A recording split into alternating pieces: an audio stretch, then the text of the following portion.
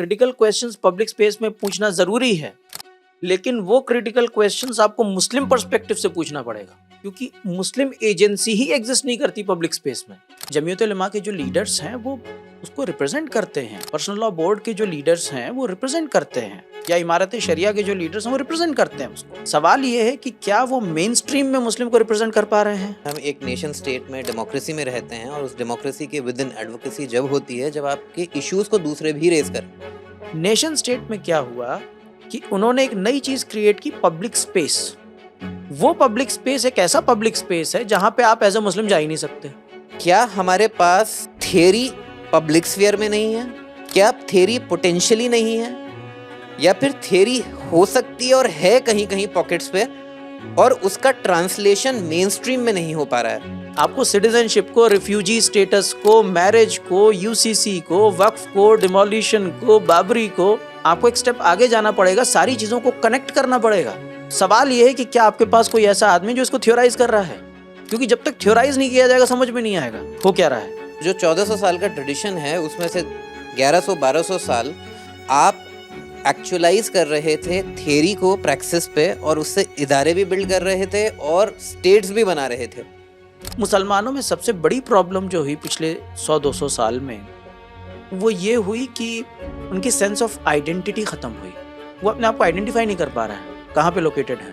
From the point of view of public intellectual debate, क्योंकि आज की डेट में may be we are not part of the main stream, but मुझे ऐसा लगता है कि जस्ट बिफोर द पार्टीशन जो पूरी तहरीकें चली हैं उसमें मुस्लिम उलेमा have been very much part of the main stream. इस कॉन्टेक्स्ट में कि जो मुझे मीनिंग दे, जो आज के मुसलमानों के एग्जिस्टेंस की मीनिंग दे, उसमें मुझे लगता है कि Maulana Azad is a very important name. And in Mecca and Medina that person is dealing with the public sphere of that time. Does he constitute as a public intellectual as well?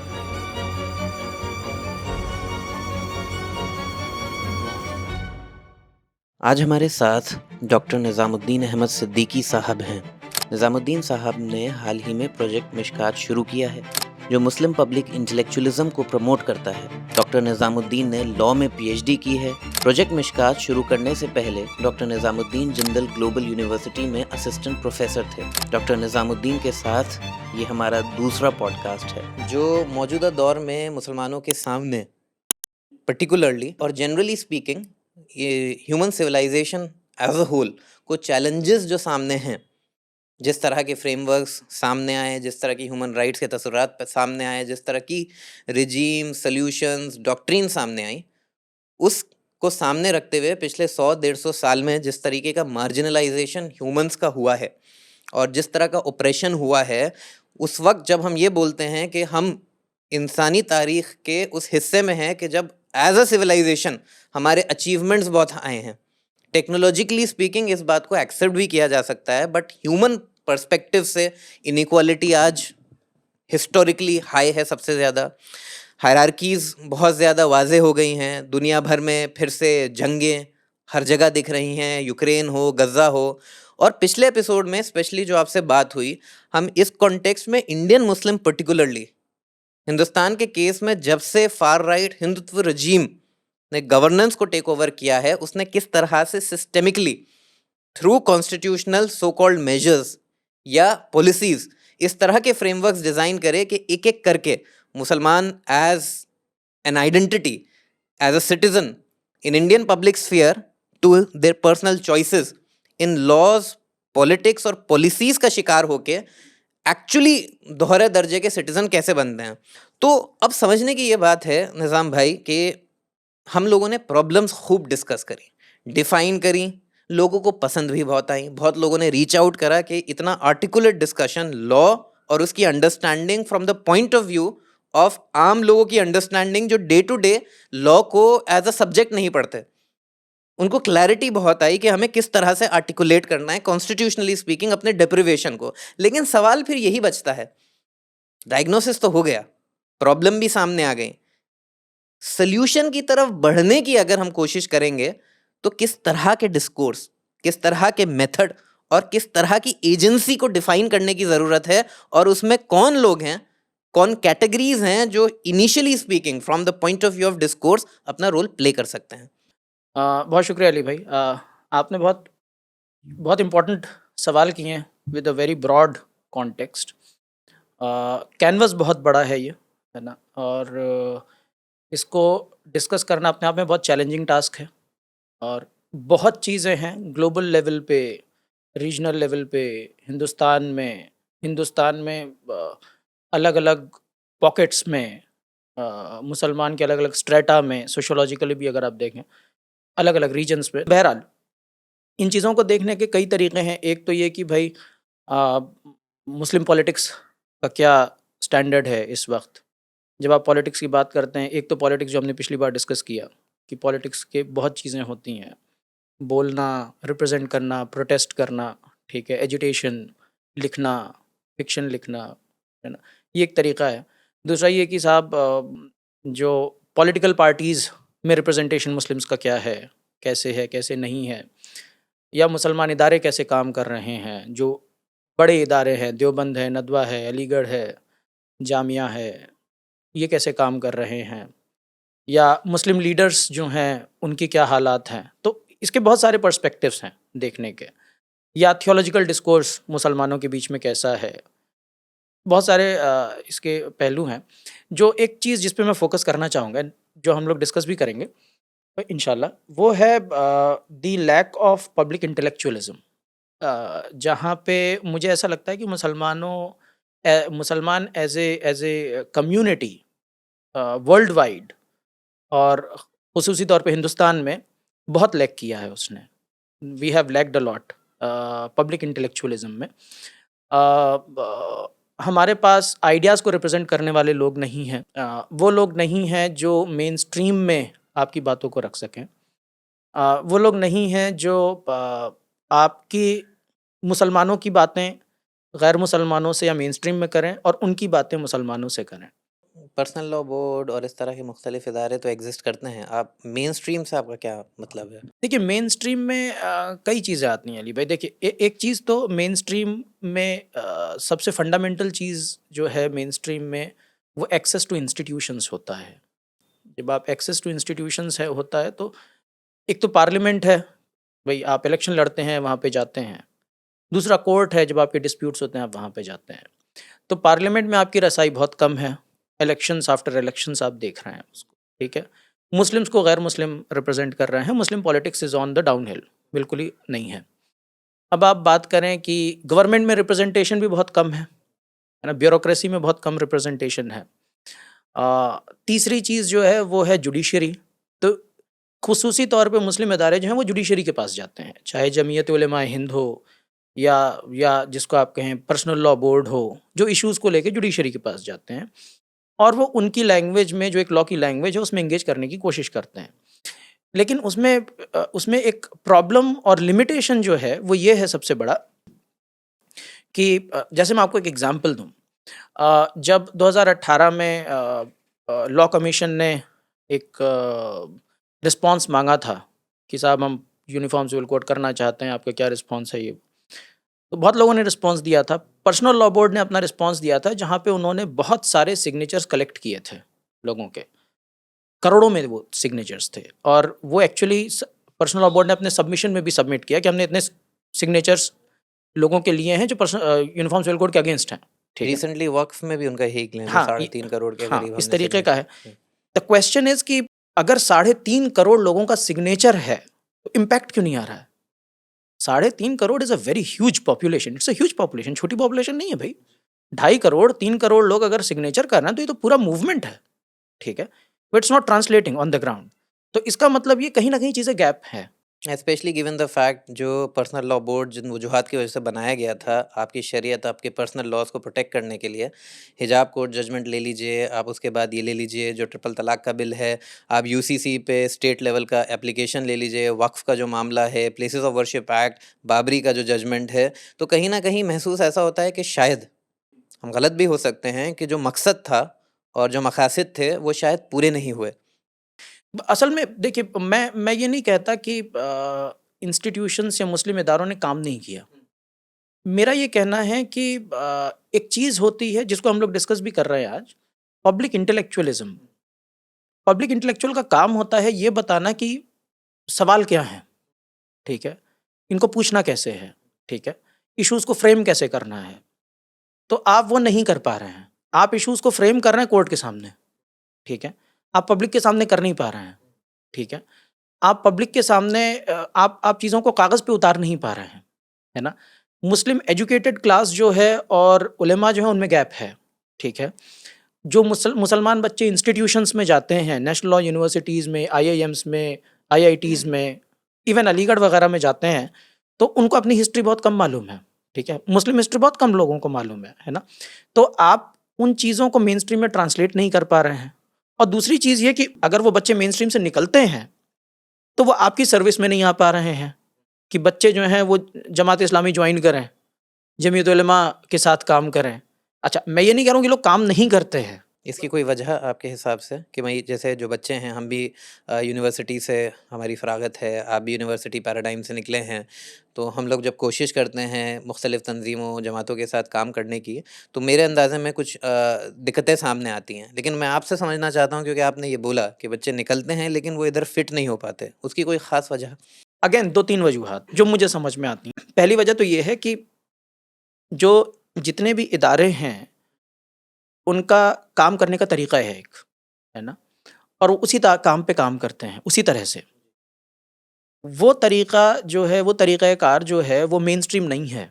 Main stream in the sense कि आप मुस्लिम graduate जो निकला है, किसी भी national law university, IIT या अलीगढ़ कहीं से भी, आप उससे ये पूछिए कि भई कोई भी मुस्लिम इंस्टीट्यूशन जो है या मुस्लिम इदारा जो है या तंज़ीम है, काम कैसे करती है? ठीक है। आपको उसके हेड से मिलना है तो कैसे मिलेंगे? ठीक है। या फिर आपको जिसको कहते हैं एंगेज करना है तो कैसे करेंगे? तो आई एम नॉट सेइंग कि वो चैनल नहीं है, लेकिन मुझे एक्स्ट्रा एफर्ट लगाना पड़ेगा। बहुत डिफ़िकल्ट है। डिफ़िकल्ट है, मुझे हम एक्स्ट्रा अपने एफर्ट लगाना पड़ेगा हम ये अप समझने के लिए कि मैं जाऊँ कैसे? कि वो हमसे कम्युनिकेट ही नहीं करना चाहते। क्यों नहीं करना चाहते? एक लेवल ऑफ एंग्ज़ायटी है और वो लेवल ऑफ एंग्ज़ायटी मेरा ये मानना है कि ऐसा नहीं है कि आप जो है वो कम्युनिकेट नहीं करना चाहते हमेशा। ये एंग्ज़ायटी इसलिए है क्योंकि आप में और उनमें एक देयर इज़ अ गैप। वो एक गैप ऐसा है जो कि जैसे फॉर एग्ज़ाम्पल मैं आपको एग्ज़ाम्पल दूँ, मैं अगर किसी भी आलिम के साथ काम करना चाहूँ, मैं आलिम के साथ किसी मुहिम में जुड़ना चाहूँ, तो whatever he has been doing through out his life, the way he has been doing it, जिस तरीके से वो काम करते रहे हैं, मेरा वो तरीक़ाकार नहीं है, ठीक है? और मैं जिस तरीके से चीज़ों को देखता हूँ, वो उनका तरीक़ाकार नहीं है। तो ये गैप है और ये गैप इसलिए है क्योंकि हमने जो जो जो एक ब्रिज होना चाहिए था, वो ब्रिज कभी बना ही नहीं। वो दोनों तरफ से आपके कहने का मतलब वो ऐसा नहीं है कि भाई हम इस तरफ के लोगों को ज़्यादा क्रिटिसाइज़ कर रहे हैं। वो लोग भी जो यूनिवर्सिटी में एजुकेट हो रहे हैं, मॉडर्न एजुकेशन सिस्टम के थ्रू गुज़र रहे हैं, उन्होंने भी इतना वक़्त और इतनी मेहनत नहीं की कि दूसरी तरफ के जो लिटरेचर हैं उसको या फिर उनके आर्गुमेंट्स हैं, उनके ऊपर तवज्जो दी जाए और समझने की कोशिश की जाए कि गैप कैसे फ़िल किया जा सकता है। नहीं है, बिल्कुल नहीं है भई। आप I am just giving an example. आप जो हैं बड़े इदारे जो आपके हैं, आप उनकी लाइब्रेरी देख लें। क्या उनके पास अपडेटेड मेनस्ट्रीम एकेडमिक लिटरेचर है? आपको नहीं मिलेगा। पर्सनल लॉ बोर्ड ने तो अभी एक जर्नल निकाला था, लॉ के ऊपर। जर्नल निकालना अलग बात है। जर्नल तो टाइमली निकलेगा। मैं ये कह रहा हूँ लाइब्रेरी में मेनस्ट्रीम एकेडमिक किताबें लिटरेचर हैं या नहीं कि अगर किताबें कोई हैं या एक्सेस नहीं करना हैं, चाहे, ठीक पढ़ना है? चाहे, उनके लोग है ना? जी, नहीं। तो जर्नल तो एक इट्स अ कंटिन्यूइंग प्रोसेस। एक निकलेगा फिर दूसरा निकलेगा, दैट्स वन थिंग। सिमिलरली आप किसी भी टॉप इंस्टीट्यूशन में जाएँ और उनमें हमारी तंजीमों के मटेरियल लाइब्रेरी में ढूँढना चाहें, वहाँ भी नहीं मिलेंगे आपको, ठीक है? तो ये जो गैप है, ये गैप ऐसा नहीं है कि कोई चाहता है, कोई नहीं चाहता है। ये गैप ऐसा है जिसको फ़िल करने के लिए कुछ लोग आपको डालने पड़ेंगे बीच में, ठीक है?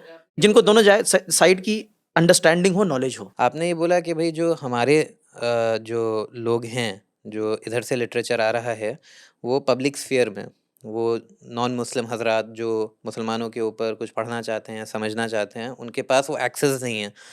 बट सवाल ये है कि वो एक्सेस तो मेरे पास भी नहीं है। मतलब वहाँ तक नहीं पहुँच पाना तो फिर भी समझ आता है कि अपने ही जो लोग हैं, अगर मैं जानना चाहूँ फॉर एग्ज़ाम्पल कि पर्सनल लॉज़ क्या हैं और मैं मिसाल के तौर पे पर्सनल लॉ बोर्ड की वेबसाइट खोलूं, जिसका मकासद ये है कि पर्सनल लॉज की एडवोकेसी करना, उसको डिफेंड करना और उसकी पॉलिसी लीगल लेवल पे, लेजिस्लेटिव लेवल पे अप्लाई करवाना, इम्प्लीकेट करवाना। तो मैं उनकी वेबसाइट खोलता हूँ तो मुझे खुद ही समझ नहीं आता। मुझे तो एक्चुअली किसी एकेडमिक का पेपर, यूनिफॉर्म सिविल कोड में मुझे आपका पेपर पढ़ना पड़ा, पर्सनल लॉज पे मुझे किसी और का पेपर पढ़ना पड़ा। वहाँ से मुझे एक्सेस नहीं मिल पाया क्योंकि वो लिटरेचर कहीं ना कहीं होगा, अनडिनाइबली होगा, काम भी बहुत हुआ होगा, बट वो एक्सेसिबल ही नहीं है even to a person like me. नहीं, ये आप बिल्कुल सही कह रहे हैं। मतलब इट्स नॉट दैट कि आप someone should not accept it. ये है, ये सच्चाई है और ये एक्सेप्ट करना ज़रूरी है, ठीक है। पहला पाथ आपके प्रोग्रेस का सेल्फ क्रिटिसिज्म होता है। आपको मालूम होना चाहिए आप कहाँ पे खड़े हैं। तो ये बात बिल्कुल सच है कि हमारे जो तरीका जो है हमारा है वो सही तरीका नहीं है, ठीक है। हम अपडेटेड नहीं हैं अपनी चीज़ों में। हाँ, अब अगर आप ये कहें कि क्या हमने कुछ कदम उठाए हैं, मुझे लगता है एज़ ए कम्युनिटी लोगों ने किया है काम।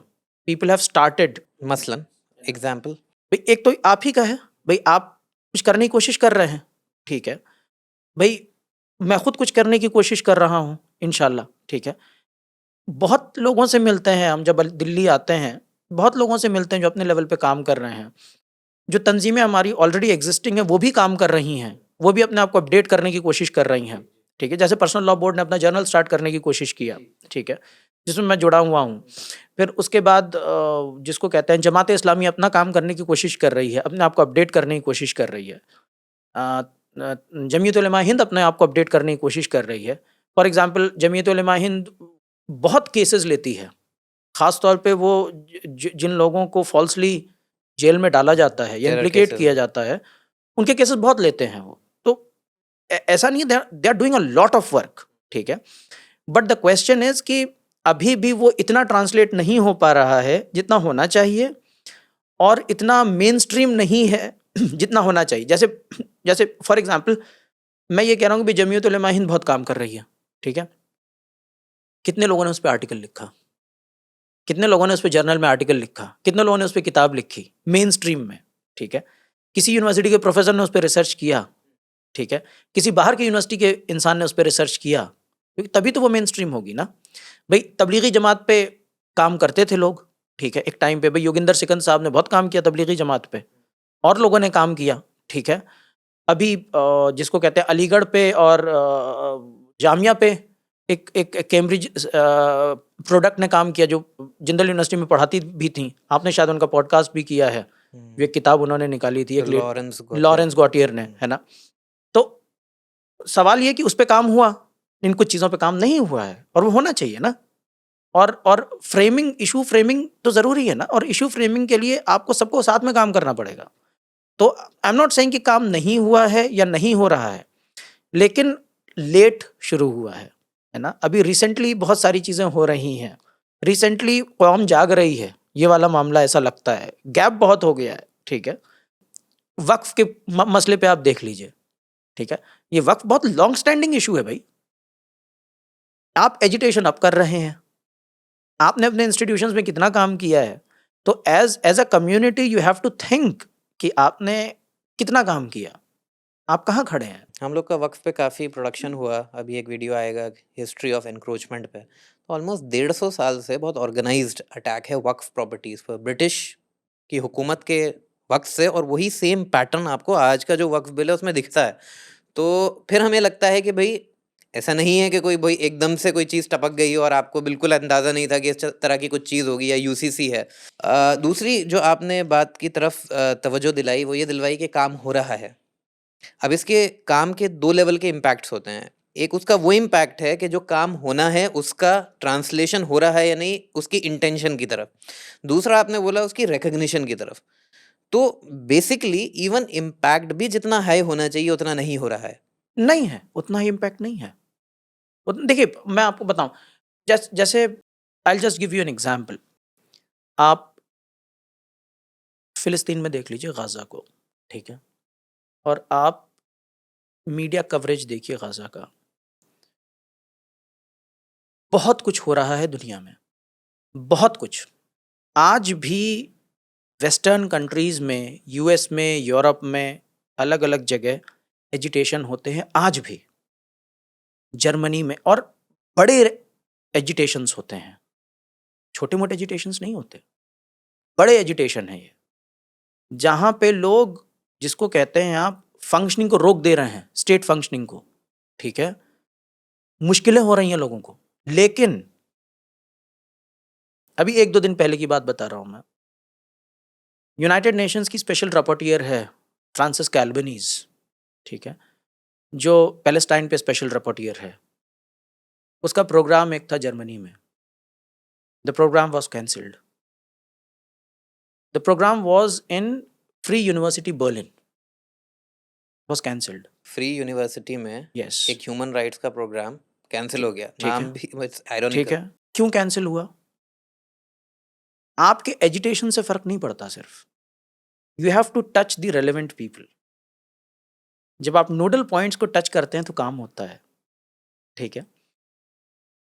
इजराइल ने जितना डिवास्टेशन कर दिया पैलेस्टाइन में, फिर भी यूएन का एक भी रेजोल्यूशन नहीं निकल पाया, ठीक है। आईसीजे में जजमेंट में बहुत सारी चीजें जो हैं वो आप जो चाहते थे वो नहीं निकली। मसलन आप ये चाहते हैं कि भाई बिल्कुल खत्म हो जाए, जिसको कहते हैं कि सीज फायर इमीडिएटली हो, खत्म हो जाए बिल्कुल, और जो लोग हैं उसके लिए रिस्पॉन्सिबल, उनको जेनोसाइड करने के लिए रिस्पॉन्सिबल माना जाए, ठीक है। नहीं हुआ। इवन इसराइल और उसके एलाइज ने, स्पेशली अमेरिका ने, उस जजमेंट को बिल्कुल दरकिनार भी कर दिया। बिल्कुल। उसकी कोई जिसे कहते हैं एप्लीकेशन, उसकी सीरियसनेस जी वो कोई अचीव नहीं हो पाई। नहीं हो पाई। बल्कि एक बड़ी इंटरेस्टिंग चीज़ है जो मतलब आई वॉज वेरी एस्टोनिश्ड कि एक जज है इंटरनेशनल कोर्ट ऑफ जस्टिस में, जज सेबुटिंडे, ठीक है, लेडी है।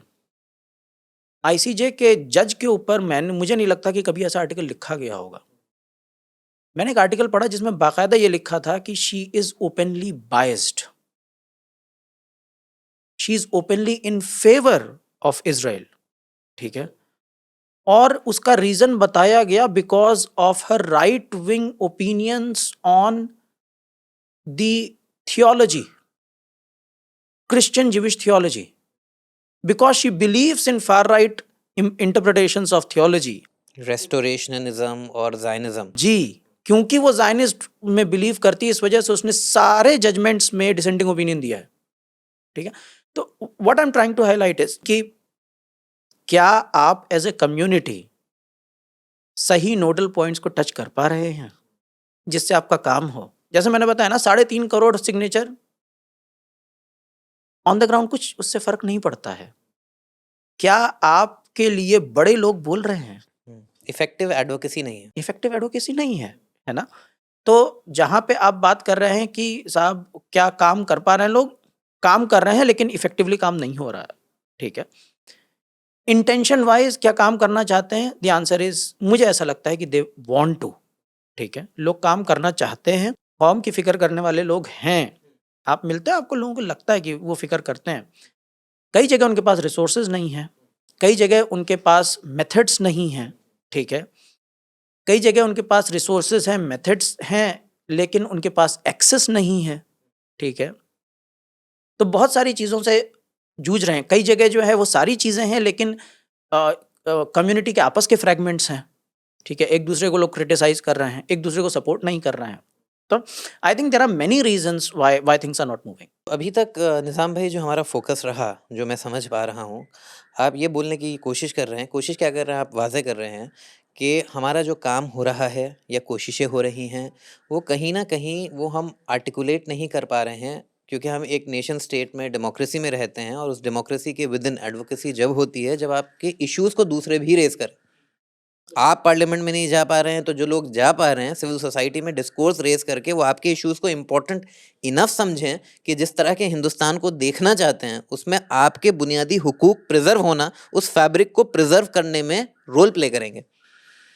तो जहाँ तक मेरी ऑब्जर्वेशन है, पिछले 5-7 साल, 8 साल, 10 साल में जब से ये हुकूमत आई है, तो जो मैक्सिमम लेवल ऑफ एडवोकेसी हम ये कर पाए हैं, जिसका भी कोई बहुत इम्पैक्टफुल ट्रांसलेशन नहीं हुआ है। इसमें हम क्रिटिसिज्म सेक्युलर लोगों का भी कर सकते हैं कि ये जानते हुए और एक्सेप्ट करते हुए कि ये प्रॉब्लम है, उन्होंने उसको प्रॉपर्ली सॉल्व करने की कोशिश नहीं करी।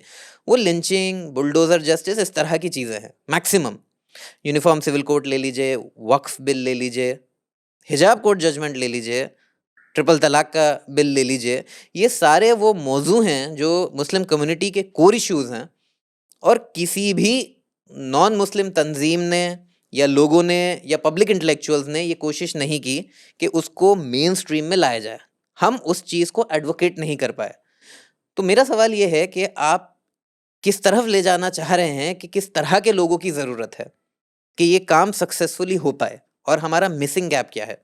देखिए, मैं आपको थोड़ा सा बैकग्राउंड देता हूँ क्योंकि आपने बहुत सारे इश्यूज लॉ के ही हाईलाइट किए हैं। तो let me give an example from law. Harvard law school का जो बैकग्राउंड है वो ये है कि Harvard is considered one of the best in the world और उसको लीडर माना जाता है लीगल एजुकेशन में। सबसे अच्छा इंस्टीट्यूशन माना जाता है उसको लीगल एजुकेशन में।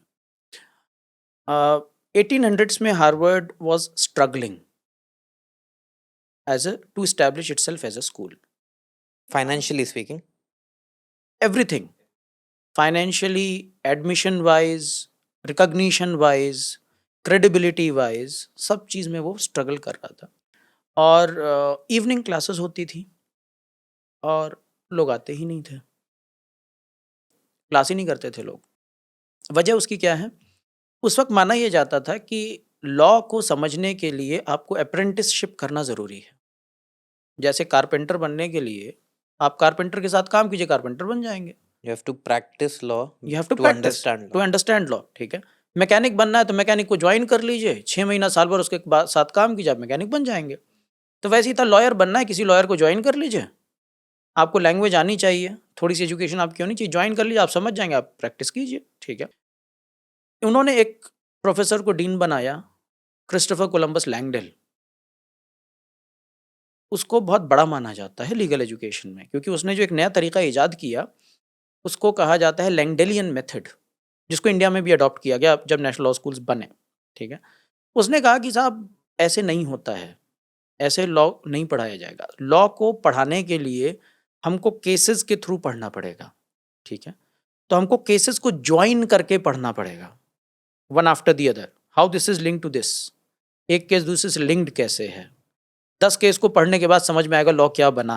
क्यों? क्योंकि लॉ जो है वो जुडिशरी बना रही है, बता रही है। ठीक है, तो उन्होंने एक मेथड इन्वेंट किया जिसको कहा जाता है केस लॉ मेथड, जिसको बाद में हार्वर्ड बिजनेस स्कूल ने अडॉप्ट किया, जिसको उन्होंने कहा केस स्टडी मेथड। ठीक है, हार्वर्ड लॉ स्कूल का है केस लॉ स्टडी मेथड। ठीक है, तो अब क्या हुआ कि आप जो है एक स्टेप आगे बढ़े। क्या स्टेप आगे बढ़े? एक तो ट्रांजैक्शन जो आप वकील के साथ बैठ के सीखते हैं, उससे एक स्टेप आप आगे क्या बढ़े कि साहब देखें तो जज क्या कर रहा है, जजमेंट्स कैसे आ रहे हैं, सारे जजमेंट्स को एक साथ बैठ के पढ़ा तो जाए, तब तो समझ में आएगा लॉ क्या है। ठीक है, जाके मैं कोर्ट में साइट करूंगा तो फिर जाहिर सी बात है केस जीतूंगा मैं कि साहब पिछली बार आपने ये कहा था, आप इस बार ऐसे कैसे कह सकते हैं। तो उसकी वजह से हार्वर्ड लॉ स्कूल को पुश मिला, वो बड़ा फेमस हो गया क्योंकि उसको पढ़ने के बाद आप बहुत सक्सेसफुल लॉयर बन रहे हैं कोर्ट में। ठीक है, लेकिन लॉ की पढ़ाई सिर्फ केस लॉ नहीं है। ठीक है, लॉ की पढ़ाई में एक तीसरा एलिमेंट आता है जो नेक्स्ट लेवल पे होता है, जिसको आप कहते हैं थ्योरी। ठीक है, थ्योराइज करना पड़ता है चीज़ों को। ठीक है, तभी तो प्रोफेसर्स होते हैं ना, अदरवाइज लॉ स्कूल में आप लॉयर्स को बुलाइए, पढ़ा दीजिए आप उनसे सब्जेक्ट। भाई लॉयर्स आके क्यों नहीं पढ़ाते हैं? लॉयर्स कुछ ही सब्जेक्ट पढ़ाते हैं, ज़्यादातर सब्जेक्ट्स प्रोफेसर्स पढ़ाते हैं। प्रिंसिपल्स ऑफ लॉ डिराइव करना theoretically speaking, theoretically so speaking, है that ना, people can use it as a method. They can use it as a method, they can understand law. ठीक है, तो लॉ को professors पढ़ा रहे हैं, जो कुछ एस्पेक्ट्स हैं लॉ के, जो प्रैक्टिस बेस्ड एस्पेक्ट है, उनको लॉयर पढ़ा रहा है। ठीक है, तो what I am trying to tell you is कि ये एक डेवलपमेंट है। सिर्फ प्रैक्टिस को देखना, उससे ऊपर है केस लॉ को देखना, उसके ऊपर है थ्योरी के लेवल पे चीज़ों को देखना। ठीक है, अब हम आते हैं आपके क्वेश्चन पे कि साहब पर्सनल लॉ के क्वेश्चंस जा रहे हैं कोर्ट में। ठीक है, जमीयत उलमा लेके जो है जा रही है, लिंचिंग के केसेस लेके जा रही है, या फिर जो है वो इम्प्रिजनमेंट के केसेस लेके जा रहे हैं, या वक्फ के केस लेके जा रहे हैं, डिमोलिशन के केसेस लेके जा रहे हैं। इन पॉकेट्स में जब आप चीज़ों को समझेंगे तो आप सिर्फ ट्रांजैक्शन समझेंगे लॉ का, आप सिर्फ ये समझेंगे कि वक्फ में क्या हुआ। ठीक है, यूसीसी में क्या हुआ, डिमोलिशन में क्या हुआ? सवाल यह है कि क्या आपके पास कोई ऐसा आदमी जो इसको थ्योराइज कर रहा है? क्योंकि जब तक थ्योराइज नहीं किया जाएगा समझ में नहीं आएगा हो क्या रहा है। ठीक है, डू वी हैव पीपल, क्या हमारे पास लोग हैं जो इन सारी चीजों को कनेक्ट करके थ्योराइज करके बता रहे हैं क्या हो रहा है? We do not have. ठीक है, तो कहने का मतलब ये कि लॉ की अंडरस्टैंडिंग सिर्फ कोर्ट्स में जाके नहीं होती, सिर्फ जजमेंट्स के थ्रू नहीं होती कि साहब हम केस लड़ेंगे, वो तो फंडामेंटल है, लेकिन पब्लिक जजमेंट्स को पढ़ के नहीं समझती है। ठीक है, एक्सप्लेनर वीडियो क्यों बनाते हैं लोग? एक्सप्लेनर वीडियो क्यों बनते हैं? इसीलिए बनते हैं ताकि उसको थोड़ा सा डाइल्यूट करके लोगों के सामने रखा जाए कि साहब देखिए ये हो रहा है इस वक्त। लोगों को फ्रेमवर्क पेश किया जाए ताकि वो खुद लोकेट कर सकें आर्ग्यूमेंट्स को और लॉजिक को। बिल्कुल, लेकिन उससे भी काम नहीं होगा, आपको एक स्टेप आगे जाना पड़ेगा, सारी चीजों को कनेक्ट करना पड़ेगा। आपको सिटीजनशिप को, रिफ्यूजी स्टेटस को, मैरिज को, यूसीसी को, वक्फ को, डिमोलिशन को, बाबरी को, सबको जब तक आप कनेक्ट करके एक पिक्चर नहीं देंगे। जो हमने लास्ट टाइम अपने पॉडकास्ट में कोशिश करी करने की आपके साथ कि भाई हम लोग यही डिस्कस कर रहे थे कि भाई लार्जर पिक्चर क्या है। मैं वही कह रहा हूं, जब तक आप ये चीज नहीं करेंगे आप इश्यूज फ्रेम कर ही नहीं सकते। इश्यूज कभी केसेस पे फ्रेम होते ही नहीं है, ये पॉसिबल ही नहीं है। केसेस पे तो क्वेश्चंस फ्रेम होते हैं और वो उस केस के स्पेसिफिक क्वेश्चंस फ्रेम होते हैं। इश्यूज कभी भी फ्रेम नहीं होंगे केस के बेसिस पे, इश्यूज तो थ्योरी के बेसिस पे फ्रेम होंगे। Are we थ्योरीलेस?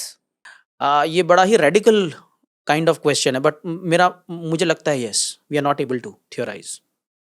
मुसलमान अपने आप को थ्योराइज नहीं कर पा रहे हैं at every level. They not able to theorise कि हम इंडिया के सिटीजन हैं तो कैसे हैं। भाई आप शाहीन बाग प्रोटेस्ट ले लीजिए ना, आपको लगता है कि आपने एक अटेम्प्ट किया डिमॉन्स्ट्रेशन करने का, कॉन्स्टिट्यूशन लिया, बहुत सारी चीजें की, क्या हुआ? कम्युनल बन गया वो। आपको यही नहीं समझ में आ रहा प्रोटेस्ट कैसे करना है। सिर्फ थ्योराइज नहीं कर पा रहा है, या जो पब्लिक इंस्टीट्यूशंस हैं जहाँ पे डिस्कोर्स एडवोकेसी और पॉलिसी में ट्रांसलेट होता है, उन इदारों पे हमारी कोई पकड़ नहीं है या उनमें हमारा कंट्रीब्यूशन नहीं है। मैं इसको इस तरह देख रहा हूँ कि मेरी खुद की जो रीडिंग्स हैं या जो मेरी ऑब्जर्वेशंस हैं, मेरे सामने कुछ लोग ऐसे गुजरे हैं कि जिनका थेराइजेशन है वो 2-3 लेवल्स ऑफ प्रॉब्लम से गुजर रहे हैं। वन, कि जो हमारे अपने इदारे हैं वो हेजेमनिक हैं, वो नॉलेज की गेट कीपिंग करते हैं और उसके थ्रू वो अपनी हायरार्की और अपनी हेजेमनी को बरकरार रखते हैं। तो इनसे बाहर उभरने वाले जो इंटेलेक्चुअल्स हैं, जो अभी पब्लिक इंटेलेक्चुअल्स नहीं बने, वो इंटेलेक्चुअल्स इंस्टीट्यूशनलाइज नहीं हो पाते क्योंकि उनके पास मेथडोलॉजी नहीं है। मेथडोलॉजी की थ्योरी है बट मेथडोलॉजी का मैनिफेस्टेशन नहीं है इदारों में। तो क्या हमारे पास थ्योरी पब्लिक स्फीयर में नहीं है? क्या थ्योरी पोटेंशियली नहीं है, या फिर थ्योरी हो सकती है और है कहीं कहीं पॉकेट्स पे और उसका ट्रांसलेशन मेन स्ट्रीम में नहीं हो पा रहा है? देखिए, पोटेंशियली तो बिल्कुल थ्योरी हो सकती है, क्योंकि I am very confident Islamic जो ट्रेडिशन है, लिटरेचर है, बहुत रिच है वो। ठीक है, बहुत फ्लेक्सिबल है, बहुत रिच है, बहुत डीप है। ठीक है, जब इमाम गज़ाली और इब्न तैमिया वगैरह जो जैसे स्कॉलर्स ने उस वक्त के स्टॉलवर्ट्स को चैलेंज किया, ग्रीक फिलॉसफी को चैलेंज किया जो उस वक्त की स्टॉलवर्ट है, ठीक है, और वो भी इस्लामिक साइंसेस की बेसिस पे, तो ऐसा नहीं है कि पॉसिबल नहीं है, एब्सोल्युटली इट इज़ पॉसिबल। ठीक है, दूसरी चीज़ ये है कि क्या हमारे पास पब्लिक स्फेयर में थ्योराइजेशन नहीं है? द आंसर इज़ येस, नहीं है हमारे पास। उसकी वजह ये है कि देखिए, थ्योरी का मतलब ये होता है कि आप पूरी एक ऐसा चीज़ को कंस्ट्रक्ट करें जिससे सारी चीज़ों की, जिससे मीनिंग खुल के सामने आए, उसको कहते हैं थ्योरी। कि एक ऐसा फ्रेमवर्क डेवलप करें जिससे जो जो चीज़ हो रही है ज़माने में या ऑन द ग्राउंड जो हो रहा है उसके थ्रू समझ में आए उसको। That's the reason why you develop a theory. ठीक है, theory is the formulation of explanation of events. बिल्कुल, आप जो हो रहा है उसको एक्सप्लेन करने के लिए करना है। ठीक है, अब प्रॉब्लम क्या हो रही है कि आपके जितने इदारे हैं सबका लॉजिक अलग है, सबका तरीकाकार अलग है। ठीक है, इदारा ए इन चीज़ों पे फोकस करता है, ऐसे काम करता है। इदारा बी इस पे फोकस करता है, ऐसे काम करता है, इदारा सी इस पे फोकस करता है, ऐसे काम करता है। तो ना ही उनके तरीक़ाकार में कोई सिमिलैरिटी है, ठीक है, और ना ही इश्यूज में सिमिलैरिटी है ना। ऐसा नहीं है कि ओवरलैप्स नहीं है, ओवरलैप्स बिल्कुल हैं, ठीक है। दारुल उलूम देवबंद, जमात इस्लामी, जमीयत उलमाए हिंद, इनमें ओवरलैप्स हैं। यहाँ के लोग वहाँ पे मेंबर हैं, वहाँ के लोग यहाँ पे मेंबर हैं ओवरलैप्स, ठीक है। लेकिन तरीक़ाकार में डिफरेंसेस हैं, ठीक है, अलग अलग मेथड्स हैं, ठीक है। तो जब तक कि आपके पास कोई ऐसा वर्क ना हो जो सारे इंस्टीट्यूशंस के वर्क को, तरीक़े को क्लब करके साथ में जोड़ के आपको ये समझाए कि साहब आपका तरीक़ाकार इन टोटल ये है और ये गैप हैं, यहाँ पे आप लैग करते हैं, तब तक मुसलमानों को समझ में ही नहीं आएगा। प्रॉब्लम यह है कि भाई जमात इस्लामी का जो मेथड है वो वही लोग समझेंगे जो उससे जुड़े हुए हैं, ठीक है। मेन स्ट्रीम एकेडमिक समझ नहीं पाएगा उसको, मेथड को, ठीक है। उस मेथड को समझने के लिए आपको जुड़ना पड़ेगा उससे, है ना। Now I am not saying this is wrong, her institution का अपना मेथड है। भाई मैं जिंदल में पढ़ाता था, जिंदल का एक अपना तरीका है, अशोका यूनिवर्सिटी का अपना तरीका है, ठीक है, जेएनयू का अपना तरीका है। अलग अलग तरीका होना प्रॉब्लमेटिक नहीं है, लेकिन जब आप कहते हैं मैं पूरी कम्युनिटी को रिप्रेजेंट करता हूं, तो वो सारे के सारे तरीकों को क्लब करना पड़ेगा आपको। You will have to have some people who tell you, जो आपको बताएं कि साहब ये हम ये काम कर रहे हैं, हम ये काम नहीं कर पा रहे हैं, हमने ये अचीव किया, ये अचीव नहीं कर पाए हम। तो वहां पे आपको एक ऐसा इंसान चाहिए जो थ्योरी बनाए, ठीक है। आपका तीसरा क्वेश्चन ये था कि क्या लोगों ने काम किया है और वो ट्रांसलेट नहीं हो पा रहा है। द आंसर इज यस, लोगों ने काम किया है, लोग काम कर रहे हैं, ठीक है। पहले भी काम किया, भाई मौलाना मौदूदी ने काम किया, ठीक है, अल्लामा इकबाल ने काम किया, ठीक है, मौलाना आज़ाद ने काम किया। भाई अलग अलग इदारे जो हैं उनके जो अकाबिर हैं वो लोग काम आज भी कर रहे हैं, ठीक है। बट सी होता क्या है ना कि जो अली भाई काम करेंगे वो निज़ामुद्दीन काम नहीं करेंगे, ठीक है। आपकी पोटेंशियल, आपकी पर्सनैलिटी, आपके एस्पायरेशंस अलग हैं, आपकी कैपेबिलिटीज अलग हैं, मेरी अलग हैं। मज़ा तब आएगा जब हम दोनों साथ में जुड़ेंगे, एक तीसरा इंसान, उसकी कैपेबिलिटीज अलग हैं। तो ऐसा नहीं कि लोग काम नहीं कर रहे हैं, लेकिन जो इंसान थ्योरी देगा वो तो थ्योरी ही देगा ना, वो इम्प्लीमेंट थोड़ी करेगा। उसको इम्प्लीमेंट करने के लिए किसी इंसान को उसके साथ जुड़ना पड़ेगा, उसके आइडिया को आगे ले जाना पड़ेगा, है ना। जैसे फॉर एग्जाम्पल, आप चाहे आपको अच्छा लगे, खराब लगे, आपका कोई भी क्रिटिसिज्म हो, लेकिन जमात इस्लामी मौलाना मौदूदी की फिक्र को आगे ले जा रही है। This is what it is. किसी ने आइडिया दिया, किसी ने फिलॉसफी दी, किसी ने एक थॉट प्रोसेस दिया, उसको लोग इंप्लीमेंट करने की कोशिश कर रहे हैं। सवाल यह है कि आज की डेट में लोग, ऐसा नहीं है लोग नहीं लिख रहे हैं, लोग लिख रहे हैं, क्या उसको इंप्लीमेंट किया जा रहा है? क्या उसको पुराने कॉन्टेक्स्ट से जोड़ के काम करने की कोशिश की जा रही है? ये नहीं है, ठीक है। क्या पुराने इंस्टीट्यूशंस और नए इंस्टीट्यूशंस का आपस में क्लबिंग है?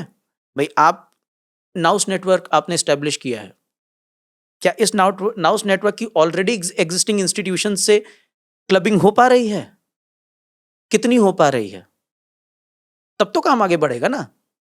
इंटरेस्टिंगली स्पीकिंग, मुझे डॉक्टर हर्षमंदर के साथ जो पॉडकास्ट किया उसकी एक बात याद आ गई कि किसी कॉन्टेक्स्ट में आरएसएस की कुछ मैं समझने की कोशिश कर रहा था ऑपरेशंस को, और ये वो बता रहे थे, तो उन्होंने एकदम से बोला कि भाई जिस तरह से जमात इस्लामी और आरएसएस बिल्कुल एक जैसी हैं, और आज ही कोई मदरसे से जुड़े हुए मुफ्ती साहब दो हमसे मिलने आए, तो डॉक्टर हर्षमंदर से मिलकर आए थे। तो उसी कॉन्टेक्स्ट में जो मदरसा क्लास के लोग हैं उन्होंने ये बोला कि भाई आप जिस तरह से काम कर रहे हैं उसमें आप नॉन मुस्लिम्स या जनरल इश्यूज़ को रेस करने की सलाहियत नहीं रखते। तो मैं ये सवाल जमात के लीडर्स और उन लोगों से पूछा कि जमात फॉर एग्ज़ाम्पल लीगल सेल चलाती है, तो वो डॉक्टर हर्षमंदर, अपूर्वानंद, इस तरह के जो सेकुलर लिबरल अच्छे लोग हैं जो काम कर रहे हैं, उनके साथ उनका डेली इंटरेक्शन होता है और कई सालों से होता है, और something as basic as this, that maybe operationally speaking, in terms of the structure of the organization, they might be similar, but उनके जो ethical paradigms हैं वो completely different है. आप ये बात communicate नहीं कर पाए. बिल्कुल, देखिए अब आपके जो अलग-अलग इंस्टीट्यूशंस हैं, उनमें लीडर्स हैं, ठीक है? और वो लीडर्स रिप्रेज़ेंट करते हैं अपने लोगों को। जमात इस्लामी के जो लीडर होंगे वो उसके पूरे मेंबर्स को रिप्रेज़ेंट करते हैं, ठीक है? जमीयत उलमा के जो लीडर्स हैं वो उसको रिप्रेज़ेंट करते हैं। पर्सनल लॉ बोर्ड के जो लीडर्स हैं वो रिप्रेज़ेंट करते हैं, या इमारत शरिया के जो लीडर्स हैं वो रिप्रेज़ेंट करते हैं उसको। सवाल ये है कि क्या वो मेनस्ट्रीम में मुस्लिम को रिप्रेज़ेंट कर पा रहे हैं? सवाल ये है। क्या वो नॉन मुस्लिम इश्यू पे बात कर पा रहे हैं? ठीक है। देखिए एक चीज़ जिसको हमने अभी टच नहीं किया और इंशाल्लाह वी विल टच इट अगर मौका मिलेगा। एक तो स्ट्रक्चरल प्रॉब्लम भी होती है, जो आपको अलाउ नहीं करती, ठीक है? तो वो हमने अभी वो टॉपिक डिस्कस ही नहीं किया। Systemically आपको deprive किया जा रहा है कि आप सिस्टमिक मार्जिनलाइजेशन जो है, वो एक चीज़ है that we can discuss later. But आपके लेवल पे जो एफर्ट्स हो रहे हैं, क्या वो सफिशिएंट हैं? द आंसर इज़ नहीं, ठीक है? मैं कभी भी ये नहीं कहूँगा कि आपके इंटेंशंस अच्छे नहीं हैं, क्योंकि एज़ अ मुस्लिम ये मेरा प्रेरोगेटिव नहीं है, ठीक है? अल्लाह का ये कहना है, अल्लाह और उसके रसूल का ये कहना है सल्लल्लाहु अलैहि वसल्लम कि साहब लोगों के इंटेंशंस पे डाउट नहीं करना चाहिए, ठीक है? जो लोग काम कर रहे हैं on the face of it उनको अच्छा इंटेंशन मानना चाहिए। तो मैं किसी भी इंटेंशन को चैलेंज नहीं करूँगा कि साहब आपका इंटेंशन नहीं है। मैं ये भी नहीं कहूँगा कि आप एफर्ट नहीं दे रहे, ठीक है? क्वेश्चन ये है कि क्या उतना एफर्ट दे पा रहे हैं जिससे काम हो? क्या उतनी नेटवर्किंग हो पा रही है जिससे काम हो? क्या नोडल पॉइंट्स को हम टच कर पा रहे हैं? क्या हम वो मेथड यूज़ कर पा रहे हैं जिसके थ्रू काम होता है? ठीक है? क्या हम उस तरीके का जिसको कहते हैं मीटिंग ऑफ माइंड्स कर पा रहे हैं अपने बीच में? द आंसर इज़ अभी नहीं है।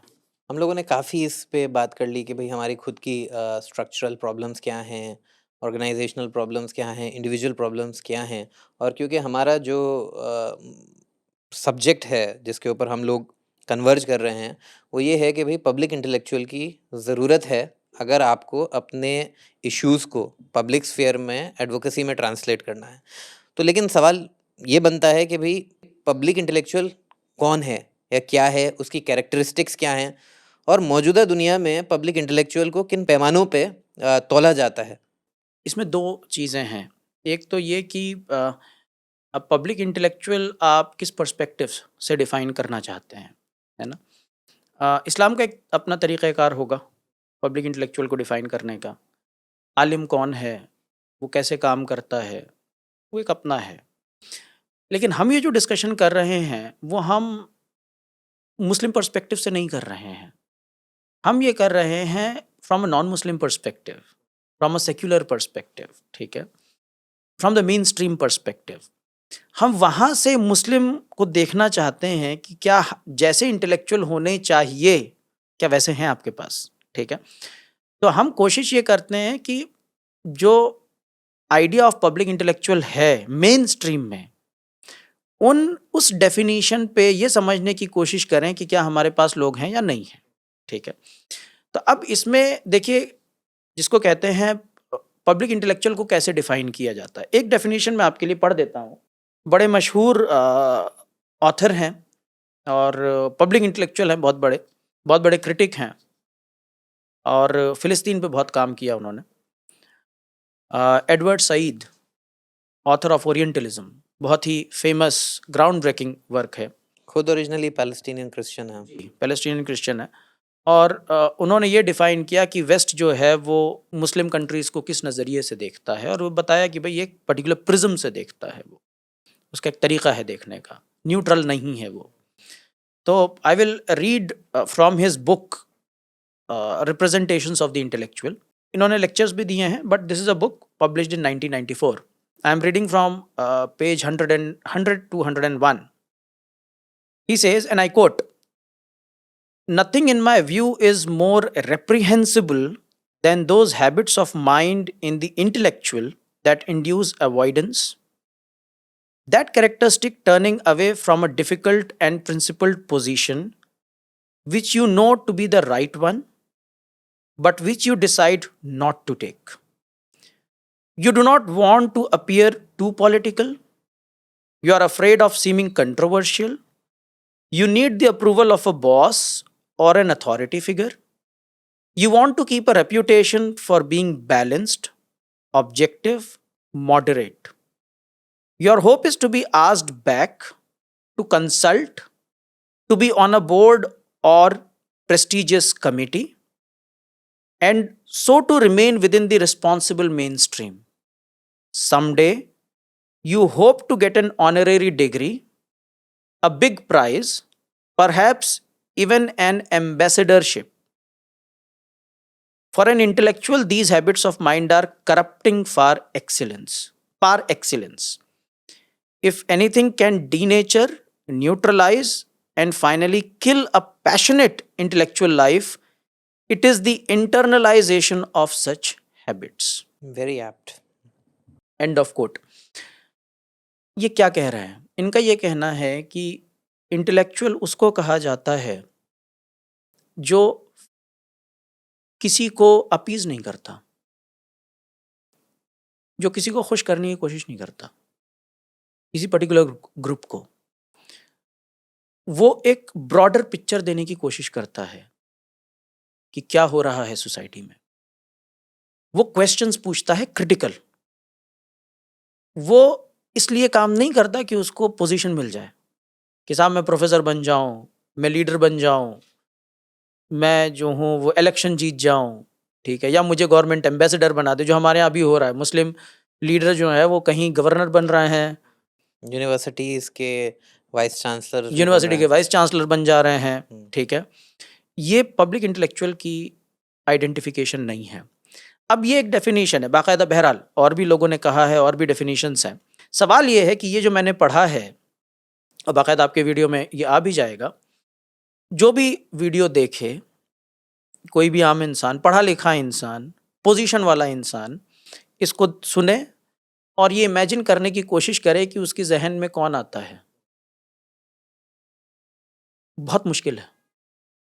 आपके पास वो लोग हैं मेन स्ट्रीम में, मैं कह रहा हूं, वो लोग जो मुस्लिम से मुस्लिम की बातें करते हैं वो तो हैं, ऐसे भी हैं जो मुस्लिम्स के बारे में क्रिटिकल भी हैं, ठीक है, लेकिन जो मेन स्ट्रीम में आके मुस्लिम्स को भी क्रिटिसाइज करे, मेन स्ट्रीम को भी क्रिटिसाइज करे और बताने की कोशिश करे कि साहब देखिए ये है प्रॉब्लम, ये है, आपके पास नहीं है लोग। जब तक ये लोग नहीं हैं, आपके पास इश्यू फ्रेमिंग कहाँ से होगी? अगर हैं भी तो वो पर्सपेक्टिवली इस्लामिक या मुस्लिम फ्रेम ऑफ रेफरेंस से चीज़ों को नहीं देखते हैं, तो they are representing Muslimness from a non Muslim point of view. भाई I just give you an example. 1977 में सैयद हुसैन अलतस, जो I think university of Malaya के में डीन भी थे, उन्होंने किताब लिखी थी इंटेलेक्चुअल के ऊपर ही, इंटेलेक्चुअलिज्म के लिए ऊपर ही। उन्होंने ये कहा कि इंटेलेक्चुअल का काम क्या है। उन्होंने कहा इंटेलेक्चुअल जो है वो आपको ये बताता है कि साहब सही क्वेश्चंस क्या हैं, वो ये बताएगा सही सवाल क्या है भाई, जिस पे आपको बात करनी है। आपको क्वेश्चन न्यूज रूम से थोड़ी मिलेंगे, न्यूज रूम में तो ड्रामा है, ठीक है, मूवीज से थोड़ी क्वेश्चंस मिलेंगे आपको, सीरीज से थोड़ी क्वेश्चंस मिलेंगे आपको। आपको क्वेश्चंस देगा कोई ऐसा इंसान जो समझ रहा है चीजों को, ठीक है। तो आपके पास सही क्वेश्चंस नहीं है, एंड देन ही सेज कि सिर्फ सही क्वेश्चन इंपॉर्टेंट नहीं है। इंटेलेक्चुअल आपको यह बताता है कि उन सही क्वेश्चंस को एड्रेस कैसे करना है। He tries to guide the community, ठीक है, and then he goes a step further, he tries to motivate people to do certain kind of things, ठीक है। मैं आपको तीसरा एग्जाम्पल देता हूं विच इज मोर क्लोजर। हो सकता है कुछ लोग अग्री करें या ना करें, बट दैट इज इमटेरियल, ठीक है। रोमिला थापर, बहुत बड़ा नाम है, लेफ्ट लिबरल हैं, ठीक है, कई बार बहुत कंट्रोवर्शियल हैं, लेकिन नॉलेज स्पेस में बहुत ऑथेंटिक हैं। मुझे याद है जब कुछ साल पहले बड़ी इंटरेस्टिंग चीज़ है कि जो करंट गवर्नमेंट है, रोमिला थापर जो है वो एमेरिटस प्रोफेसर एमेरिटस हैं हिस्ट्री की जवाहरलाल नेहरू यूनिवर्सिटी में। तो वाइस चांसलर का लेटर जाता है, कई लोगों के पास जाता है, रोमिला थापर के पास भी जाता है कि आप ये बता दीजिए कि पिछले 5 साल में आपने क्या किया है। आप प्रोफेसर एमेरिटस हैं, आपके पास एक ऑफिस स्पेस है, आपको सैलरी मिल रही है, आप ये बता दीजिए पिछले 5 साल में आपने क्या किया है। कोई बड़ी बात नहीं है, सवाल पूछा जा सकता है ना? लेकिन ये इतना ईज़ी नहीं था। वो इतनी बड़ी स्कॉलर मानी जाती है कि अमेरिकन हिस्टोरिकल एसोसिएशन ने लेटर लिखा इंडिया को, वाइस चांसलर को, और ये कहा कि आप रोमिला थापर से पूछ रहे हैं कि क्या कंट्रीब्यूशन किया उसने। आपकी यूनिवर्सिटी उसके नाम से जानी जाती है, वो यूनिवर्सिटी के नाम से नहीं जानी जाती है। ठीक है, सो दैट्स द बैकग्राउंड। ठीक है, लेट अस लुक क्या कहती हैं वो। रोमिला थापर ने भी एक किताब लिखी है, उन्होंने एक लेक्चर दिया था आई थिंक 2014 वगैरह में, सम चक्रवर्ती लेक्चर, जिसमें उन्होंने बात किया था कि भाई पब्लिक इंटेलेक्चुअल इंडिया में कौन है, और फिर उसको विंटेज बुक्स ने 2014 में पब्लिश किया था, पब्लिक इंटेलेक्चुअल इन इंडिया। ठीक है, तो how does she define it. उनका ये कहना है कि पब्लिक इंटेलेक्चुअल वो है जो क्वेश्चन करे चीज़ों को, क्रिटिकल क्वेश्चंस करे, वो क्वेश्चंस इस नेचर के होने चाहिए जो कि आपको समझाएं सोसाइटी काम कैसे करती है या कैसे कर रही है, जो ये समझाएं कि ह्यूमन राइट्स को या लोगों की प्रॉब्लम्स को ख़त्म कैसे करना है। ठीक है, जो लोगों को एक पर्सपेक्टिव दें और जिसके ज़रिए आप इन नॉलेज को सोसाइटी से जोड़ा जा सके। ठीक है, एक आपको चौथा एग्जाम्पल देता हूं मैं। एक किताब लिखी गई थी the role of religious people as intellectuals 2018 में। बहुत इंटरेस्टिंग उसमें आर्ग्यूमेंट ये था कि एडिटेड वॉल्यूम था वो, उसमें उसमें आर्ग्यूमेंट ये था कि देखिए एक नॉलेजेबल पर्सन और इंटेलेक्चुअल में फ़र्क होता है। नॉलेजेबल पर्सन वो होता है जिसको चीज़ की नॉलेज होती है, कोई ज़रूरी नहीं कि उसको ये भी मालूम हो कि इस नॉलेज का करना क्या है। जिसको आप एकेडमिक कहते हैं उसके पास नॉलेज है, ठीक है, उसको मालूम है कि साहब पॉलिटिकल साइंस में जो है वो स्टेट को थियोराइज कैसे करना है, स्टेट किसको कहते हैं, वो बता देगा आपको। ठीक है, लेकिन इंटेलेक्चुअल उससे कदम आगे होता है, वो ये बताता है ये जो नॉलेज है ना, इसको सोसाइटी में इम्पैक्ट क्या है, इसको सोसाइटी से जोड़ा कैसे जाए, इसको फंक्शनल कैसे किया जाए। ठीक है, या ये नॉलेज कितनी रेलेवेंट है, इसकी कितनी इंपॉर्टेंस है, क्या इस नॉलेज को यूज करके हम सोसाइटी को गाइड कर सकते हैं, किस डायरेक्शन में गाइड कर सकते हैं। There is another understanding of an intellectual which is again बहुत इंटरेस्टिंग है, and again this is from mainstream. Intellectual उसको कहा जाता है जो पर्सनल स्ट्रगल को सोशल स्ट्रगल में ट्रांसलेट कर दे, उसको कहते हैं आप इंटेलेक्चुअल, पब्लिक इंटेलेक्चुअल। मैं एग्जांपल देता हूं, मुझे पुलिस उठा के ले जाती है और जेल में बंद कर देती है, ये मेरी पर्सनल स्ट्रगल है। उस पर्सनल स्ट्रगल से अगर मैं ये समझ गया कि मेरे साथ नहीं, इस मुल्क में हजारों लोगों के साथ ये होता होगा, और मैं फिर उस पर कुछ बोलूं, मैं हूं तब पब्लिक इंटेलेक्चुअल, जो पर्सनल स्ट्रगल को सोशल स्ट्रगल से जोड़ दे। आप अपनी पर्सनल स्ट्रगल में समझें क्या होता है सोसाइटी में, क्या प्रॉब्लम है सोसाइटी में। That is what it is. आपने नॉलेज की बात की, नॉलेज को भी एक तरीके से एक मेथडोलॉजी, एक फ्रेम से देखा जाता है कि भाई व्हाट क्वालिफाइज एज नॉलेज। और थोड़ी देर पहले पॉडकास्ट के आप मुझे ग्राम्स्की का फ्रेमवर्क बता रहे थे कि भाई कुछ इस तरह के भी स्कॉलर्स होते हैं जो ऑफिशियली ट्रेंड नहीं होते हैं नॉलेज पैराडाइम में, उसके बावजूद जो वो प्रोड्यूस करते हैं वो पब्लिक स्पेस को शिफ्ट कर देता है। तो उनका जो इफेक्टिव मैनरिज्म है एज एन इंटेलेक्चुअल, वो पब्लिक इंटेलेक्चुअल की तरह होता है। तो उस डिफरेंस को आप थोड़ा सा बताइए कि भाई नॉलेज का जो डायरेक्ट ताल्लुक है वो गेट कीपिंग से नहीं है या एक एक तरीके से नहीं है, एक पर्टिकुलर मेथोडोलॉजी से नहीं है, जो आज की डेट में यूनिवर्सिटी कल्चर में या जहाँ पे भी नॉलेज को एक उसूलन कि नहीं इसी तरह से होगा, उस पे आपके क्या व्यूज हैं? देखिए, एंटोनियो ग्राम्शी अगेन बहुत ही इम्पोर्टेंट आदमी है। इसलिए इम्पोर्टेंट है क्योंकि उसका जो वर्क है पब्लिक इंटेलेक्चुअल पे, उसको बहुत इम्पोर्टेंट माना जाता है। लोग उसके थ्रू डिफाइन करते हैं। जैसे मैंने एडवर्ड सईद का आपको पढ़ के बताया था कोट, एडवर्ड सईद कोट करते हैं एंटोनियो ग्राम्शी को, प्रमिला थापर कोट करती हैं एंटोनियो ग्राम्शी को ना। आप ये कह सकते हैं कि साहब ये लेफ्ट हैं, ठीक है, बट दैट डजेंट मैटर। क्यों? क्योंकि आइडियोलॉजिकल सेंस में आप चीज़ों को नहीं देखते हमेशा, आप कंटेंट वाइज भी देखते हैं चीज़ों को, ठीक है। एंटोनियो ग्राम्शी जो है वो बहुत इंटरेस्टिंग, उसका पैराडाइम है, बहुत ही इंटरेस्टिंग पैराडाइम है। उसका ये कहना है कि हर इंसान इंटेलेक्चुअल होता है, ठीक है। हर दूसरा इंसान, क्योंकि जहन है उसके पास, तो हर इंसान सोचता है, हर इंसान के पास समझने की सलाहियत होती है, और हर इंसान अपनी लाइफ में, एवरीडे लाइफ में जहन को यूज करके सॉल्यूशंस निकालता है चीज़ों के, ठीक है। So every person is an intellectual, but every person is not public intellectual. ये पहली चीज़ एंटोनियो ग्राम्शी के कहना है। दूसरी चीज़ जो व्हाट ही सेज इज कि दो तरह के पब्लिक इंटेलेक्चुअल्स होते हैं।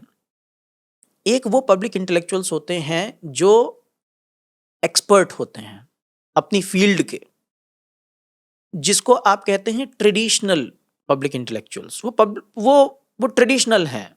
जैसे साहब आप पिकासो को कह लीजिए कि साहब वो आर्ट में है, बहुत आगे है, ठीक है। या किसी एक प्रोफेसर को आपने पकड़ लिया कि साहब ये लिटरेचर में बहुत है, रामधारी सिंह दिनकर लिटरेचर में बहुत आगे हैं, ठीक है। जावेद अख्तर हैं आज की डेट में, ठीक है, वो लिटरेचर के एक्सपर्ट हैं, वो काम कर रहे हैं, ठीक है। तो एक तो वो है क्लास जो एक्सपर्ट की क्लास है, ठीक है, ये ब्यूरोक्रेट्स की क्लास है, और उनका सोसाइटी के बारे में एक नज़रिया है, जो ट्रेंड हैं जी। एक नॉलेज पैराडाइम को रेप्लिकेट और एग्जीक्यूट करने में बिल्कुल without maybe no originality. बिल्कुल बिल्कुल हो भी सकती है किसी बिल्कुल। लेवल पे, लेकिन वो ज़रूरी नहीं है उनकी ट्रेनिंग के लिए जी में कि भाई वो चीज़ उसका अल्टीमेटली अप्लाई करना, जी एक नॉलेज सिस्टम को जी एक मेथड के थ्रू अप्लाई करना। आप उनकी बात कर रहे हैं एज एक्सपर्ट्स। बिल्कुल, उनको एक्सपर्ट कहा जाता है, और वो अपनी फील्ड में उनकी नॉलेज होती है बहुत अच्छी, उनको जाना जाता है, और वो पब्लिक इश्यूज पे ओपिनियन रखते हैं।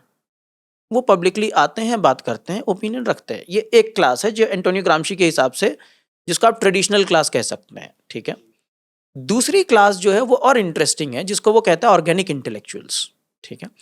ऑर्गेनिक इंटेलेक्चुअल्स वो होते हैं जो अपनी सोसाइटी से या अपनी कम्युनिटी से निकलते हैं, ठीक है, क्योंकि उन्होंने अपनी कम्युनिटी की स्ट्रगल्स को देखा है, अपनी कम्युनिटी के प्रॉब्लम्स को समझते हैं, और वो अपनी कम्युनिटी को की प्रॉब्लम्स को सबके सामने रखना चाहते हैं और उसको एड्रेस करना चाहते हैं।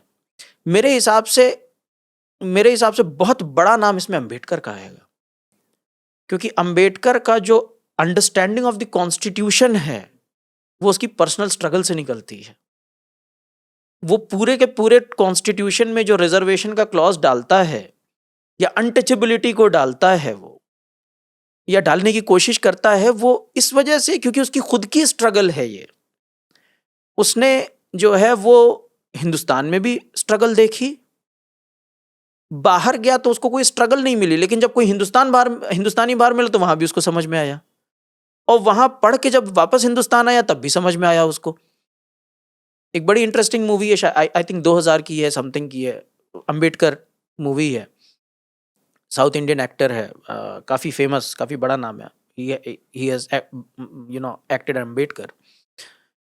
उस मूवी में एक बाकायदा एपिसोड है अंबेडकर की लाइफ का, जहाँ पे वो हिंदुस्तान वापस आता है, और महाराजा ऑफ बड़ौदा के साथ वो काम करता था उनकी स्कॉलरशिप पे। वो हिंदुस्तान वापस आता है और उसको जॉब मिलती है, वो जगह देखता है ढूंढने की, जगह ही नहीं मिलती उसको रहने की। जिस तरह से आज मुसलमान अगर कहीं पे घर ढूंढ रहा है तो लोग पता करते हैं आपका नाम क्या है, आपका रिलीजन क्या है, और उसके बेसिस पे आपको रहने की जगह नहीं मिलती। बिल्कुल। तो दूसरा एग्जाम्पल ऑर्गेनिक इंटेलेक्चुअल्स का मेरे हिसाब से गांधी को ले सकते हैं आप, because he saw the struggle. अब उनकी हिज स्ट्रगल इज डिफरेंट, क्योंकि ही सॉ, उन्होंने साउथ अफ्रीका में देखा कि जो इंडेंचर्ड लेबरर्स हैं वहां पे उनके साथ क्या ट्रीटमेंट हो रहा है, जो वाइट्स हैं वो इधर के लोगों को कैसे ट्रीट कर रहे हैं, भी कंपार्टमेंट में चलने नहीं दे रहे, उठा के बाहर फेंक दे रहे हैं। ठीक है, so that informs his understanding of politics against colonialism, कि अंग्रेजों के खिलाफ लड़ना कैसे है। ठीक है, तो ऑर्गेनिक इंटेलेक्चुअलिज्म भी एक चीज है, और ऑर्गेनिक इंटेलेक्चुअलिज्म में अकॉर्डिंग टू एंटोनियो ग्रामशी आपको नॉलेज होना जरूरी नहीं है एज एन एक्सपर्ट। नॉलेज आपको जाहिर सी बात है होगी चीजों की, लेकिन आपको किसी फील्ड का एक्सपर्ट होना जरूरी नहीं है। You theorize from the lived experience and then you reapply it as a solution. बिल्कुल, आप अपने एक्सपीरियंसेस की बेसिस पे थ्योराइज करते हैं और उसका फिर सॉल्यूशन ढूंढने की कोशिश करते हैं। तो आप प्रैक्टिस पे काम करते हैं। जी, आप प्रैक्टिस पे काम करते हैं। हमारा जो शुरू का जो अभी पॉडकास्ट में जो गुफ्तगू थी वो इस बात पे थी कि हमारे जो कम्युनिटी है इस वक्त हिंदुस्तान में, जो मुसलमान हैं या ग्लोबल मुस्लिम्स भी हैं, वो कहीं ना कहीं पब्लिक इंटेलेक्चुअलिज्म में अपनी बातों को सामने रखने में फेल हो गए हैं, और उसके तहत पॉलिसी में चाहे इंटरनेशनल हो चाहे लोकल हो उसका इम्पैक्ट दिखता है कि वो आपके खिलाफ होता है। लेकिन अगर हम तारीख़ को देखें, मुस्लिम हिस्ट्री को देखें, इस्लामिक हिस्ट्री को देखें, तो जो 1400 साल का ट्रेडिशन है उसमें से 1100-1200 साल आप एक्चुअलाइज कर रहे थे थियरी को प्रैक्टिस पे, और उससे इदारे भी बिल्ड कर रहे थे और स्टेट्स भी बना रहे थे, कोर्ट्स ऑफ जस्टिस भी बना रहे थे, इनइक्वालिटी को भी एड्रेस कर रहे थे, आपकी अपनी पॉलिसी थी, इंटरनेशनल पॉलिटिकल इकोनॉमी थी, सब कुछ था। और हमने देखा कि वो सारा डाउनफॉल होता है। तो आपसे 2 सवाल मेरे बनते हैं। पहला सवाल मैं आपसे ये पूछूंगा कि डाउनफॉल क्यों हुआ? और दूसरा सवाल मैं आपसे पूछूंगा कि क्या कोशिशें हुई पिछले 200 साल में, 100 साल में, 50 साल में एक रिवाइवलिज्म की? देखिए, डाउनफॉल होने की एक बहुत बड़ी वजह जो है वो पब्लिक इंटेलेक्चुअलिज्म में एक फंडामेंटल जो एलिमेंट है, जो उसका कोर एलिमेंट है, वो आइडेंटिटी का एलिमेंट है।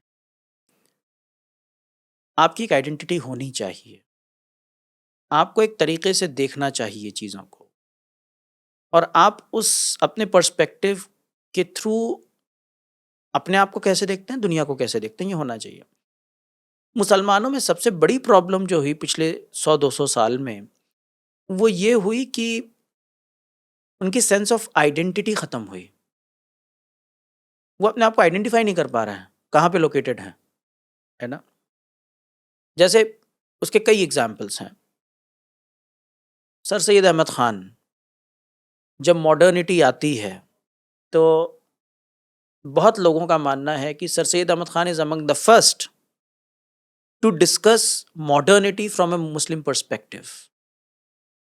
इस्लाम और मॉडर्निटी की डिबेट को देखने वाले one of the first person है दुनिया में, ग्लोबली।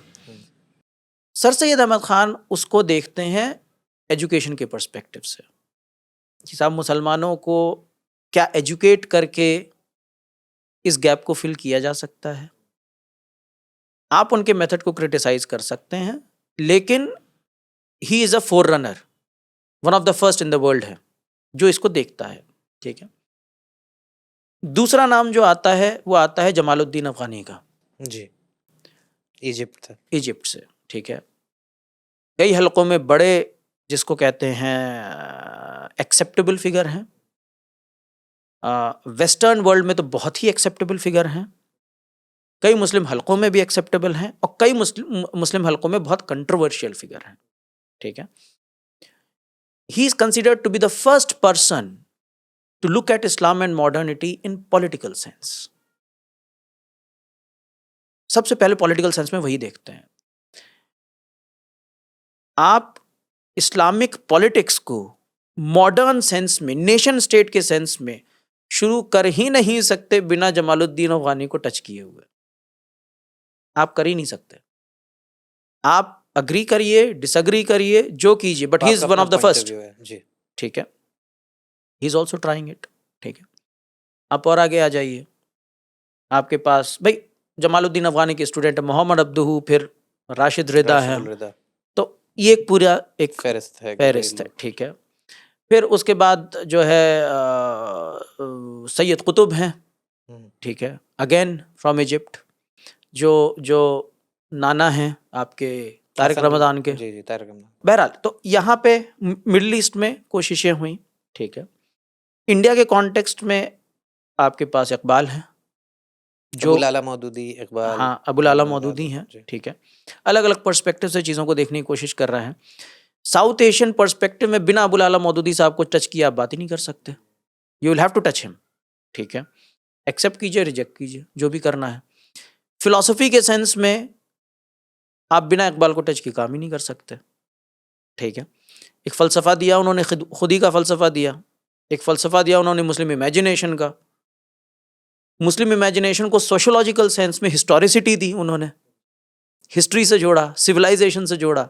जी, जो उनकी एमफिल की थीसिस है पर्शियन इंटेलेक्चुअल ट्रेडिशन के ऊपर, वो एक तारीख़ी थीसिस है, क्योंकि उन्होंने भी उस वक़्त का जो कटिंग एज लिटरेचर था जर्मन, जो उस वक़्त डोमिनेट करता था फ़िलॉसफ़ी को दुनिया में, उसके पस मंज़र सामने रखते हुए उस पूरे हिस्टोरिकल ट्रेडिशन को, वेस्ट की कंटेम्प्रेरी राइटिंग्स को और वेस्ट के हिस्ट्री को, और उसके बेसिस पे जो उन्होंने एक पूरा कि भाई रिकंस्ट्रक्शन की क्या ज़रूरत है। तो अल्लामा इकबाल से बड़ा नाम मुश्किल से मिलेगा कोई। बहुत बहुत बड़ा नाम है भाई। ही इंगेज विद वेस्टर्न फिलॉसफी। आपके पास लोग ही नहीं है जो वेस्टर्न फिलॉसफी को समझें आज भी। ठीक है, ही हैड अ होल्ड, उनका होल्ड था भाई वेस्टर्न फिलॉसफी पे। तो बहुत लोगों ने कोशिश की हैं, लेकिन वो सक्सेसफुल नहीं हुआ बिकॉज ऑफ मैनी रीजंस। एक रीज़न हिस्ट्री है, साउथ एशिया की जो हिस्ट्री है, जहाँ पे हिंदुस्तान पाकिस्तान हो जाता है, फिर पाकिस्तान बांग्लादेश हो जाता है। ठीक है, और ये ऐसे बॉर्डर्स हैं जो लोग चाहते ही नहीं हैं होए, लेकिन फिर भी एग्जिस्ट करते हैं। तो जाहिर सी बात है, बड़ा ही टर्बुलेंट रिलेशनशिप है। अब मुझे याद है कि जब मैं साउथ एशियन यूनिवर्सिटी में पढ़ता था, मेरा एक दोस्त था बांग्लादेश से। तो मैंने उससे ये पूछा कि भाई ये बताइए 1970s में जब आप बांग्लादेश और पाकिस्तान अलग अलग हो रहे हैं, East Pakistan West Pakistan translate हो रहा है पाकिस्तान और बांग्लादेश में, तो मुझे ये बताइए कि आपने बांग्लादेश की हिस्ट्री को कंस्ट्रक्ट कैसे किया? क्योंकि हिस्ट्री कंस्ट्रक्शन तो इवेंट्स और पर्सनालिटीज़ पे होता है। हिस्ट्री तो इवेंट और पर्सनालिटी को जोड़ के होता है। आपको कैसे मालूम कि ये पर्सनालिटी पाकिस्तान की नहीं है, ये बांग्लादेश की है? ठीक है, कुछ तो आइडेंटिफिकेशन मार्कर बनाना पड़ेगा आपको। तो आपको बंगाली आइडेंटिटी पकड़नी पड़ेगी, क्योंकि उसी की बेसिस पे बांग्लादेश बना है। तो नॉन बंगाली आइडेंटिटी को छोड़ना पड़ेगा आपको। ठीक है, तो इस एप्रोप्रिएशन और मिस एप्रोप्रिएशन में क्या होगा कि हिस्ट्री फ्रैगमेंट हो जाएगी। ठीक है, वही हिंदुस्तान पाकिस्तान के साथ हुआ। भाई हिंदुस्तान के मुसलमान उर्दू बोलते हैं, पाकिस्तान के मुसलमान उर्दू बोलते हैं। ठीक है, अब क्योंकि आप दोनों की कल्चरल ट्रैजेक्टरी सेम है, बांग्लादेश में तो फिर भी आप कह सकते हैं कि साहब अलग है, यहाँ तो कल्चरल ट्रैजेक्टरी सेम है, खासतौर पे लिटरेचर को लेके। ठीक है, अब आप यहाँ पे डिफरेंशिएट कैसे करेंगे पर्सनालिटीज़ को? तो अब प्रॉब्लम ये होगी कि आप पर्सनालिटीज़ को डिफरेंशिएट नहीं कर पाएंगे। और जब आप पर्सनालिटीज़ को डिफरेंशिएट नहीं कर पाएंगे, तो हमेशा आपको पाकिस्तानी कहा जाएगा। ठीक है, क्योंकि भाई इकबाल तो आपके लिए इंपॉर्टेंट है, because he gives you N imagination of Muslim history. ठीक है, भाई हमने भी बचपन में इकबाल का पढ़ा है, तराना है, हिंदी है, और बहुत सारी चीज़ें इकबाल लिखते हैं। But Iqbal is also the leader of Pakistan. ठीक है, तो आप फ्रेगमेंट कैसे करेंगे? तो मुझे ऐसा लगता है कि जो हिस्ट्री है उसकी वजह से बड़ी प्रॉब्लम्स हुई। जिस तरीके से हिस्ट्री बिल्ड हुई या जिस तरीके के इवेंट्स हुए, जिसने फोर्स किया फैमिलीज को इधर उधर रहने के लिए, फिगर्स को चूज करने के लिए। अब आपको चूज करना पड़ता है। ठीक है, आप जो हैं वो जिन्ना वर्सेस गांधी, जिन्ना वर्सेस नेहरू, आपको ये करना पड़ता है।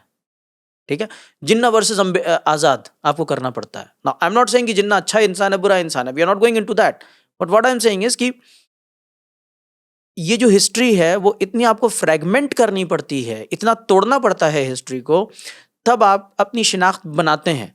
हालांकि उससे आपकी शिनाख्त कभी बनेगी ही नहीं, क्योंकि जब हिस्ट्री ही टूट गई तो फिर शिनाख्त आपकी क्या बनेगी। आप मौलाना मौदूदी जो हैं, उनका मूवमेंट हिंदुस्तान में भी है, पाकिस्तान में भी है भाई, जमात इस्लामी दोनों जगह है। आप फ्रेगमेंट कैसे करेंगे? आप फ्रेगमेंट कह सकते हैं भाई उनका मेथड अलग है, हमारा मेथड अलग है, एब्सोल्युटली। इमेजिनेशन में फ्रेगमेंट कैसे करेंगे आप? और आपको हमेशा पाकिस्तान के प्रिज्म से देखा जाएगा, तो वो जो आपकी मिरर इमेज बनेगी, तो बड़ी इंटरेस्टिंग चीज है कि आप आईने के सामने खड़े होते हैं, लेकिन आप जो है वो भूत दिखाई देते हैं, उधर भी आप ही खड़े हैं। जो कंटेम्प्रेरी आइडेंटिटी है उसकी जस्टिफिकेशन, कंस्ट्रक्शन और उसकी नेगोशिएशन में निकल जाता है। बिल्कुल उसी में निकल जाएगा, आपको सारा टाइम उसमें निकलेगा। पूरी सिटीजनशिप की डिबेट इसी पे है। अभी मैंने आपकी तवज्जो दिलाई थी कि तवज्जो क्या, वो तो हम सबको पता है कि भाई इस्लाम का एक पूरा का पूरा एक बड़ा वक्फा गुजरा है जब उसने कंट्रीब्यूट किया है making of world history, narratives, knowledge paradigms, सब जगह पे जहाँ पर भी वो कंट्रीब्यूशन हो सकता है। और जब हम उसके ओरिजिन को देखते हैं, ये सारा का सारा जो मवाद है वो प्रॉफिट मोहम्मद सल्लल्लाहु अलैहि वसल्लम की जो रेवोल्यूशन है, Islam as an ideology, Islam as a methodology, Islam as an epistemology, Islam as an institution, Islam as a manifested reality in social, economic, political sphere, एक कंप्लीट रेवोल्यूशन है, होलिस्टिक है और पेनिट्रेट करता है society के हर हिस्से में। तो पिछले 200-300 साल से या हिस्टोरिकली भी प्रॉफिट की जो लाइफ है, उनकी जो सीरत है, उसको भी अलग अलग पर्सपेक्टिव से तोड़ के पढ़ने की कोशिश की गई, जिसे हम सीरतुन नबी की analysis from different specialised perspectives कह सकते हैं। He as an economist, military strategist, political thinker, religious leader, a messenger of God, a social reformer, and n number of things. And because we are dealing with the debate as public intellectual, कि एक शख्सियत जिसकी एक imagination है, and in Mecca and Medina, that person is dealing with the public sphere of that time. Does he constitute as a public intellectual as well? Absolutely. Prophet Muhammad Sallallahu Alaihi Wasallam is a public intellectual. He is a public intellectual of his time. कुछ features बयान कीजिए।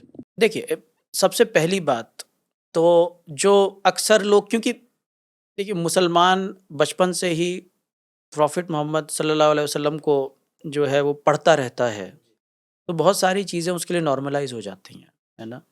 वो उनको बहुत हल्के में लेता है। आप जिसको ये कहें कि भाई बहुत नॉर्मल सी चीज़ है, उसको पढ़ता है, फिर चलो ठीक है, ये तो पढ़ ही रहे हैं बचपन से। इवन बिफोर ही बिकेम और he was identified as a prophet, revelation आने से पहले he had an acceptance in the community. He had a role to play. Community में उनका एक्सेप्टेंस था। वो कम्युनिटी के लीडर नहीं थे, ठीक है, वो कोई बहुत, उनका लीनिएज बहुत अच्छा था, लेकिन कोई बहुत ही पोजीशन वाले आदमी नहीं थे, ठीक है, ऑर्फन थे, बहुत सारी चीजें हैं, और but he was still identified कि साहब आप सच्चे हैं बिकॉज ऑफ द कैरेक्टर, ठीक है, आप बहुत सच्चे हैं, बड़े अमानतदार हैं, सब सादिक हैं, अमीन हैं। बचपन से लोग पढ़ते हैं कि भाई प्रॉफिट मोहम्मद सल्लल्लाहु अलैहि वसल्लम वाज नोन बाय दैट, ठीक है। ये छोटी बात नहीं है, ठीक है। किसी क्वालिटी को किसी की पर्सनालिटी से अगर आप अटैच करते हैं, ये बहुत बड़ी चीज़ है। आज की डेट में आप किसी क्वालिटी को किसी पर्सनालिटी से अटैच नहीं करते कभी, ठीक है, ये बहुत बड़ी बात है। तो is already known as someone, ठीक है। जब वो अपनी तबलीग स्टार्ट करते हैं तो वो लोगों से कहते हैं कि ये बताइए, मैं पहाड़ पे खड़ा हूं, मैं कहूं उधर एक लश्कर आ रहा है, आप मानेंगे मेरी बात? कहते हैं बिल्कुल मानेंगे भाई, आपने कभी झूठ बोला ही नहीं है, ठीक है। What does that mean? कि आपकी बात की वैल्यू है, ठीक है। आप भले कम बोलते हैं, आप भले सेक्लूजन में रहना चाहते हैं, आप भले बहुत पब्लिक इंसान नहीं है, ठीक है। बड़ी इंटरेस्टिंग किताब लिखी है कैरन आर्मस्ट्रॉन्ग ने, I think the first Muslim. इतना अच्छा लिखा है उसने, ये कहा है कि this is a tremendous change. जो इंसान इतना शाई है as an individual, as a prophet वो इतना कॉन्फिडेंट कैसे हो सकता है, ठीक है। ये पॉसिबल नहीं है। ह्यूमन पर्सनालिटी में इतना ड्रास्टिक चेंज नहीं आता कभी, है ना। तो एक तो चीज ये है। अब दूसरी चीज ये है कि आप ये देखें कि ही स्टार्टेड रिसीविंग रेवलेशंस, ठीक है भाई। उनको रेवलेशन मिलना स्टार्ट होता है। रेवलेशन में आपके पास कुछ चीजें आती हैं, सारी चीजें आपके पास नहीं आती हैं, ठीक है। बहुत सारी चीजें जो हैं वो आपको, आपका जो कनेक्शन है अल्लाह से, आपकी जो एक अंडरस्टैंडिंग है उसके थ्रू चीजें आती हैं, ठीक है जी, वही। और वो एक्सेप्टेबल इसलिए हैं क्योंकि आप प्रॉफिट हैं ना। What I am trying to say is कि look at the life. He was told कि साहब आप लोगों में जाके ये कहिए कि अल्लाह एक है। What is the method that he uses to convey the message, ठीक है। It's fantastic. और वो जिस तरीके से चीजों को बिल्ड करते हैं, slowly and slowly and slowly and slowly, he starts to build as a community. ये बहुत इंटरेस्टिंग बात है, ठीक है। आप लोगों, ये बिल्कुल ऐसे ही है जैसे सोशल रिफॉर्मर काम करता है, ठीक है। वो अपने फॉलोअर्स इकट्ठा करता है, कम्युनिटी बनाता है, कम्युनिटी बनाता है, कम्युनिटी बनाता है, ठीक है। लेकिन वो कम्युनिटी किस चीज पे बिल्ड कर रहा है? वो कम्युनिटी फेथ पे बिल्ड कर रहा है, जो जनरली नहीं होता, ठीक है। जनरली कम्युनिटी एक्सप्लॉइटेशन पे बिल्ड होती है। ये साहब आप एक्सप्लॉइटेड हैं, मैं आपके लिए खड़ा हो जाऊंगा, ठीक है। आपके साथ जुल्म हो रहा है, मैं आपके साथ खड़ा हूं, चलिए हम लोग लड़ेंगे। ज्यादातर हिस्ट्री में यही होता है, इंडियन फ्रीडम स्ट्रगल में भी यही है, ठीक है। प्रॉफिट मोहम्मद सल्लल्लाहु अलैहि वसल्लम की लाइफ इतनी इंटरेस्टिंग है कि वो जो कम्युनिटी बिल्डिंग है वो फेथ पे हो रही है, जिसके ऊपर वायलेंस हो रहा है, ठीक है। ये बड़ी उल्टी चीज है, ऐसा होता नहीं है कभी।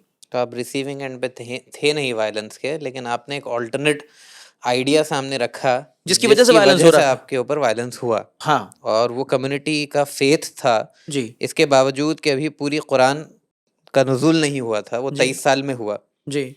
लेकिन वो फेथ इतना स्ट्रांग था कि that we are moving towards a direction. You moving towards a direction. दूसरी चीज जो आपको मैं बताऊं, he was not trying to address specific problems, he was trying to address social problems, he was looking at it in a social sense, ठीक है। he made religion a social capital। इसको थोड़ा ब्रेक डाउन कीजिए, कैसे? Religion को आपका identity marker बनाया। आपको एग्जांपल देता हूं मैं। आप ये बताइए कि अगर कोई बुद्धिस्ट आपके पास आए, अगर वो मोंक नहीं है, आप पता कर पाएंगे? आप नहीं कर पाएंगे पता, ठीक है। हिंदू हो, अगर वो जिसको कहते हैं रिलीजियस लीडर नहीं है, आप पता कर पाएंगे? नहीं कर पाएंगे। बट आपकी थियोलॉजी कहती है कि आपको दाढ़ी रखनी है। आप समझ रहे हैं? आपकी थियोलॉजी कहती है कि आपको हिजाब करना है। ये आइडेंटिटी मार्कर है। फेथ को आइडेंटिटी मार्कर बनाना बहुत बहुत रेवोल्यूशनरी चीज है। ये बोल्ड भी है इस वक्त। बहुत बोल्ड है ये। उस वक्त जब आपका सिस्टम एक, जिसे कहते हैं कि ऑपरेशन का शिकार हो रहा हो, जब जी आपके आइडियाज़ हैं और आपको ऑप्रेस किया जा रहा है आपके आइडियाज़ होने की वजह से, उस टाइम आप सोसाइटी में ये बताएं कि देखो मैं मुसलमान हूँ, तो आप अपनी टारगेटिंग करवा रहे हैं। आप अपनी टारगेटिंग करवा रहे हैं, ठीक है। तो his method is a very fascinating method. He is building community based on that, ठीक है।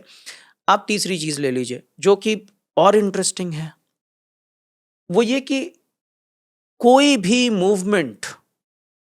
मूवमेंट बनता ही नहीं है जब तक कि आप एलिट्स को टच ना करें उस सोसाइटी की. Here is someone who is fighting against the elites, building a movement on normal people who will be, जिनको और प्रोसिक्यूट किया जाएगा अगर उनको आइडेंटिफाई कर लिया जाए तो. जो हुआ हजरत बिलाल के केस जो में, हजरत बिलाल के केस में हुआ, हजरत सुमैया के केस बिल्कुल. में, रिटर्न उनको क्या मिल रहा है? कुछ रिटर्न नहीं मिल रहा है. सब्र करो, ठीक है ना. ये तो प्रॉफिट मोहम्मद सल्लल्लाहु अलैहि वसल्लम की स्टोरी है. The question is public intellectualism इसमें कहाँ है? पब्लिक इंटेलेक्चुअलिज्म तब आएगा जब आप फॉर एग्जाम्पल ह्यूमन डिग्निटी को इस्टेब्लिश करें. ह्यूमन डिग्निटी तब इस्टेब्लिश होगी जब आइडेंटिटी सिर्फ फेथ पे हो, जब सोशल मार्कर जो हैं, ज्यादा पैसा कम पैसा, अच्छा कपड़ा खराब कपड़ा, मर्द औरत, बड़ा छोटा, जब ये डिस्टिंक्शन खत्म हो जाए तब ह्यूमन डिग्निटी आती है. This is called as public intellectualism. You are establishing human dignity at the most core level. Human dignity तब आएगी जब आप मुझे जज ही ना कर पाए. हम दोनों जब साथ में बैठेंगे और आपके हाथ से भी पावर खींच ली जाए मुझे जज करने की, और मेरे हाथ से भी खींच ली जाए पावर आपको जज करने की, तब ह्यूमन डिग्निटी आती है. क्योंकि आप मेरे ऊपर कुछ कह नहीं सकते, मैं आपके ऊपर कुछ नहीं कह सकता. तो ह्यूमन डिग्निटी के लिए फंडामेंटल एस्पेक्ट है the presence of God. Creator होना जरूरी है, क्योंकि तब ह्यूमन बीइंग एक दूसरे को जज नहीं करेंगे. देयर इज अ फाइनल जज. अल्लाह विल बी द फाइनल जज, the God will be the final जज. ठीक है, ये है ह्यूमन डिग्निटी एस्टैब्लिश करना. ऐसे माहौल में जिस वक्त मक्का में ट्राइबल कल्चर था, ऊंच नीच थी, डिस्ट्रीब्यूशन ऑफ वो चीज़ें थी जिससे पावर राइट्स इस्टेब्लिश हो रहे थे. प्रॉफिट मोहम्मद सल्लल्लाहु अलैहि वसल्लम उस ज़माने में ह्यूमन डिग्निटी, ऊंच नीच, slave non slave, orphan non orphan, बूढ़ा यंग, मर्द औरत, वो सारे सोशल रिलेशंस को एक डिग्निटी और एक इक्वलिटी, इक्विटी, उसके पर्सपेक्टिव से रेवोल्यूशनाइज कर रहे थे. बिल्कुल रेवोल्यूशनाइज कर रहे थे. और वो यूनिवर्सल है, क्योंकि अल्हम्दुलिल्लाह रब्बिल आलमीन, वो कोई मुखातिब नहीं हो रहे हैं मुसलमानों को, वो पूरी दुनिया को बोल रहे हैं कि भाई इस तरह की डिग्निटी वो सिर्फ मेरे और आपके लिए नहीं है जो इस फेथ सिस्टम के पार्ट हैं. इस तरह की डिग्निटी यूनिवर्सल होनी चाहिए. आप देखिए ना, जैसे आप ये देखिए कि what are the resources at his disposal. उनके पास क्या रिसोर्सेज हैं भाई? ठीक है, what is he doing to achieve the task. आप अपने को ले लीजिए, मुझे ले लीजिए, किसी और इंसान को देख लीजिए जो कोई नई चीज स्टार्ट करता है. मुझे भी मालूम है, आपको भी मालूम है, उन लोगों को भी मालूम है कितनी मेहनत करनी पड़ती है, कितना ट्रैवल करना पड़ता है, कितने लोगों से मिलना पड़ता है, कितनी रातें जगना पड़ता है. ठीक है, आपको लाइफ में बहुत आगे जाना है तो शादी नहीं करेंगे लोग. ठीक है, शादी करेंगे तो डिवोर्स हो जाएगा. ठीक है, शादी इंटैक्ट है तो आगे ही नहीं बढ़ पा रहे हैं, आगे बढ़ गए तो बच्चे की अपब्रिंगिंग ही नहीं हो पाई. आप समझ रहे हैं? आगे बढ़ गए तो बहुत सारी चीजें कॉम्प्रोमाइज कर दी, हेल्थ भी कॉम्प्रोमाइज हो गई, आगे बढ़ने के लिए बेईमानी भी कर ली. तो ये इतने फैक्टर्स हैं जिसकी बेसिस पे आप आगे बढ़ते हैं. look at the life of the prophet himself, prophet Muhammad sallallahu alaihi wasallam. what are the resources at his disposal? दिन का जो टाइम है उसमें फैमिली को भी देना है. ठीक है, लोगों के साथ भी बैठना है, रात में इबादत करनी है. ठीक है, कहाँ जा रहे हैं आप कहीं नहीं जा रहे हैं. 2-4 ट्रैवल्स आपके इधर उधर है, उसके अलावा आप कहीं नहीं जा रहे हैं, आप वहीं पे हैं. क्या रिसोर्सेज यूज कर रहे हैं? आपके पास कोई रिसोर्स ही नहीं है. जब आपका इकोनॉमिक और सोशल बॉयकॉट हो गया तो रिसोर्स क्या बचा आपके पास? ठीक है, आपके पास रिसोर्स नहीं है, आपके पास जो है वो कनेक्शंस नहीं है. जो एलिट्स हैं वो आपको परसिक्यूट करते हैं. फैमिली वाइज तो परसिक्यूटेड आप ऑलरेडी हैं, क्योंकि आगे पीछे कोई नहीं है आपके. ठीक है, आप किस चीज पे आगे बढ़ रहे हैं? By share message, the power of discourse. Power of discourse, the power of message पे ही आगे बढ़ रहे हैं आप। और मैसेज क्या है? Only one message, believe in one God, that brings dignity. And he is not saying कि डिग्निटी जो है वो सिर्फ मेरे घर में होनी चाहिए, बस ये 5 लोग हो गए, बस इतना है। Universal. He's talking about universal dignity, and universal dignity to the extent कि उनकी लाइफ की जो ट्रेजेडीज हैं उनको भी फॉरगो करना पड़ेगा उनको। जी।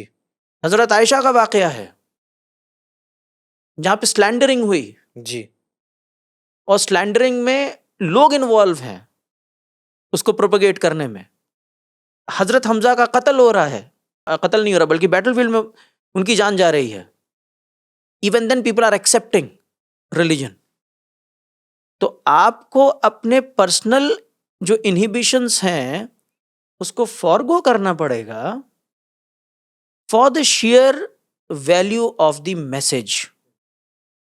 तो मुझे लगता है इससे बड़ा पब्लिक इंटेलेक्चुअलिज्म है ही नहीं भाई। ये तो बहुत बड़ा पब्लिक इंटेलेक्चुअलिज्म है कि आप अपने मैसेज के लिए खड़े हुए हैं, जो भी मैसेज है आपका, ठीक है, आप सारी चीजें बर्दाश्त करने के लिए तैयार हैं, but you are not budging from the message.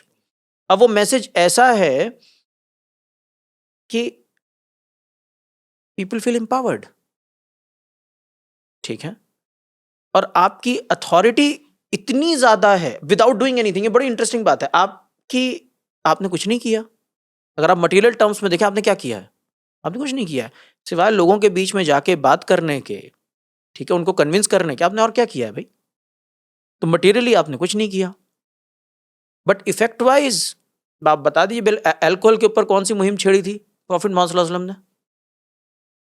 मुझे नहीं लगता कोई मुहिम छेड़ी थी। स्टेटमेंट है,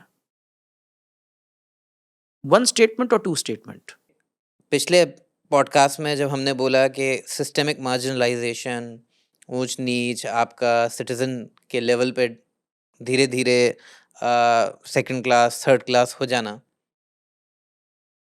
इधर एब्सेंस ऑफ पब्लिक इंटेलेक्चुअलिज्म की डिबेट और क्यों हम लोग पॉलिसी की तरफ नहीं जा पा रहे हैं, उसके कॉन्टेक्स्ट में पब्लिक इंटेलेक्चुअल कौन है, प्रॉफिट मोहम्मद सल्लल्लाहु अलैहि वसल्लम as a public intellectual, but ultimately through his messaging, communication as a public intellectual, as somebody who's providing discourse to people with a methodology, he starts achieving something. Policy reforms हैं, certain kinds of economic reforms हैं, social reforms हैं, आपने जैसे शराब की example दिया। Even before हिजरत करने के मदीना में जहाँ पे आपका सिस्टम इस्टेब्लिश हुआ, उससे पहले ज़कात की आयतें आ चुकी हैं कि इनइक्वलिटी को कैसे डील करना है, ह्यूमन राइट्स, डिग्निटी, आपने सारी चीज़ें बता दी। वो किस तरह हुआ? क्योंकि ये एक तरीके से एक टेम्पलेट भी है कि आप डिस्कोर्स को किस तरह से डेमोक्रेटिक एंगेजमेंट के थ्रू एक रियलिटी बनाते हैं। तफसीर अल कुर्तुबी में सफ़ा नंबर 550 पे ये मेंशन्ड है कि अबू सुफियान जो अभी तक मुसलमान नहीं हुए हैं, वो अपनी बेटी उम्मे हबीबा रज़ियल्लाहु अन्हा जो मुसलमान हो चुकी हैं, उनका निकाह रसूलुल्लाह सल्लल्लाहु अलैहि वसल्लम से करवाते हैं। ठीक है, very interesting. He is non Muslim, his daughter is Muslim, but the daughter can not marry. बेटी मैरी नहीं कर सकती, वालिद को देना पड़ेगा। प्रॉफिट मोहम्मद सल्लल्लाहु अलैहि वसल्लम से उनकी निकाह करवाते हैं। अबू सुफियान से पूछा जाता है कि भाई आपकी तो लड़ाई है, आप प्रॉफिट मोहम्मद सल्लल्लाहु अलैहि वसल्लम से निकाह कैसे करवा रहे हैं? And he says he is the man, I respect him for that. मेरी नज़र में उनकी बहुत इज्जत है, वो है असली इंसान। मेरा उनसे इख्तलाफ अलग है, मेरा उनसे इख्तलाफ फेथ बेसिस पे है, but he is a competent man. ये क्रेडिबिलिटी है आपकी सोसाइटी में अमंग नॉन मुस्लिम। ठीक है, दूसरा आपको एग्जाम्पल देता हूं मैं। ये एग्जाम्पल भी अबू सुफियान के थ्रू है। जब अबू सुफियान की मुलाकात होती है हेराक्लियस से और हेराक्लियस क्वेश्चंस करता है, हेराक्लिस कौन है? ये जेरूसलम में उस वक्त ही वॉज द किंग। तो वो क्वेश्चन करता है कि साहब आप जो हैं वो डिस्क्रिप्शन दीजिए कि साहब ये आप जो इंसान अपने आप को प्रॉफिट क्लेम करता है, आप ज़रा डिस्क्रिप्शन दीजिए कि वो प्रॉफिट कैसे है या अपने बारे में क्या कहता है या उसके एट्रीब्यूट्स क्या हैं, ठीक है? वो बताते हैं जो भी एट्रीब्यूट्स हैं। बहुत लंबी हदीस है, सही अल बुखारी की हदीस नंबर 7 है, बहुत लंबी है, तकरीबन 1 पेज 1 सफ़े की तो होगी वो। तो बहुत लंबी कन्वर्सेशन है। वो ये पूछता है हेराक्लियस कि क्या वो झूठ बोलते हैं? क्या आपने उनको कभी पाया झूठ बोलता हुआ? And Abu Sufyan says no. In our entire history we have never seen him speaking a lie. हमने अपनी ज़िंदगी में जब से हम उनको देख रहे हैं, हमारे सामने है वो, हमने उनको कभी झूठ बोलता हुआ नहीं देखा। हेराक्लियस का जवाब क्या होता है? जो इंसान दूसरों के बारे में झूठ नहीं बोलता, वो अल्लाह के बारे में झूठ कैसे बोल सकता है? ठीक है, ये सही बुखारी की हदीस है, हदीस number 7। Give you a third example, सूरह यूनुस वर्स नंबर आया नंबर 16, जहाँ पे प्रॉफिट मोहम्मद सल्लल्लाहु अलैहि वसल्लम अपनी क्रेडिबिलिटी लोगों को बता रहे हैं। कह रहे हैं कि उनका ये कहना है कि भाई मैं जो कहता हूँ आप मानते नहीं हैं, ठीक है? हालाँकि आपने सारी ज़िंदगी मुझे देखा है, मैं बाहर से नहीं आया, मैं कोई एलियन नहीं हूँ। आज की डेट में आप जितने भी पीर बाबा जितने भी घूमते हैं इंडियन सब कॉन्टिनेंट में, किसी का बैकग्राउंड मालूम नहीं किसी को। कहाँ से आया, कौन-सी फैमिली, क्या इंटेंशन है, बचपन में क्या था, 2 साल पहले क्या था, ठीक है? अभी आईआईटी बाबा बड़े फेमस हो गए थे कुंभ में। आपको उनकी हिस्ट्री में के बारे में क्या मालूम है कि आईआईटी से पढ़ा हुआ है इन्होंने, इतना मालूम है आपको बस। वो बाबा कैसे बने ये भी नहीं मालूम आपको। क्या मोटिवेशन है, ठीक है? You do not know. तो ही इज सेइंग सूरह यूनुस आया 16 में कि आप ऐसा नहीं, आप मेरे बारे में जानते नहीं हैं। आप मुझे इनसाइड आउट मेरी लाइफ को जानते हैं आप, ठीक है? ये भी हो सकता था कि भाई मैं आपसे ये बात नहीं बोलता, लेकिन क्योंकि वही है मेरे ऊपर मैं बोल रहा हूँ। आई am not coming from outside. I will give one more example. सूरह अल बकरा जो बहुत ही इंपॉर्टेंट है, जहाँ पे अल्लाह ने एहसान को डिफाइन किया है। एहसान किसको कहा जाता है? सूरह अल बकरा आया नंबर 195। अल्लाह के रास्ते में खर्च करो,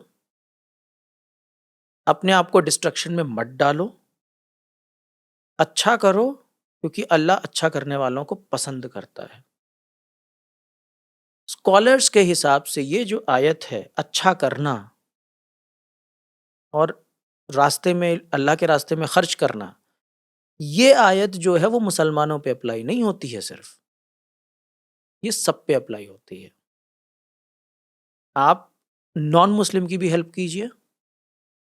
अगर नॉन मुस्लिम की हेल्प करने के लिए आप पैसा खर्च कर रहे हैं वो भी अच्छा है। अगर आप अच्छा करना चाहते हैं और नॉन मुस्लिम के साथ अच्छा कर रहे हैं वो भी अच्छा है। तो इन अ सेंस ये जो मैसेज है, एंड ऑफ कोर्स जाहिर सी बात है कि ये इस मैसेज का कैरियर कौन है? इस मैसेज का कैरियर प्रॉफिट हिमसेल्फ है।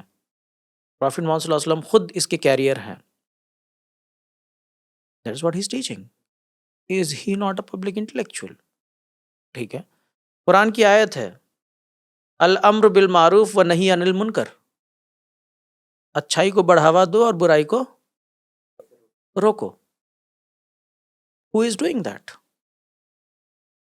और ये अच्छाई और बुराई का कॉन्सेप्ट सिर्फ थियोलॉजिकल कॉन्सेप्ट नहीं है, इसका कॉन्सेप्ट सोशल कॉन्सेप्ट भी है, क्योंकि सोसाइटीज तो सोशल कॉन्टेक्स्ट में भी होती हैं ना, अलग अलग कम्युनिटीज की अलग अलग चीजें भी होती हैं। तो कई जगह पे सोशल गुड भी एक कैपिटल है, सोशल गुड भी को भी प्रमोट किया जाता है जब तक कि वो शरीयत से टक्कर ना करें, जो टकराए नहीं। तो इन अ सेंस आप ये इट्स वेरी क्लियर, मुझे ऐसा लगता है कि it's very clear that the prophet is a public intellectual of his times. Nizam भाई, प्रॉफिट मोहम्मद सल्लल्लाहु अलैहि वसल्लम के हवाले से उनका पब्लिक इंटेलेक्चुअल होना, ये काफ़ी इंटरेस्टिंग चीज़ें हमारे सामने आई। और अक्सर जब हम प्रॉफिट की बात करते हैं सल्लल्लाहु अलैहि वसल्लम, तो ये बोला जाता है कि वो मुकम्मल इंसान हैं। हमारे दीन के नज़रिए से, हो सकता है दूसरे लोग इससे मुख्तलिफ राय रखें, लेकिन ये हमारे दीन का अकीदा, ये हमारा हिस्सा है कि he is the perfect human with the perfect message. और उस परफेक्ट मैसेज को, जैसे आपसे जो डिस्कशन हो रही है उसमें निकल के भी आ रहा है, उभर के भी आ रहा है, उसको इस्टेब्लिश करने के लिए he had to be everything that is part of the perfection. आप जज भी हैं, आप नेगोशिएटर भी हैं, आप लॉयर भी हैं, आप इकोनॉमिस्ट भी हैं, आप मिलिट्री स्ट्रेटेजिस्ट भी हैं, आप खुद सोल्जर भी हैं, आप जनरल भी हैं, आप फाइनेंस भी देख रहे हैं, आप फंडिंग भी देख रहे हैं, आप लीडरशिप दे भी रहे हैं, ट्रेनिंग भी कर रहे हैं। मतलब बोलते रहेंगे तो हर वो हिस्सा जिस पे बात की जा सकती है आपका कंट्रीब्यूशन है। और उसमें से एक ये भी है कि आपका पब्लिक इंटेलेक्चुअल होना। तो इसी तरह हर जो आपका हिस्सा है, आपकी सीरत का, जो हमें सुन्नत की तरह दे दी गई कि भई अब आपको इसको फॉलो करना है। तो हमने देखा कि जो प्रॉफिट सल्लल्लाहु अलैहि वसल्लम के कंपेनियंस हैं, अब प्रॉफिट हो जाना, उसकी हमें वो डायरेक्शन तो है कि भाई आप उनकी तरह बनने की कोशिश करें। हमारा दिन रात ये कोशिश भी है, लेकिन वो एक एक पार एक्सेलेंस जिसे कहते हैं कि एक epitome of archetype of human being है। तो बहुत सारे कंपेनियंस ने उनसे जो डिराइव किया, उसमें स्पेशलाइजेशन हुआ, लीडरशिप में, बिजनेस में, हर तरह। और वो जो ट्रेडिशन है वो हिस्टोरिकली ट्रांसलेट होता है डिवीजन ऑफ लेबर में, डिवीजन ऑफ एक्सपर्टीज में। जब अल्लाह ने कुरान में बोल दिया कि अब तुम सब मेरे खलीफा हो, विसिजरेंट हो, क्योंकि किसी ना किसी लेवल पे वो जो मैसेजिंग है वो हर इंडिविजुअल पे डेमोक्रेटाइज हो रही है, ट्रांसलेट हो रही है। तो ये जो एज अ पब्लिक इंटेलेक्चुअल जो ये आपका ट्रेडिशन है, उसको आगे बढ़ाने वाले कौन लोग हैं? देखिए, प्रॉफिट मोहम्मद सल्लल्लाहु अलैहि वसल्लम को दो तरीके से देखना पड़ेगा। एक तो एज अ प्रॉफिट, तो जब आप उनको एज ए प्रॉफिट देखते हैं तो he is the seal of the profits. Profits की लाइन में सबसे आखिरी हैं वो, फाइनलिटी, और इस्टेब्लिश करते हैं प्रॉफिटहुड। ये है प्रॉफिटहुड, ठीक है। तो वो प्रॉफिटिक ट्रेडिशन को कैरी करते हैं, उसको कंप्लीट भी करते हैं। उसको कंप्लीट भी इवन इन करते द हैं। Prophetic lineage, the yes, perfection of yes, prophethood yes, वो इस शख्सियत में यस। वजूद में आता है। तो कहने का मतलब उनका एक तो ट्रेडिशन ऑफ प्रॉफिटहुड को वो कैरी कर रहे हैं, जो उनसे पहले प्रॉफिट्स ने किया, ठीक है। एक तो वो किया है उन्होंने। दूसरा, वो एक मैसेज छोड़ के जा रहे हैं जो उनके बाद के लोग करेंगे, जो उनकी लेगेसी है, ठीक है। इनफैक्ट प्रॉफिट मोहम्मद सल्लल्लाहु अलैहि वसल्लम का एक हदीस है, और इट्स वेरी इंटरेस्टिंग। मैं इसमें तो खैर इंक्लूडेड नहीं है। उसमें यह है कि ही सेज कि आप जो मुझसे सुन रहे हैं, इस मैसेज को आप दूसरे तक पहुंचाइए, ठीक है। एंड प्रॉफिट मोहम्मद सल्लल्लाहु अलैहि वसल्लम हिमसेल्फ गिव्स द रीजन। वो रीजन देते हैं क्यों। वो कहते हैं जो मैसेज आपको मिला है ना, ये आप दूसरों तक पहुंचाइए। Even during his lifetime, even during his lifetime, he is saying कि भाई ये मैसेज मिला, आप दूसरे तक पहुंचाइए। लॉजिक क्या है? And it's a fantastic logic. He says कि हो सकता है आप जिसको मैसेज दें वो आपसे ज्यादा काबिल हो, ठीक है। तो in his understanding message convey होना ज्यादा जरूरी है, ठीक है। कौन मैसेज को यूज करने में कितना एफिशिएंट है ये अल्लाह डिसाइड करेगा, समझाने में ये अल्लाह डिसाइड करता है। मैं आपको और एग्जांपल देता हूं, इतने मतलब ये इतने रेवोल्यूशनरी एग्जांपल्स हैं ये। जैसे he has absolute faith on every companion, ये आपको किसी लीडर में नहीं मिलेगा। उनको अपने सारे कंपेनियन पे फेथ है डिस्पाइट। आप अगर जो अल रहीक अल मखतूम पढ़ेंगे ना, अल रहीक अल मखतूम में जो जिक्र है प्रॉफिट मोहम्मद सल्लल्लाहु अलैहि वसल्लम के एक्सपीडिशंस का जो उनकी लाइफ टाइम में हुए, कुछ तो गज़वे हुए जो डायरेक्ट कन्फ्रंटेशन है, और कुछ ऐसे हैं जहाँ पे ट्रैवल करके आप इंगेज कर रहे हैं, ठीक है। हर दूसरे एक्सपीडिशन में जनरल अलग है, झंडा उठाने वाला अलग है। ये बहुत यूनिक चीज़ है। अल्लाह के रसूल सल्लल्लाहु अलैहि वसल्लम जब की वफ़ात हो जाती है उससे 6 महीने पहले वो एक 17 साल के नौजवान लड़के को जनरल बनाते हैं और बड़े-बड़े कंपेनियंस उनके पीछे बैटल में जाते हैं। मतलब ये भी कि भाई even from the point of view of potential और एज को कंप्लीटली वो नहीं देखा गया कि भाई ये कोई रूल है। बहरहाल तो ये जो है मैं आपको एक दो चीज़ें जो है वो दो चीज़ें क्योंकि हैं, एक तो ट्रेडिशन ऑफ प्रॉफिटहुड और दूसरा कैरी करना। तो मैं ट्रेडिशन ऑफ प्रॉफिटहुड के हिसाब से आपको दो तीन चीज़ें बताता हूँ from the context of public intellectualism. Yusuf अलैहिस्सलाम का वाक़या है, सूरह यूसुफ और आयत नंबर 55 जब यूसुफ अलैहिस्सलाम को वहाँ का किंग, इजिप्ट का किंग रिकॉग्नाइज करता है और ये कहता है इन वर्स नंबर 54 आयत नंबर 54 में वो ये कहता है कि भाई तुम मेरे बहुत अजीज़ हो गए हो, तुम मेरे बहुत करीब हो गए हो और मैं तुमको अपने करीब रखूँगा। तो यूसुफ अलैहिस्सलाम कहते हैं कि मुझे आप ट्रेजरार बना दीजिए, keeper of the in-charge of the storehouses. मैं इस काम को कर सकता हूँ। What does that mean? जो कीपर ऑफ स्टोर हाउस है वो सिर्फ बिलीवर्स के लिए काम नहीं करेगा, ठीक है। ये खुद रिस्पॉन्सिबिलिटी ले रहे हैं। पहली बात तो इनको दी जाए तो आप लें या ना लें, that's a different thing. He is himself saying कि मैं इसको करूंगा, ठीक है। And he is himself proving कि मैं कर सकता हूं। जो आगे स्टोरी चलती है ये प्रूव्स इट, ठीक है। Why does he take it? Because he thinks इस पे किसी कॉम्पिटेंट इंसान को बैठना चाहिए। He is taking up a task जो किसी कायदे के इंसान को बैठना चाहिए। एंड ही नोज कि मैं इंशाल्लाह काम कर सकता हूं, and therefore he comes forward. बहुत इंटरेस्टिंग चीज है ये, ठीक है।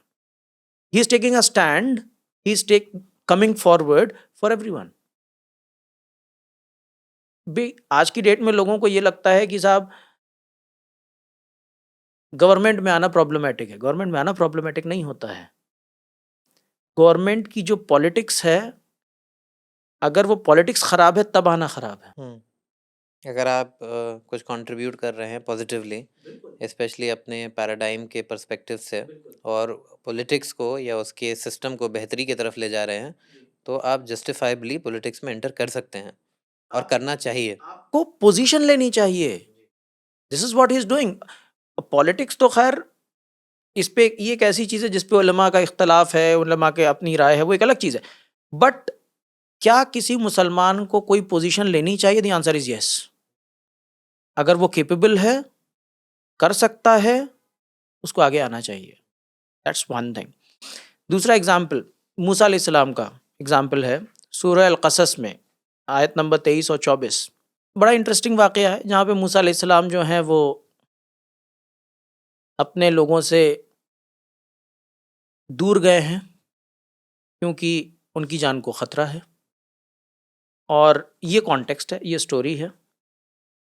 वो दौड़ते हुए या भागते हुए मिद्यान की, जो मिद्यान जिसको कुरान आइडेंटिफाई करता है, वहाँ पहुँचते हैं।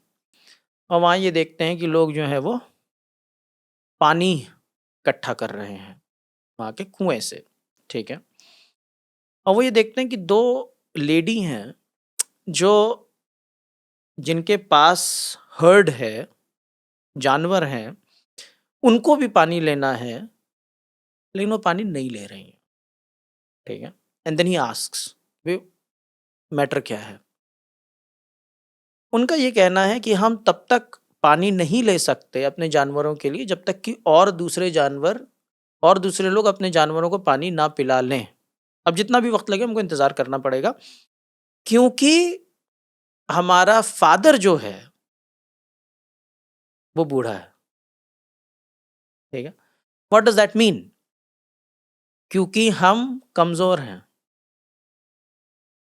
क्योंकि हम आगे नहीं बढ़ सकते, तो जब तक ये सब नहीं चले जाएंगे, हम किसी भी नंबर में हो लाइन में, चाहे पहले में हो, दूसरे में हो, तीसरे में हो, 10वें नंबर का आदमी भी पानी लेके जाएगा, क्योंकि हम कमजोर हैं, ठीक है। We cannot afford conflict. We cannot afford conflict. What does he do? He helps them. He says मैं आपके लिए पानी भरूंगा. He helps them. ठीक है. Now, what does that mean? This is again an interesting example.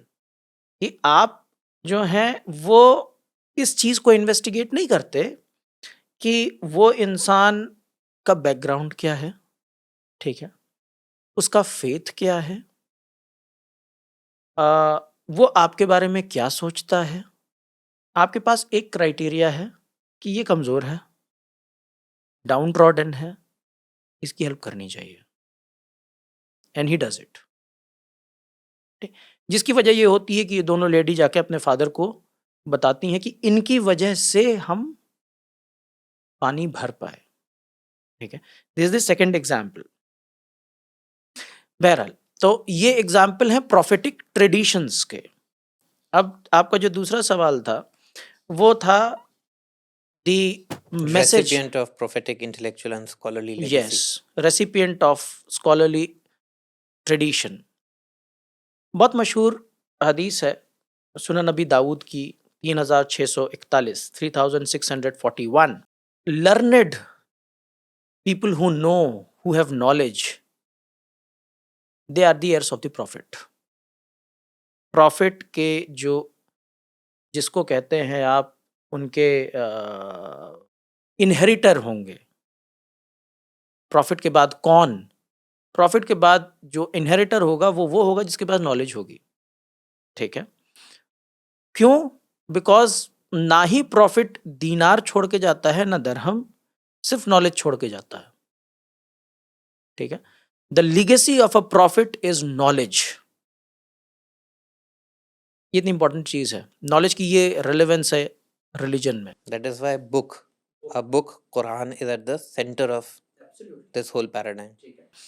अब knowledge किस चीज की? Knowledge of the prophetic tradition. कोई भी नॉलेज नहीं कि कार कैसे बनानी है, ठीक है, कपड़ा कैसे सिलना है, उसको नॉलेज नहीं कहा जा रहा है। The knowledge about existence of God, आपको दुनिया में क्या करना है, मरने के बाद क्या होगा, आपकी किस्मत क्या है, ये सारी चीज़ों की नॉलेज को नॉलेज कहा जाता है, ठीक है। बाकी तो और नॉलेज इस सेंस में नहीं है, ठीक है। अब इस नॉलेज का पजेसर जो है, इसके दो पजेसर्स माने जाते हैं। अगर आप इसको वैसे देखें, बट डिटेल में इसमें 3 कैटेगरीज हैं। एक तो वो जिसके पास नॉलेज है, और एक वो है जो नॉलेज को प्रैक्टिस भी कर रहा है, ठीक है। नॉलेज और प्रैक्टिस बहुत क्लोजली टाइड है इस्लाम में। बुखारी और मुस्लिम की हदीस है जो बहुत इंटरेस्टिंग है, जिसमें प्रॉफिट मोहम्मद सल्लल्लाहु अलैहि वसल्लम कहते हैं कि जो नॉलेज और गाइडेंस या रेवलेशन जिसको आप कहते हैं, वही बारिश की तरह होती है। इट्स लाइक अ रेन जो ज़मीन पे गिरती है, ठीक है। उस से 3 चीज़ें होती हैं। वो जिस पे गिरी, जिस ज़मीन पे, उस ज़मीन ने उसको एब्ज़ॉर्ब किया पानी को, और उस ज़मीन से बहुत सारी चीज़ें निकली फूट के, व्हिच मीन्स वो ज़मीन प्रोडक्टिव है। उसने पानी लिया और उसने उसको प्रोड्यूस किया उससे, ठीक है? दूसरी ज़मीन वो होती है जो कुछ प्रोड्यूस नहीं करती, लेकिन कलेक्ट करती है पानी को। रिज़र्वॉयर, जिससे और दूसरे लोग फ़ायदा उठाते हैं, जैसे तालाब है। और तीसरी ज़मीन वो है, कोई फ़र्क नहीं पड़ता जिस पे, बंजर, पानी आता है, चला जाता है, ठीक है? This is similar to the message of Quran, ठीक है? आप लर्नेड उसको कहेंगे जिसने नॉलेज भी ली और उस नॉलेज को उसने राइटफुली प्रैक्टिस किया अकॉर्डिंग टू प्रोफेटिक ट्रेडिशन। अपने हिसाब से नहीं, प्रोफेटिक का जो प्रॉफिट मोहम्मद सल्लल्लाहु अलैहि वसल्लम का जो ट्रेडिशन है, उस ट्रेडिशन के हिसाब से उसने प्रैक्टिस किया, तभी उसको आप नॉलेजेबल मानेंगे। I will note the last hadith here, which is again very interesting. This is in Al-Adabul Mufrad by Imam Bukhari. जहाँ प्रॉफिट मोहम्मद सल्लल्लाहु अलैहि वसल्लम कह रहे हैं कि आप एक ऐसे वक्त में हैं, और ये हमारे कॉन्टेक्स्ट में बहुत इंपॉर्टेंट है, आप एक ऐसे वक्त में हैं जहाँ फुक़हा बहुत हैं और खुतबा देने वाले कम हैं, ठीक है? सवाल लोग कम करते हैं, एप्रिसिएशन ज़्यादा है, और लोगों के एक्शंस के बेसिस पे, उलेमा के एक्शंस के बेसिस पे लर्निंग होती है। उसकी बेसिस पे लोग समझते हैं क्या करना है। एक वक्त तब आएगा जब फुक़हा बहुत कम होंगे, बोलने वाले बहुत ज़्यादा होंगे, क्वेश्चन बहुत होंगे, एप्रिसिएशन बहुत कम होगा, और लोगों की जो डिज़ायर होगी उसकी बेसिस पे एक्शंस होंगे, ठीक है? What does that mean? It means कि for you to be called as a person of knowledge, you should have the understanding of religion, and the understanding of religion should be translated into action, ठीक है? I'll give one last example, not from this, but last example. Quran में ऐसे भी जिक्र है लोगों का जो प्रॉफिट नहीं थे, इसमें हजरत लुकमान आते हैं, इज नॉट अ प्रॉफिट जी, but look at the recording of his message to his son. कोई जरूरी नहीं है कि उनके ऊपर रेवलेशन आया हो, कोई जरूरी नहीं है कि उन्होंने लिटरेचर को याद किया हो, but he has the correct understanding of religion, and therefore he is giving guidance to his son. बहुत से बाप ने अपने बच्चों को दिया होगा, बट थिंक अबाउट इट कि एक प्राइवेट कॉन्वर्सेशन वो कुरान में रिकॉर्ड होती है वही के फॉर्म में सबके लिए। इंटरेस्टिंगली जब हम अपने वालिद साहब को परेशान कर रहे थे एक ज़माने में, तो उन्होंने एक गज़ल लिखी थी, पोएट्री, वो पोएट भी हैं, तो लुकमान की बेटे को हिदायत। आज एक बाप की बेटे से शिकायत सुन ले, आने वाली है ज़माने पे क़यामत सुन ले। बेटे तो करते हैं बाप से शिकायत हर रोज़, आज एक बाप की बेटे से। तो वेरी इंटरेस्टिंग कि पूरी फिर वो जो लुकमान अलैहिस्सलाम की जो पूरी स्टोरी है उसमें, वो पूरी किस तरह से एक तरीके से वो हिदायत दी जा रही है नॉलेज की, उसके एग्जीक्यूशन की, और उससे क्या अचीव होना है। नहीं, अब आप जुल्करनैन का वाकया ले लीजिए ना, इज नॉट अ प्रॉफिट। वाकया देखिए आप, what is he doing? He is not doing anything for the Muslims, he is not doing anything for the believers, he is doing something for people. जो लोगों को मुसीबत है और उनसे मदद मांग रहे हैं, उसका सॉल्यूशन निकालने की उन्होंने कोशिश की है। on and he is taking a position for that. Publicly काम किया है भाई, है ना? तो कहने का मतलब ये है कि यू टेक पब्लिक पोजीशंस, आप डिस्टिंक्शन ना रखें।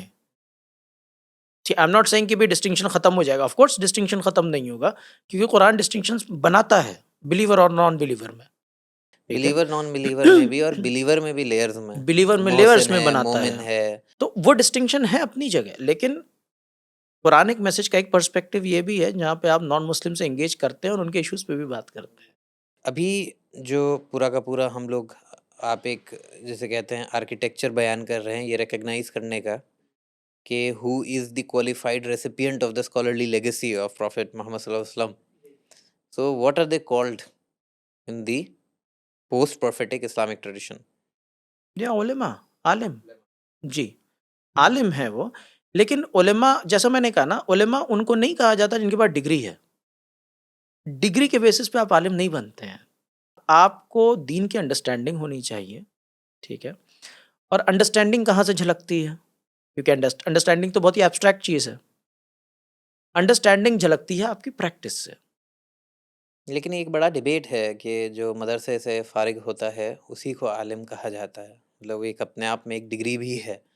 तो जब आप उसको डिग्री नहीं कहते हैं तो बड़ा मुश्किल हो जाता है कि किसी को आइडेंटिफाई करना, उसके उसको क्वालिफाई करना, और उसमें कन्फ्यूजन और उसमें मिसलीडिंग की भी बहुत लोग ऐसा बोलते हैं कि पॉसिबिलिटीज़ होती हैं। नहीं, देखिए, आप जो है वो मदरसे से फारिग या आलिम की बात नहीं कर रहे हैं मदरसे के सेंस में, आप पब्लिक इंटेलेक्चुअल की बात कर रहे हैं, ठीक है?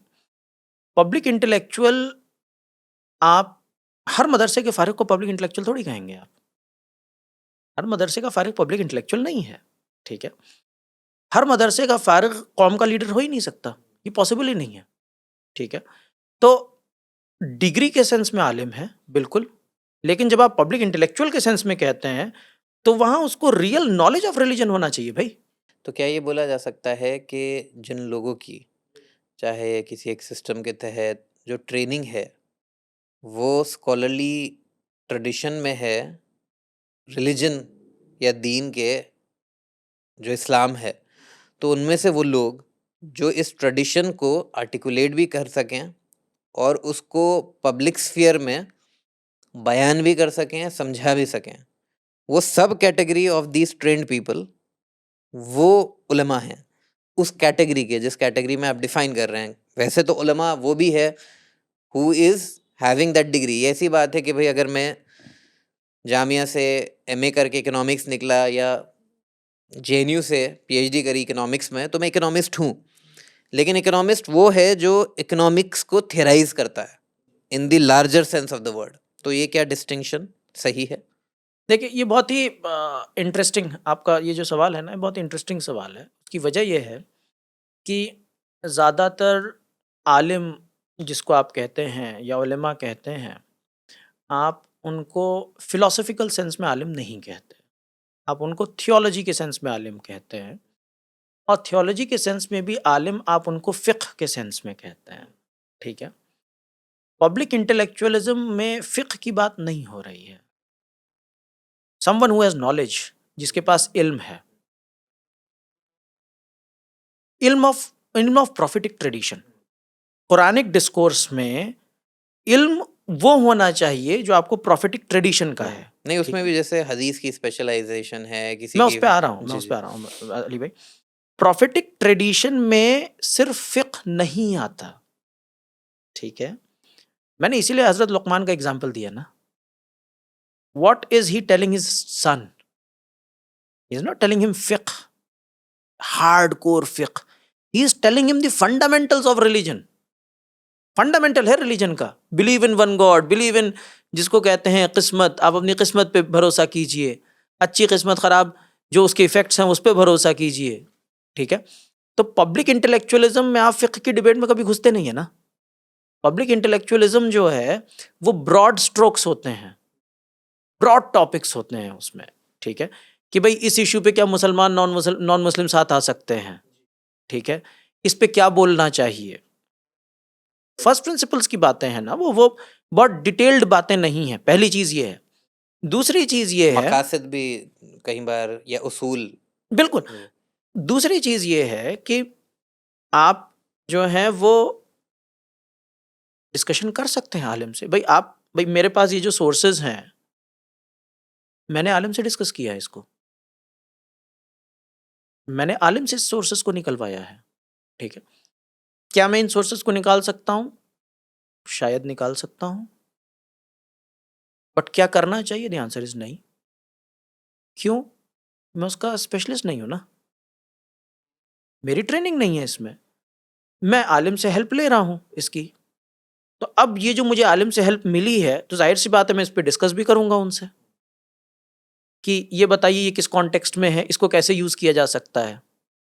तो जब वो डिस्कशन हो गया, और वो इतना डिटेल्ड और इंट्रिकेट डिस्कशन नहीं है कि जिसको टच नहीं किया जा सकता, ये बहुत ब्रॉड स्ट्रोक्स हैं, है ना, आप इसकी बेसिस पे बातें कर सकते हैं।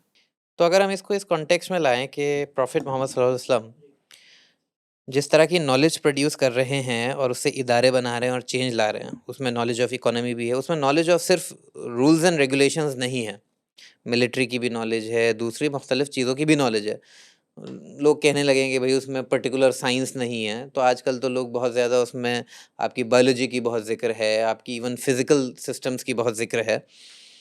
तो उसमें जो अभी जो पर्टिकुलर ट्रेनिंग हो रही है, वो उस रेजोल्यूशन पे, जिस रेजोल्यूशन पे सोसाइटी कंस्ट्रक्ट होती है और ऑपरेट करती है एज अ सिस्टम,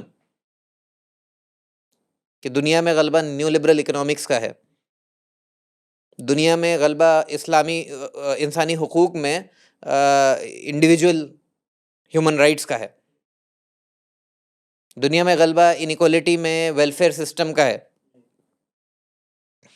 तो उस पर्सपेक्टिव से अगर देखा जाए, क्या हम लोग उस तरह के आलिम उलेमा प्रोड्यूस कर रहे हैं? मुझे लगता है कोशिश किया है लोगों ने, लेकिन अभी तक हमने नहीं प्रोड्यूस किया है। ऐसा नहीं है कि पहले नहीं किया है। क्योंकि इमाम गज़ाली, इमाम इब्न अरबी, इमाम इब्न तैमिया, हमारे चारों जो अहले सुन्ना वल जमा के इजमा के इमाम हुए, इमाम अबू हनीफ़ा, इमाम मालिकी, शाफ़ी, इमाम इब्न हनबल, इवन दूसरे जो इस्लामिक शिया ट्रेडिशन भी है, इधर भी है, शाह वली अब्दुल, ये सारे लोग वो लोग गुजरे हैं कि जो बहुत मल्टी डिमेंशनल हैं। मतलब ये हमारी ट्रेडिशन का हिस्सा है। ये तो मौजूदा दौर का क्राइसिस है जो हम फेस कर रहे हैं। एक इसमें इसमें कई चीज़ें, इसमें जो है प्रॉब्लम्स हैं। मुझे लगता है कि थोड़ा-सा हमको एक डिफरेंट डायरेक्शन में जाना होगा इस चीज़ को समझने के लिए, और वो एक बहुत ही मुख्तलिफ डायमेंशन है। जो जो नॉलेज सिस्टम है दुनिया का, और जो इंस्टीट्यूशंस हैं, ख़ास तौर पे नेशन स्टेट का जो इंस्टीट्यूशन बना है, वो क्रिश्चियन एथिक पे बना है, ठीक है? उसकी बुनियाद क्रिश्चियन एथिक है, ठीक है? उसका मतलब क्या है मैं आपको बताता हूँ। उसका मतलब ये है कि जैसे अब आप इसको ऐसे समझिए कि अगर आप यूनिवर्सैलिटी की बात करें, ये चीज़ें यूनिवर्सल हैं, ठीक है? दुनिया में एक यूनिवर्सल पॉसिबल नहीं है, अलग-अलग तरह के यूनिवर्सल हैं दुनिया में। जैसे मैं आपको एक एग्ज़ाम्पल दूँ, अगर हिंदुइज़्म या हिंदुइज़्म तो गलत होगा कहना, हिंदुत्व आप ये मान लें कि वो दुनिया पे डोमिनेट करता है एज़ ए फ़िलॉसफ़ी। तो अगर वो दुनिया पे डोमिनेट करेगा, तो वो दुनिया को किस नज़रिए से देखेगा? वो दुनिया को इंडिया के नज़रिए से देखेगा। ये जो ज्योग्राफ़ी के कल्चर हैं, इन कल्चर को यूनिवर्सलाइज़ करने की कोशिश करेगा वो, ठीक है?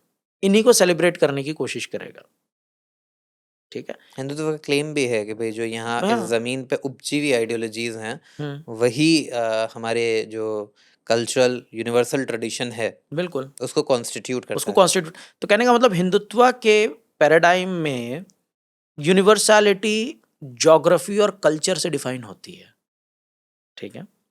क्रिश्चियनिटी में आ जाइए आप, क्रिश्चियनिटी के यूनिवर्सलिज्म में सारी दुनिया क्रिश्चियन है। The entire world belongs to God, जहां पे वो डिस्टिंक्शन डालते ही नहीं है। ठीक है, एक 1400 समथिंग की एक ट्रीटी है, ट्रीटी ऑफ टॉर्डेसिलास कहते हैं उसको। पोर्टुगल और स्पेन के बीच की ट्रीटी है वो। दोनों के बीच में लड़ाई हो रही थी कि भाई कौन कितना कैप्चर करेगा, और एक दूसरे के इंटरेस्ट को वो लोग हैम्पर कर रहे थे। पोप के पास जाते हैं वो। पोप जो है वो ऐसी लाइन खींच देते हैं, कहते हैं दाहिने राइट साइड एंटायर वर्ल्ड तुम्हारा है, लेफ्ट साइड एंटायर वर्ल्ड तुम्हारा है। What does that mean? आपके जहन में सारी दुनिया आपको बिलोंग करती है, आप डिस्टिंक्शन में बिलीव नहीं करते। ठीक है, ये दूसरी टाइप की यूनिवर्सैलिटी है। तीसरी टाइप की यूनिवर्सैलिटी इस्लाम में है।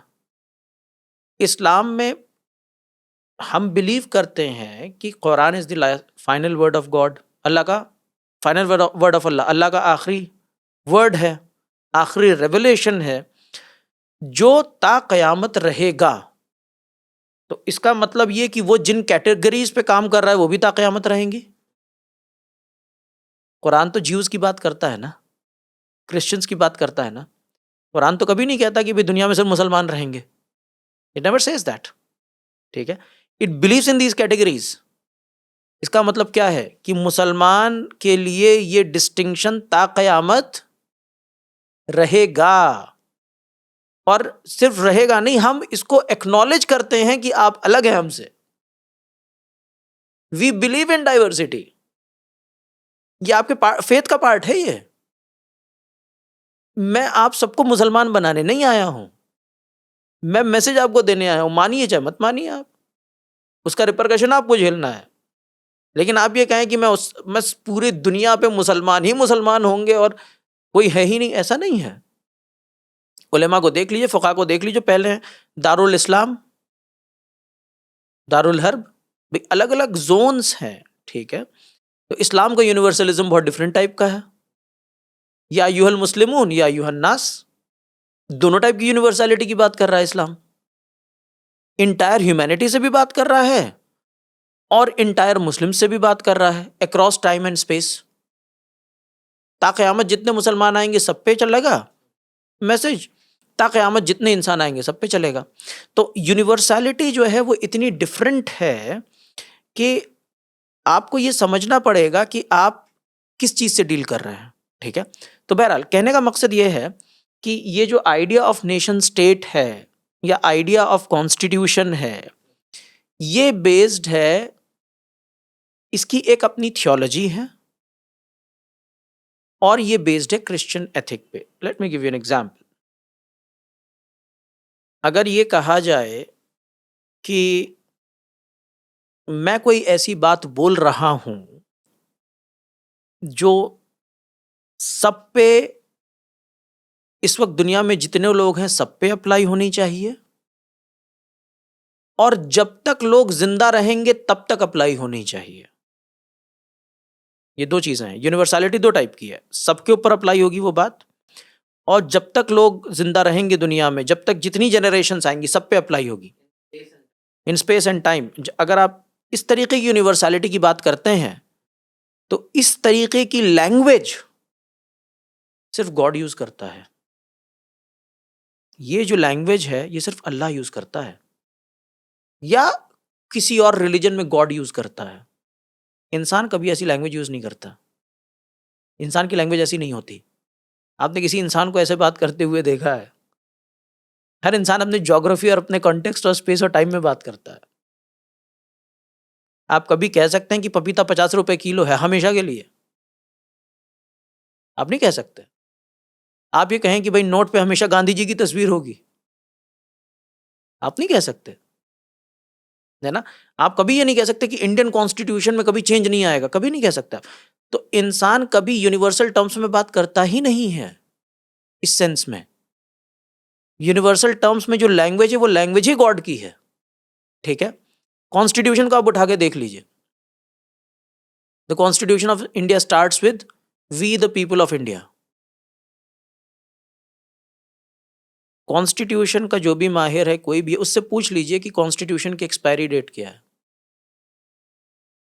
There is no expiry date. क्या मतलब है? इन्फिनिटी तक चलाने के लिए चलाया है आपने, उसको बनाया है, विच इज अ यूनिवर्सल फैक्टर। ठीक है। वी द पीपल में पीपल कौन है? उसी जमाने के लोग हैं क्या? नहीं। आपने पीपल डिफाइन ही नहीं किया, मतलब सबके ऊपर अप्लाई होगा वो भी यूनिवर्सल है। ठीक है। आप कभी भी ये नहीं कहते कि 1949 में कॉन्स्टिट्यूशन जो है वो बना, 1950 में जो है वो अडॉप्ट हो गया, उसके पीछे कॉन्स्टिट्यूशन नहीं लगेगा। ये भी मैं बता दूं आपको। अगर कोर्ट के पास ये क्वेश्चन आएगा तो कोर्ट कॉन्स्टिट्यूशन को रेट्रोस्पेक्टिवली भी अप्लाई कर देगी, और वो भी इन्फिनिटी तक खींच सकते हैं आप उसको। 1947 के जो पहले के केसेस हैं किसी जी। भी चीज़ के, उनका जो जजमेंट होगा वो किसी मिडीवल लॉजिक से नहीं होगा, नहीं होगा वो किसी एंशिएंट लॉजिक से नहीं होगा। नहीं हो सकता, वो वो अलाउड ये नहीं है। डिसाइड हुआ है कि आपका और मेरा जो कॉन्ट्रैक्ट है वो ये है कि अब जो आगे आने वाली जितनी भी डिबेट्स हैं और उसके ऊपर जजमेंट होगा जी। वो इस फ्रेमवर्क से होगा। भाई इंदिरा जयसिंह ने अभी कुछ दिन पहले, 2-4 दिन पहले स्टेटमेंट दिया है कि भाई रिलीजन की बेसिस पे डिसीजन आ रहे हैं, कल्चर की बेसिस पे। भाई former chief justice of India doctor DY Chandrachud का क्रिटिसिज्म किस लिए था? बाबरी मस्जिद के जजमेंट, बाबरी अयोध्या जजमेंट का जो क्रिटिसिज्म है इसी बेसिस पे है। ज्ञान वापी की का पूरा जो है वो क्रिटिसिज्म इसी बेसिस पे है कि साहब आप जो है वो मेडिवल लॉजिक लेके चले आ रहे हैं, आप रिलीजन का लॉजिक लेके चले आ रहे हैं। वो क्यों है? क्योंकि ये एजम्पशन है कि कॉन्स्टिट्यूशन सीधे भी इन्फिनिटी जाएगा और पीछे भी इन्फिनिटी जाएगा। तो constitution is technically speaking becomes a religious document, the logic of religion. It works on the logic of religion, with nation as the ultimate sovereign. ठीक है। अब उसमें आप उसको, उसमें और एक इंटरेस्टिंग बात बता दूं मैं, और वो बहुत ही इंटरेस्टिंग है। तो जो डिवाइन फीचर्स जी। हैं वो मटीरियलिटी में रिलोकेट किए जा रहे हैं, एब्सोल्युटली। डिस्पाइट द फैक्ट कि डिस्कशन हो रहा है कि इन टाइम चेंजेस आते हैं, बिल्कुल। और वो पूरा कॉन्स्टिट्यूएंट असेंबली की डिबेट्स में वो चेंजेस को और उसकी हिस्ट्री को और उसके रिवीजन को और उसके करेक्शन को डिस्कस किया जा रहा है। लेकिन जो नेचर ऑफ कॉन्स्टिट्यूशन बन रहा है और उसकी जो डॉक्ट्रिनल सेंस में और उसका जो अप्लाइड सेंस बन रहा है वो अल्टीमेटली वही वर्ल्ड व्यू जी। और वही मेथड क्रिएट कर रहा है जिसको वो क्रिटिसाइज कर रहा है। जैसे एक एग्जांपल देता हूं मैं। प्रॉफिट मोहम्मद सल्लल्लाहु अलैहि वसल्लम comes up with one single discourse about religion. One single discourse है उनका। प्रॉफिट्स का भी वही डिस्कोर्स है। Look at the constitution, one single discourse. Uniform civil code क्या है? यही है। एक ह्यूमन बींग्स ये काम नहीं करते हैं। ह्यूमन बींग्स के कस्टम्स और ट्रेडिशंस होते हैं अलग अलग। ये जो पूरा पूरा पूरा लॉजिक है ना कि एक ही सिंगल अथॉरिटी होगी शुरू से लेके आखिर तक, एक ही लॉ होगा जो सब पे अप्लाई होगा। ठीक है। ये क्रिश्चियनिटी में है, सारे क्रिश्चियंस पे अप्लाई होगा। Especially given the fact that in the Indian context, whoever is propagating this logic claims pluralism, diversity as embedded within their tradition. अब इसमें क्या होता है, आई टेल यू। उसमें होता क्या है कि अब आपको एक ही लॉजिक सब पे अप्लाई करना है, आप कैसे अप्लाई करेंगे? आप कर ही नहीं सकते। आप उसको अप्लाई करने के लिए क्या करते हैं? नई कैटेगरी क्रिएट करते हैं, सिटीजनशिप। सिटीजनशिप एक ऐसी कैटेगरी है जिस कैटेगरी में सब लोग आ जाते हैं, और जब उसमें सब लोग आ जाते हैं तो वो लॉजिक सब पे अप्लाई हो जाएगा। तो उस लॉजिक को यूनिवर्सल बनाने के लिए आपने एक स्पेशल कैटेगरी क्रिएट की। ठीक है भाई, रिलीजन्स भी यही करते हैं। तो जो सोशल कॉन्ट्रैक्ट है वो बिटवीन ग्रुप्स या बिटवीन इंडिविजुअल्स नहीं है, बट सोशल कॉन्ट्रैक्ट है आइडिया ऑफ सिटीजन से इंडिविजुअल्स का, जिस सिटीजनशिप की ट्रांसलेशन फिर कॉन्स्टिट्यूशन से हो रही है। तो there is a convergence mechanism of homogenising identity. दोनों चीज़ें हैं, इसमें सिर्फ होमोजेनाइजिंग आइडेंटिटी नहीं है। कॉन्स्टिट्यूशन कार्ल श्मिट है या और जैसे लोग फिलोसोफर्स हैं, जर्मन फिलोसोफर्स, बड़ा इंटरेस्टिंग आर्ग्यूमेंट था उनका। और इनफैक्ट ये इस्लामिक ट्रेडिशन में भी आपको मिलेगा, कुछ ऐसे लोग हैं जिन्होंने इस बात की है कि, और इसका आपको रिजल्ट मिलेगा जो अमेरिका में डिबेट हो रही है आर्म्स की, वेपन, पोजेशन ऑफ वेपन रखना चाहिए या नहीं, ठीक है। स्टेट बनने से क्या होता है कि जब आप स्टेट बनाते हैं तो आप वायलेंस करने की अथॉरिटी, मोनोपोली स्टेट को दे देते हैं। उसके अलावा जो भी वायलेंस करेगा वो गलत है, ठीक है। और इसीलिए किसी को भी आर्म्स रखने की आजादी नहीं है। तो स्टेट को कहा जाता है the state maintains monopoly over violence. Violence के ऊपर मोनोपोली है स्टेट की और किसी का नहीं है, ठीक है। क्या ये टेम्पलेट थी? द आंसर इज नो, कभी भी नहीं था ऐसा। नेशन स्टेट को हटा दीजिए तो कभी भी ऐसा नहीं था। अब अपने दादा के यहां भी आपको मिलेगा कुछ ना कुछ। अगर मैं अपने दादा के पास पहुंच जाऊं तो मुझे कुछ नहीं तो लाठी मिल जाएगी घर पे। कुछ ना कुछ तो रहता था घर में लोगों के। भी जाहिर सी बात है, बंदूक होती नहीं थी उस वक्त, बहुत कम होती थी, कुछ ना कुछ तो लोग रखते थे ना। Right to self defence completely neutralise या खत्म कर दिया। तो कहने का मतलब ये, जब आप इस तरीके का स्ट्रक्चर बनाते हैं, absolutely in exchange of policing, तो अगर आप इस तरीके का स्ट्रक्चर बनाते हैं और ये एक ऐसा स्ट्रक्चर एक ऐसे एथिक्स पे बेस्ड है जो फॉरेन एथिक्स है, जो आप कहें क्रिश्चियन एथिक, ठीक है, तो मुझे तो अपने आप को आइडेंटिफाई करने में प्रॉब्लम हो जाएगी ना, क्योंकि मेरी तो डिफरेंट एथिक्स है, ठीक है। भाई हिंदुत्व इंडिया में क्यों नहीं चल पा रहा था? हिंदुत्व इंडिया में मेन स्ट्रीम इसलिए नहीं हो पा रहा था क्योंकि लिबरल एथिक पे काम हो रही हैं चीजें। जब तक कि आप उस लॉजिक को रिप्लेस नहीं करेंगे तब तक आप मेन स्ट्रीम हो ही नहीं सकते, ठीक है। आपने उस लॉजिक को रिप्लेस कर दिया, आप मेन स्ट्रीम हो गए। अब जब आप मेन स्ट्रीम हो गए तो वो मार्जिनलाइज हो गए। इन दोनों ही केस में because Muslim is the enemy, वो मार्जिनलाइज तो दोनों ही सिचुएशन में है, क्योंकि सिटीजनशिप कम्युनल है, वहां भी मार्जिनलाइज हो जा रहा है। वो अब जो सिस्टम भी बन रहा है उसमें भी अदराइजेशन है। इसमें जो एग्जिस्टिंग सिस्टम था पुराना उसमें अदराइजेशन इरेजर हो रहा है आपकी होमोजेनाइजिंग आइडेंटिटी से, यूनिफॉर्मिटी, ये सारी कैटेगरी। और इस वक्त हो रहा है कि भाई आपको एक existential other from the perspective of the right of who, ideological right जो इस सिविलाइजेशन का टेरिटोरियली स्पीकिंग हो सकता है। इसमें एक चीज और जोड़ दूं अली भाई, जो और इम्पोर्टेंट है, ये जितना भी हो रहा है इसमें पब्लिक इंटेलेक्चुअलिज्म कहाँ है? Why are we discussing this in public intellectualism? We are discussing all of this क्योंकि इस पूरे सिस्टम से, स्ट्रक्चर से रिलेटेड है नॉलेज, ठीक है। यूनिवर्सिटी में क्या पढ़ाया जाएगा, स्कूल का सिलेबस क्या होगा, ठीक है, करिकुलम कैसे डिजाइन होगा, कैसा लिटरेचर लिखा जा सकता है, कैसा नहीं लिखा जा सकता है, उस पर डिपेंडेंट है ये सिस्टम नॉलेज के थ्रू सिटीजन को शेप करेगा। बिल्कुल। और क्योंकि पब्लिक इंटेलेक्चुअलिज्म जो है, public intellectualism is dependent on knowledge. जब आपके पास नॉलेज ही नहीं होगी तो आप अवेयरनेस क्या फैलाइएगा, आप क्वेश्चंस कैसे आस्क कीजिएगा? तो जब आपको यही नहीं पता होगा सही नॉलेज क्या है, because of the structural problems, तो आप पब्लिक इंटेलेक्चुअलिज्म कैसे? तो मुस्लिम्स के साथ दोनों चीजों पे हो रहा है। एक तो वो चीज जिसपे सबको प्रॉब्लम हो रही है, क्योंकि नॉलेज पता नहीं चल रहा है, तो सबके लिए पब्लिक इंटेलेक्चुअल क्रिएट करना मुश्किल हो रहा है। इसीलिए रोमिला थापर लिख रही हैं।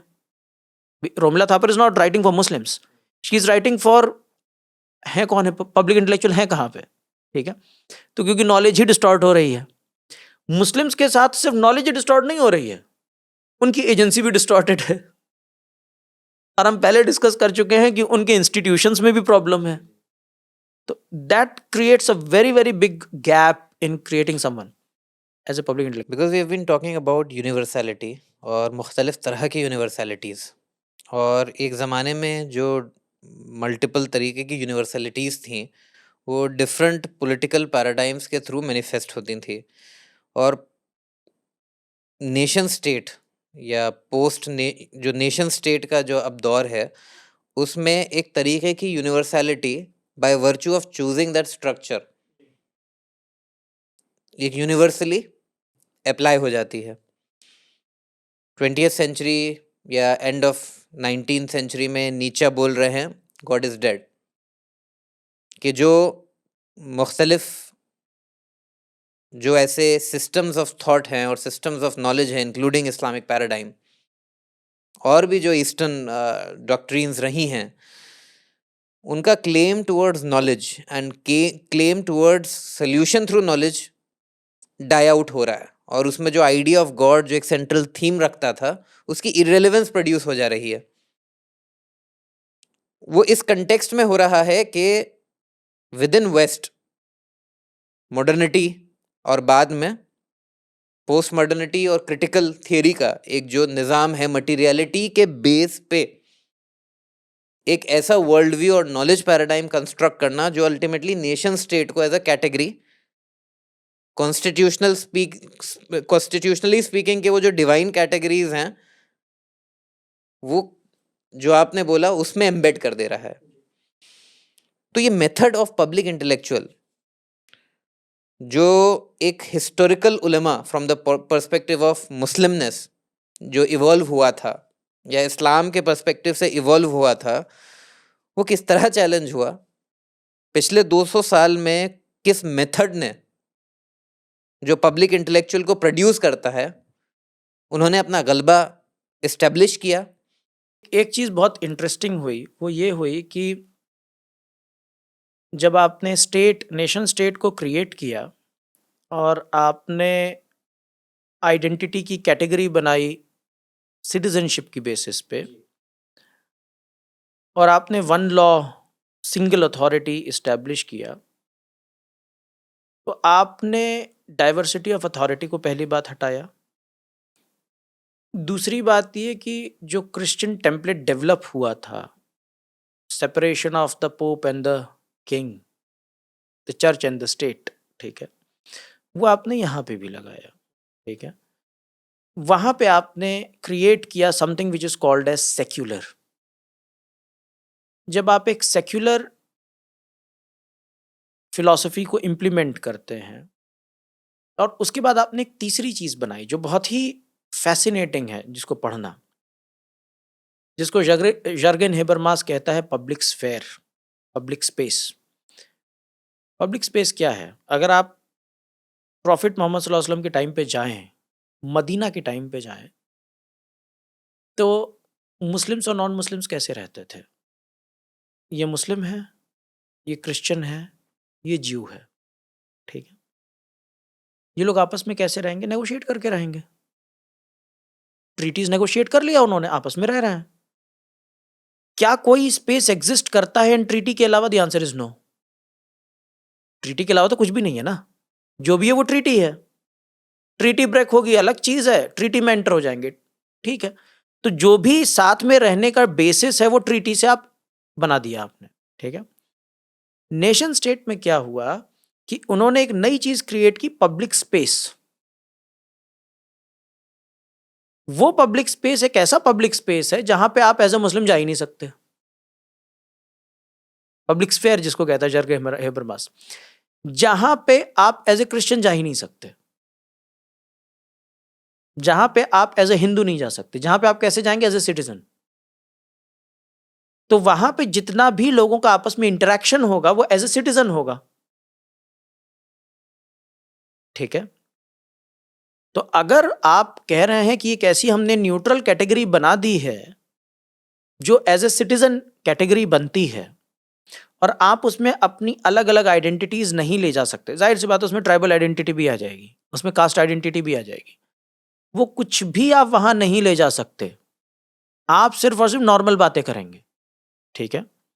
कॉन्स्टिट्यूशनल लैंग्वेज यूज करेंगे, नॉर्मल बातें करेंगे। तो उसमें क्या होगा कि पब्लिक और प्राइवेट आपने क्रिएट कर दिया स्पेस। रिलीजन जो है वो प्राइवेट स्पेस है, ठीक है। पब्लिक स्पेस में क्या आ जाता है?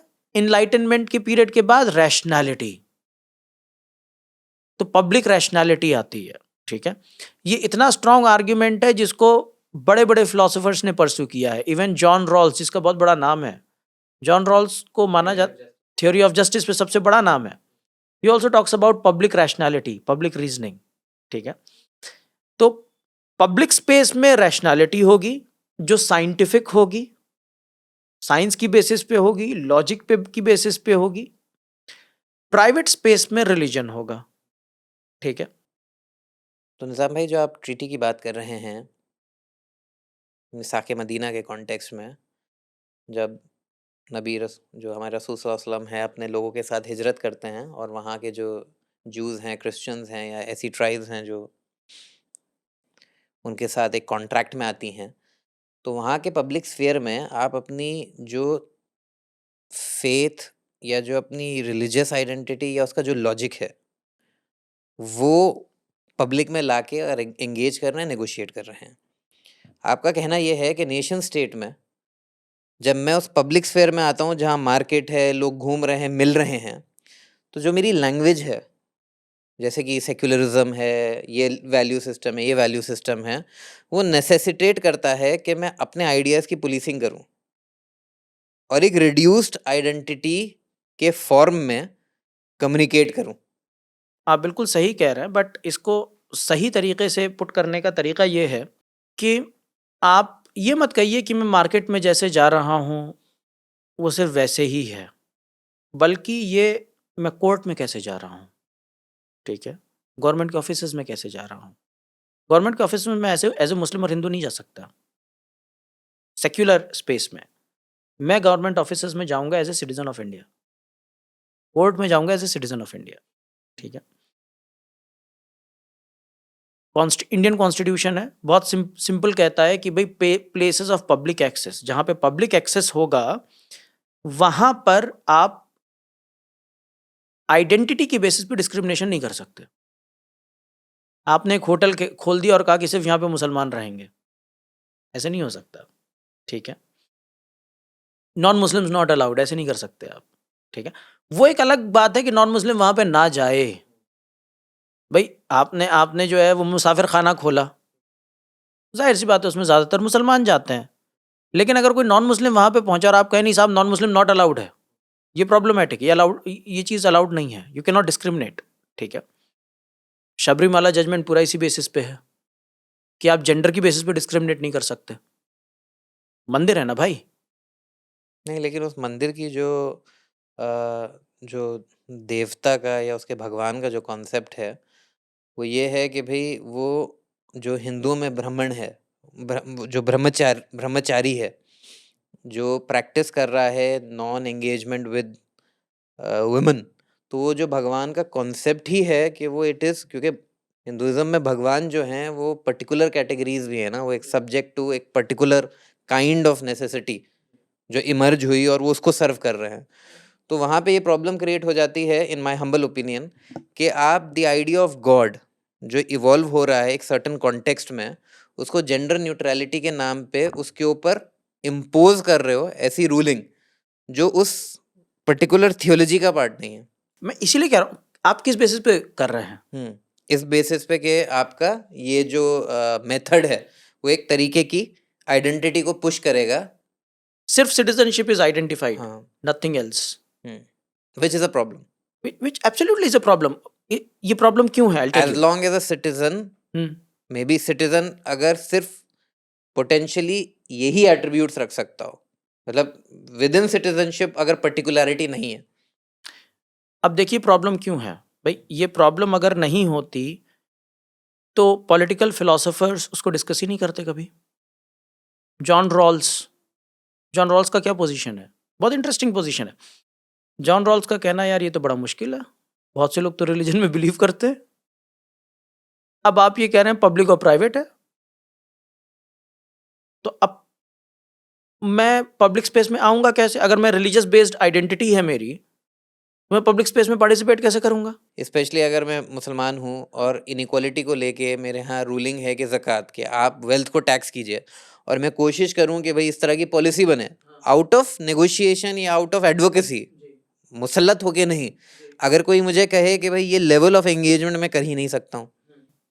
नहीं, मैं वही कह रहा हूँ कि भाई फिर जॉन रॉल्स इसको मालूम है कैसे कहता है? मैं जॉन रॉल्स ये कहता है कि चलिए ठीक है, हमने मान लिया कि आपका एक, and he talks about religion in public reason. Public reason जिसको आप पब्लिक रैशनैलिटी कह रहे हैं, पब्लिक स्फेयर में रीजन का क्या रोल है? क्योंकि वहां तो रैशनैलिटी है।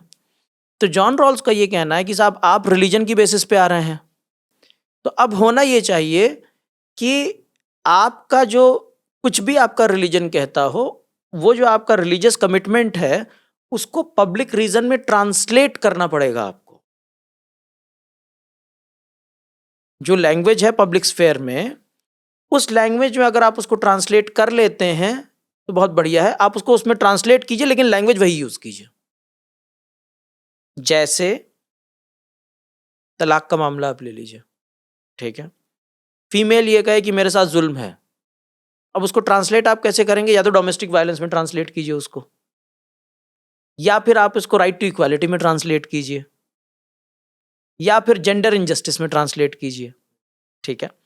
तो आपको एक पर्टिकुलर लैंग्वेज है जिसमें आपको अपनी चीजों को ट्रांसलेट करना पड़ेगा। जो आपने लास्ट एपिसोड में लास्ट पॉडकास्ट में बनाया था कि भाई जो फिक्ह या शरीयत है वो पर्सनल लॉ कैसे बनती है, उसमें जब एक एंग्लिसाइज्ड लॉ का जो फ्रेमवर्क है उससे आप अपनी कैटेगरीज को रीइमेजिन करने की कोशिश करते हैं और उनके मीनिंग बदल जाते हैं। तो अब आप उसको ट्रांसलेट कर रहे हैं।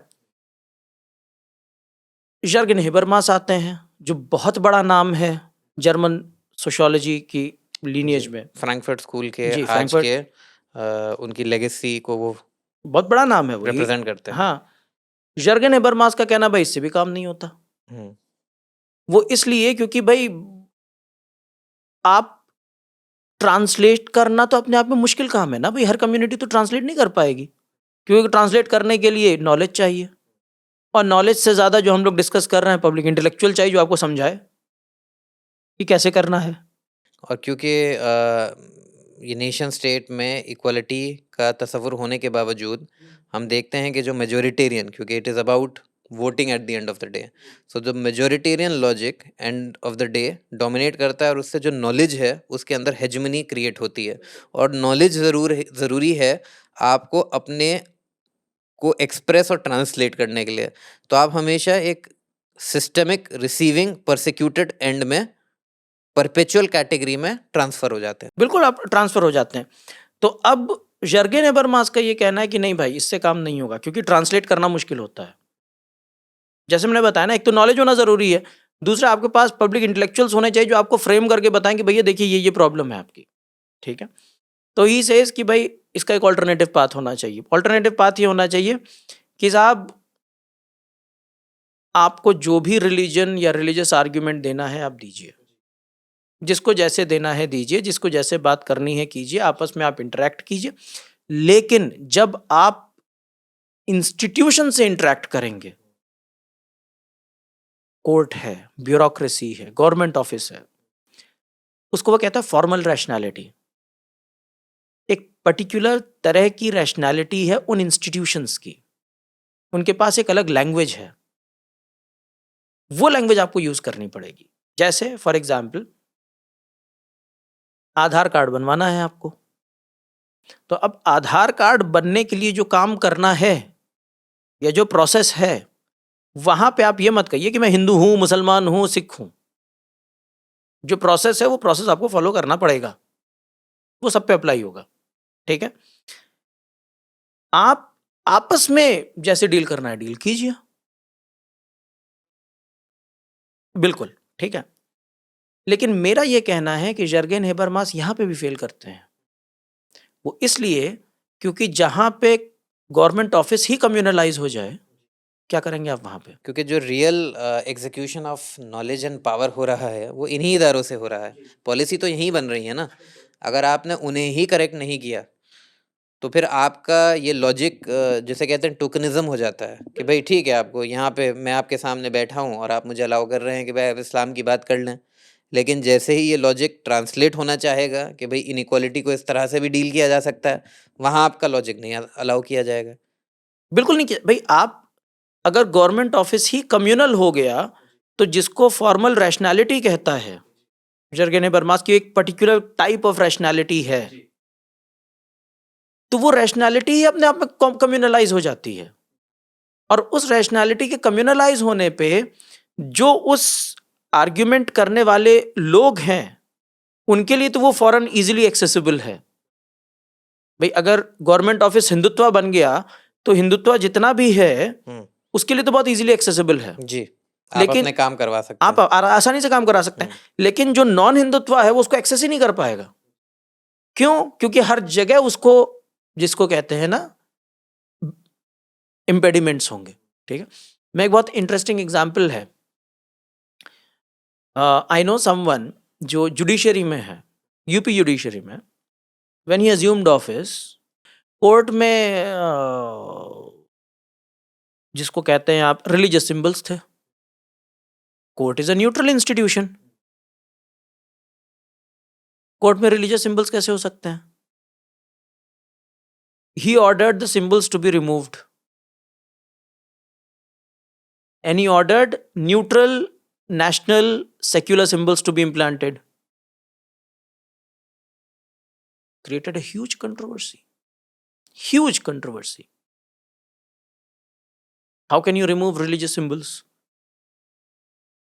तो जब इंस्टीट्यूशन आपका कम्युनलाइज हो जाए, है ना, आप दूसरी फॉर्म ऑफ रैशनैलिटी को लाएंगे कैसे? और आप अगर वो रैशनैलिटी आपके खिलाफ वायलेंस करती है तब तो उसको एक्सेस करना और मुश्किल है आपके लिए। और अगर इतना ह्यूज गैप है तो बिना पब्लिक इंटेलेक्चुअल के काम नहीं होगा आपका, because he is going to tell you what it is all about. तो ये जो क्राइसिस है निज़ाम भाई, वो प्रोडक्ट है ये सारी फलसफे जो पिछले 200-300 साल में जिनका गलबा रहा। आपसे जो बात करके ये समझ आ रहा है। और एक और बात जो मुझे महसूस हो रही है कि हम लोग जो पूरा पब्लिक इंटेलेक्चुअल का डिस्कोर्स कर रहे हैं, उसकी जो एनालिसिस है या उसका फ्रेमवर्क है, वो इन्हीं फिलोसफीज के फ्रेमवर्क में हम बयान कर रहे हैं। आप बयान कर रहे हैं, आप एडवर्ड सईद की बात कर रहे हैं, तो वो भी इन्हीं ट्रेडिशन से आते हैं, मटीरियलिस्ट। उनके विदिन जो मुख्तलिफ ट्रेडिशंस हैं, आप यूर्गन हबरमास की बात कर रहे हैं तो वो भी, आपने ग्राम्स्की की बात करी तो वो भी। और दूसरी तरफ हम बात कर रहे हैं कि इस्लाम का जो लीडरशिप का और स्कॉलरली पैराडाइम रहा है, उसमें आप सल्लल्लाहु अलैहि वसल्लम, हदीस हैं और कुछ ऐसे एग्जाम्पल्स जो हमारे यहाँ पब्लिक इंटेलेक्चुअल लाइफ को और उसके एंगेजमेंट के ऊपर रोशनी डालते हैं। तो ये जो आयरनी है कि जो फ्रेमवर्क इस्तेमाल किया जा रहा है वो मैनिफेस्टली मटीरियलिस्ट है और वो डिवाइन ऑर्डर और उसकी जो नॉलेज पैराडाइम है उससे एंगेज नहीं कर पाता है। और हमने देखा, जब पीछे हम बात कर रहे थे कि मुस्लिम में भी इंटेलेक्चुअल ट्रेडिशन फॉर रिवाइवलिज्म पिछले 100 साल में हुए हैं, और उसमें एक बड़ी मसाल है जो मलेशिया वगैरह में IIIT बाकी, कि भाई Islamization of knowledge, and where it failed was the synthesis of the western modern discourse with the Islamic legacy of ideas and ideals. So how would you resolve this dichotomy between the idea of public intellectual from the point of view of secular materialist discourse with the examples of Islamic prophetic mission? This is a very important question actually. और what you have identified is actually very relevant also, क्योंकि मैंने आपको examples दिए हैं, जहाँ से भी मैं एग्जांपल्स ला रहा हूँ, most of them are coming from left liberal tradition या फिर यूरोपियन मटीरियलिस्ट बैकग्राउंड। इसमें एक बात समझना ज़रूरी है कि ये जो भी लेफ्ट लिबरल ट्रेडिशन है वो दो एजम्पशंस करता है। एक एजम्पशन तो वो ये करता है कि पब्लिक इंटेलेक्चुअल जो होगा वो क्रिटिकल बातें करेगा, क्वेश्चंस करेगा वो, and questions of public importance करेगा। That's the first thing. दूसरी चीज़ ये है, this argument is based on a particular assumption. वो एजम्पशन ये है कि public intellectual will have the agency, उसके पास इस बात की एबिलिटी होनी चाहिए कि वो ये बात करे। तो पब्लिक इंटेलेक्चुअल में पब्लिक में उसको आना ज़रूरी है। कहने का मतलब वो इंसान पब्लिक में आ सके, तभी वो अपनी इंटेलेक्चुअलिटी को पब्लिक में स्प्रेड कर सकता है, तभी उसको पब्लिक इंटेलेक्चुअल कहा जाएगा। तो ये इस अजम्पशन पे बेस्ड है। आप पब्लिकली अपनी बात कर सकते हैं, और आप जब पब्लिकली अपनी बात कर सकते हैं तब आप इतनी क्रिटिकल बातें करेंगे। ठीक है। फ्रॉम अ मुस्लिम पर्सपेक्टिव आपके लिए पब्लिक एक्सेस ही नहीं है। जैसे one of the most beautiful examples is uniform civil code और पर्सनल लॉ की डिबेट। यूनिफॉर्म सिविल कोड जो है वो पब्लिक लॉ मान लीजिए आप उसको, based in rationality, based in public rationality, based in public reason, जिसको जॉन रॉल्स भी पब्लिक रैशनैलिटी कहता है, जिसको यूर्गेन हेबरमास भी पब्लिक रीजन कहता है। आप यूनिफॉर्म सिविल कोड को वो मानिए, फॉर्मल रैशनैलिटी। पर्सनल लॉ को आप प्राइवेट स्पेस मानिए कि आपका ट्रेडिशनल अथॉरिटी है, ट्रेडिशन की लैंग्वेज है। ठीक है। प्रॉब्लम क्या हो रही है कि आप वो जो ट्रेडिशनल रिलीजन बेस्ड आर्ग्यूमेंट है वो आप पब्लिक स्फेयर में ला ही नहीं पा रहे हैं। ठीक है। तो कहने का मकसद ये है कि क्रिटिकल क्वेश्चंस तो इंपॉर्टेंट हैं, इसीलिए मैंने साइड भी किया उन लोगों को। क्रिटिकल क्वेश्चंस पब्लिक स्पेस में पूछना जरूरी है, लेकिन वो क्रिटिकल क्वेश्चंस आपको मुस्लिम पर्सपेक्टिव से पूछना पड़ेगा, क्योंकि मुस्लिम एजेंसी ही एग्जिस्ट नहीं करती पब्लिक स्पेस में। तो सबसे पहले तो आप मुस्लिम एजेंसी को क्रिएट कीजिए पब्लिक स्पेस में, कि साहब मुसलमान पर्सपेक्टिव से भी पब्लिक स्पेस में बात की जा सकती है। जब वो एस्टैब्लिश होगा तब क्रिटिकल बात होगी। तो मैं इसको मतलब इफ यू आस्क मी, मैं इसको फ्रेम करता हूं पार्टिसिपेटरी पब्लिक इंटेलेक्चुअलिज्म के सेंस में। मुझे नहीं मालूम इस तरीके का कोई टर्म है या नहीं है, लेकिन मुझे ये लगता है कि ये एक ऐसी एज है जहां पे पब्लिक स्पेस में हर इंसान की एजेंसी खत्म हो गई है। दलित अपने आप को रिप्रेजेंट नहीं कर पा रहा है। ठीक है। माइनॉरिटी अपने आप को रिप्रेजेंट नहीं कर पा रही है, स्पेसिफिकली मुस्लिम्स अपने आप को रिप्रेजेंट नहीं कर पा रहे हैं। तो इस वक्त पब्लिक इंटेलेक्चुअल्स का काम यह है कि दलित पब्लिक इंटेलेक्चुअल बने, क्रिश्चियन पब्लिक इंटेलेक्चुअल बने, मुस्लिम पब्लिक इंटेलेक्चुअल बने, जो कि पब्लिक स्पेस में आके अपनी बातें रखे, अपनी कम्युनिटी की बातें स्पेस रीगेन करे सबसे पहले वो, तब वो जाके न्यूट्रल लेवल पे बात कर पाएगा। तो पहले तो ये पार्टिसिपेटरी डिस्कोर्स करना पड़ेगा आपको। सबके लिए ओपनिंग होनी चाहिए, सबको यहां पे आना चाहिए। तो उसके लिए आपके लिए ओपनिंग या वो स्पेस तब तक ओपन नहीं होगा जब तक आप अपनी कम्युनिटी को रिप्रेजेंट नहीं करेंगे। ठीक है। और आई डोंट थिंक कि ये गलत है, क्योंकि मुझे याद है, इनफैक्ट रोमिला थापर ने भी अपनी किताब में इस बात को मेंशन किया है, अपने जो उनका आर्टिकल है उसमें मेंशन किया कि देखिए पब्लिक इंटेलेक्चुअल जो है वो एक आइडियोलॉजी से निकलता है। वो आइडियोलॉजी सही हो गलत हो एक अपनी जगह है, लेकिन उसका एक हैबिटस होता है, कहीं ना कहीं वो बिलोंग करता है। उसका एक पॉइंट ऑफ व्यू है, वो एक उसका पॉइंट ऑफ व्यू है, फ्रेमवर्क है, वो जिसके फ्रेमवर्क और within उसका एक locate बैकग्राउंड करता है, एक बैकग्राउंड है। वो वहां से निकलता है, वहां से वो बातें निकाल के लाता है सामने। ठीक है। हाँ, लेकिन ये जरूरी है कि आप जब कम्युनिटी को रिप्रेजेंट करना चाहते हैं तो आपको क्रिटिकल होना बहुत जरूरी है। आप पब्लिक स्पेस में सबके लिए क्रिटिकल होइए, आप अपनी कम्युनिटी के लेवल पे भी क्रिटिकल होना पड़ेगा आपको। जो बड़ा अवॉइड किया जाता है कि भाई मौजूदा दौर में आप ऑलरेडी हाशिए में हैं, आपको बीजेपी या जो भी होता है कि भाई बोगी की तरह यूज़ किया जाता है कि उस कॉन्टेक्स्ट में आप हमें मत क्रिटिसाइज़ कीजिए अभी, क्योंकि अभी हमें एक होने की ज़रूरत है। तो उस कॉन्टेक्स्ट में पूरा जो ये जवाबदेही है कि भाई हमने आपको लीडर बनाया, हमने आपको अपनी स्पेस दी, आपने वो मांगी थी, आपने ये बोल के मांगी थी ना कि भाई हम इसको रिप्रेजेंट कर सकते हैं, तो लोगों ने आपको वो स्पेस दी। और उसके बाद अगर आप उस स्पेस में अचीव नहीं कर पाए, उस अचीवमेंट की वजह से, ना होने की वजह से ये चीज़ हुई कि जिसमें हमारा फर्दर मार्जिनलाइजेशन हुआ। अब क्योंकि ये फर्दर मार्जिनलाइजेशन हो गया है, अब आप हमसे ये सवाल अभी ना पूछें क्योंकि हम सबकी सर्वाइवल की लड़ाई है। तो ये बड़ा सर्कुलर लूप और लॉजिक है और इसके विदिन हम फंसते चले जाते हैं। आप सवाल नहीं कर सकते क्योंकि सर्वाइवल है इसलिए आप सवाल नहीं कर सकते। नहीं भाई, आप ये देखिए ना कि इस्लामिक ट्रेडिशन जो है, आप इस बात को समझें कि इस्लामिक नॉलेज जो है वो स्कॉलरली बेस्ड नॉलेज है। ये हमने पहले ही डिस्कस किया कि भाई उलेमा जो हैं वो जिसको कहते हैं एयर्स ऑफ द प्रॉफिट हैं। प्रॉफिट सल्लल्लाहु अलैहि वसल्लम के बाद जो है वो उलेमा हैं, ठीक है। कोई भी डिसिप्लिन अगर स्कॉलरशिप की बेसिस पे डेवलप होती है, उसका फंडामेंटल नेचर है कि उसमें डिफरेंस ऑफ ओपिनियन होगा। एक ओपिनियन पॉसिबल ही नहीं है, क्योंकि अगर वो ह्यूमन एजेंसी के थ्रू, लोगों के थ्रू डेवलप हो रही है, तो लोगों का एप्रिसिएशन सब्जेक्टिव होता है। भाई इमाम अबू हनीफा के बाद इमाम मालिक कैसे आ गए फिर? ठीक है, प्रॉफिट मोहम्मद सल्लल्लाहु अलैहि वसल्लम के इंतकाल के 100 साल के अंदर ही, 100 साल तो मैं बहुत ज़्यादा बता रहा हूँ, बहुत कम, सुन्नी शिया कैसे निकल गया?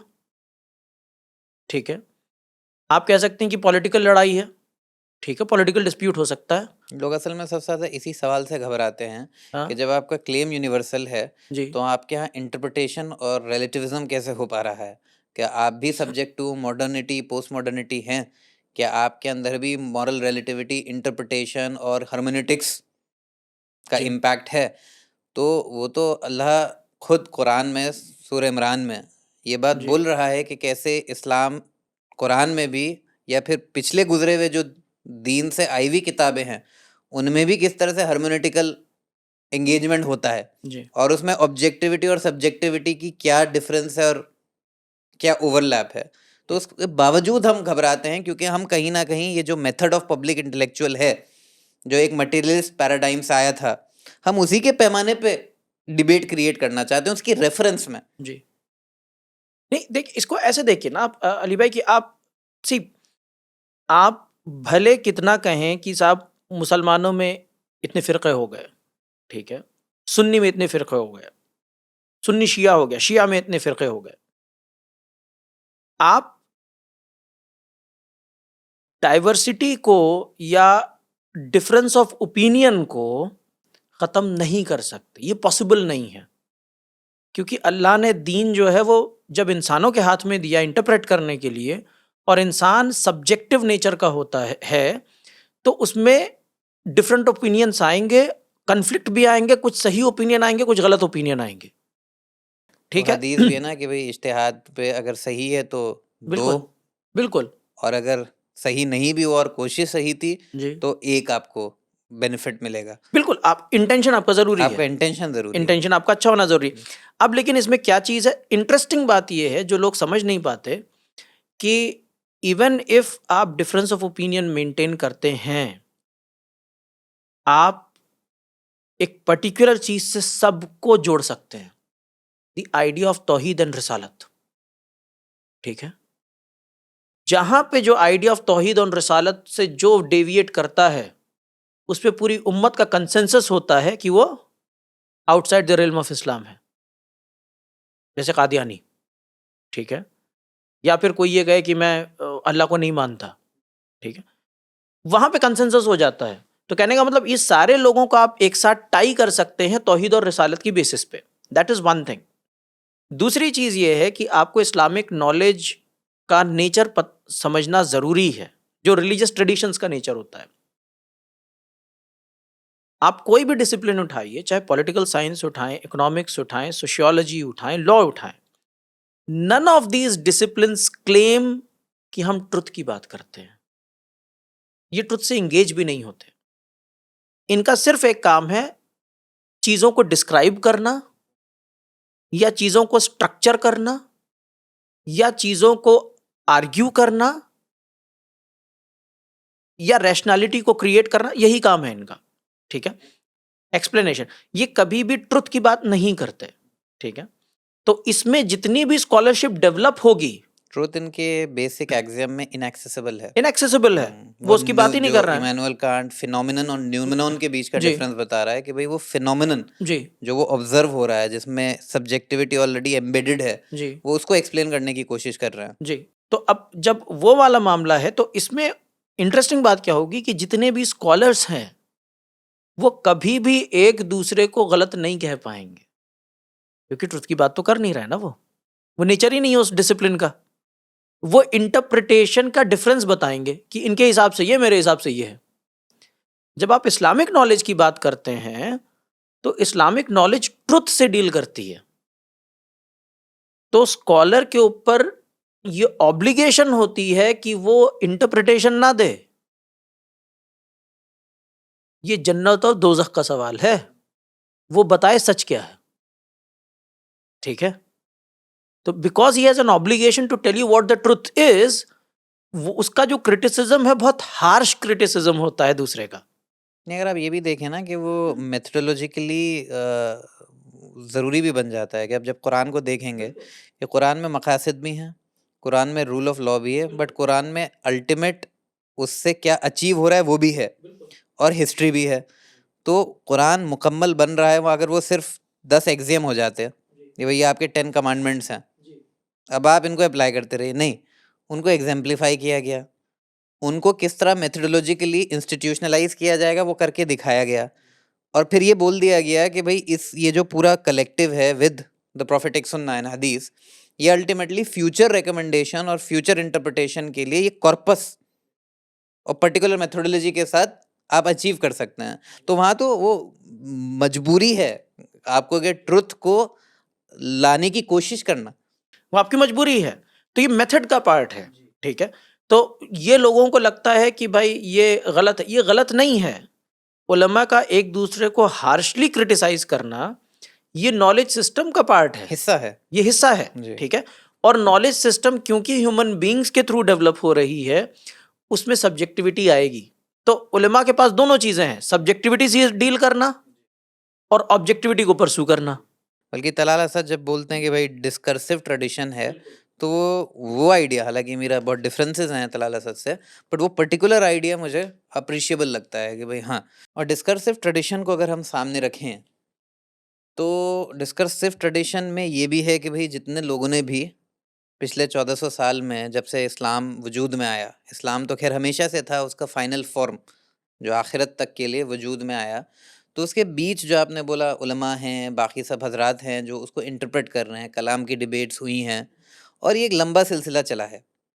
और जो आखिरी डिबेट्स हुई हैं बहुत ओपनली अभी भी चल रही हैं, जो अभी public sphere from the point of view of with in Muslim intellectual tradition, चाहे भी वो बाहर तक ना पहुंची हों, specially just before the partition, जब ये तहरीक चल रही है कि हिंदुस्तान को ब्रिटिशर से आज़ाद करवाना है, उस वक्त हमारे बहुत सारे आलिम दीन एंगेज कर रहे हैं डिफरेंट आइडियाज़ से लोकेट करने के लिए कि जब ये ट्रांसलेशन होगा, क्योंकि जो मौजूदा सिस्टम है जिसमें ब्रिटिश की हुकूमत है, उसकी एक पैराडाइम है, उसके इंस्टीट्यूशंस हैं, ये चेंज होंगे।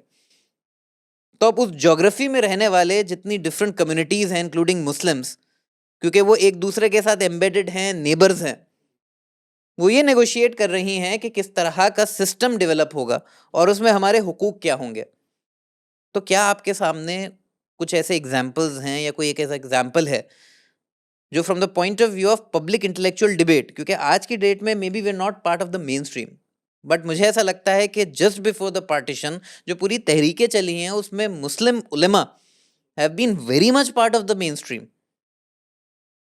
तो आप उस पे ज़रा थोड़ी नज़र डालिए कि हमारी जो इमीडिएट पास्ट है इंडियन कॉन्टेक्स्ट में, उसमें ये एक्सरसाइज फिगरेटिवली स्पीकिंग फिगर्स के फॉर्म में, इंडिविजुअल के फॉर्म में कहाँ मैनिफेस्ट हुई। देखिए अली भाई, जब जब आपका इंडिपेंडेंस हो रहा है, ब्रिटिश कोलोनियलिज्म से जब आप अलग हो रहे हैं, तो सबसे पहली बात जो ये है वो ये है कि नेशन स्टेट एक नेसेसिटी बन गया है। It's a reality you have to deal with, that's the order of the day. Order of the day, आप अपने आप को कैसे डिफाइन करेंगे? ये इतना नेसेसिटी बन गया है, इतनी बड़ी नेसेसिटी है कि सीरिया को अहमद अल शराह कैप्चर करते हैं और वो जो बना रहे हैं वो भी नेशन स्टेट है। अफगानिस्तान में तालिबान पावर में आता है, भले वो उसको एमिरेट कहें, स्ट्रक्चर फिर नेशन स्टेट बनता है। ईरान को ले लीजिए, पाकिस्तान को ले लीजिए, जितने एग्जाम्पल्स हैं जिन्होंने ये क्लेम किया कि भाई वो इस्लामी जो बुनियादी उसूल हैं उनके बेसिस पे एक निज़ाम कायम करेंगे, अल्टीमेटली नेशन स्टेट की शक्ल लेती है। नेशन स्टेट ही बन रहा है। इसका मतलब ये कि ये जो एक कैटेगरी है आप इससे एस्केप नहीं कर पा रहे हैं, आप इसके अलावा काम नहीं कर पा रहे हैं। तो 1947 में भी यही हो रहा है कि साहब अब हम यहाँ से निकलेंगे तो कहाँ जाएंगे, हम क्या करेंगे। तो जाहिर सी बात है उसमें हर तरह का वर्जन आएगा। एक वर्जन ये आएगा कि साहब हिंदू मुसलमान अलग अलग हैं तो अलग अलग स्टेट बनना चाहिए, ठीक है। अब उसमें कौन रिस्पॉन्सिबल है कौन नहीं रिस्पॉन्सिबल है, दैट्स अ डिफरेंट डिबेट, लेकिन ये वर्जन ऑटोमेटिकली आएगा, ठीक है। दूसरा वर्जन ये आएगा कि साहब हिंदू मुसलमान जो हैं वो अलग अलग नहीं है, एक साथ रहे हैं हमेशा, तो हमको एक साथ रहना चाहिए, ठीक है। अब हिंदू मुसलमान अगर साथ में रहेंगे तो क्या मुसलमान माइनॉरिटी में रहेंगे, अगर माइनॉरिटी में रहेंगे तो किस तरह की माइनॉरिटी में रहेंगे, ठीक है। ये डिबेट्स जो हैं ये नेचुरल हैं। बेसिक सेट थियरी है, या तो आप कंप्लीटली ओवरलैप कर रहे हैं या कंप्लीटली डुअल हैं, या फिर ओवरलैप हैं जिसमें एक ऐसा रिलेशन है जिसमें हायरार्की है। तो ये नेचुरल जिसे कहते हैं डिस्कशंस किसी भी पॉइंट ऑफ व्यू में आते हैं जी। ये बिल्कुल ही आएंगे, ठीक है।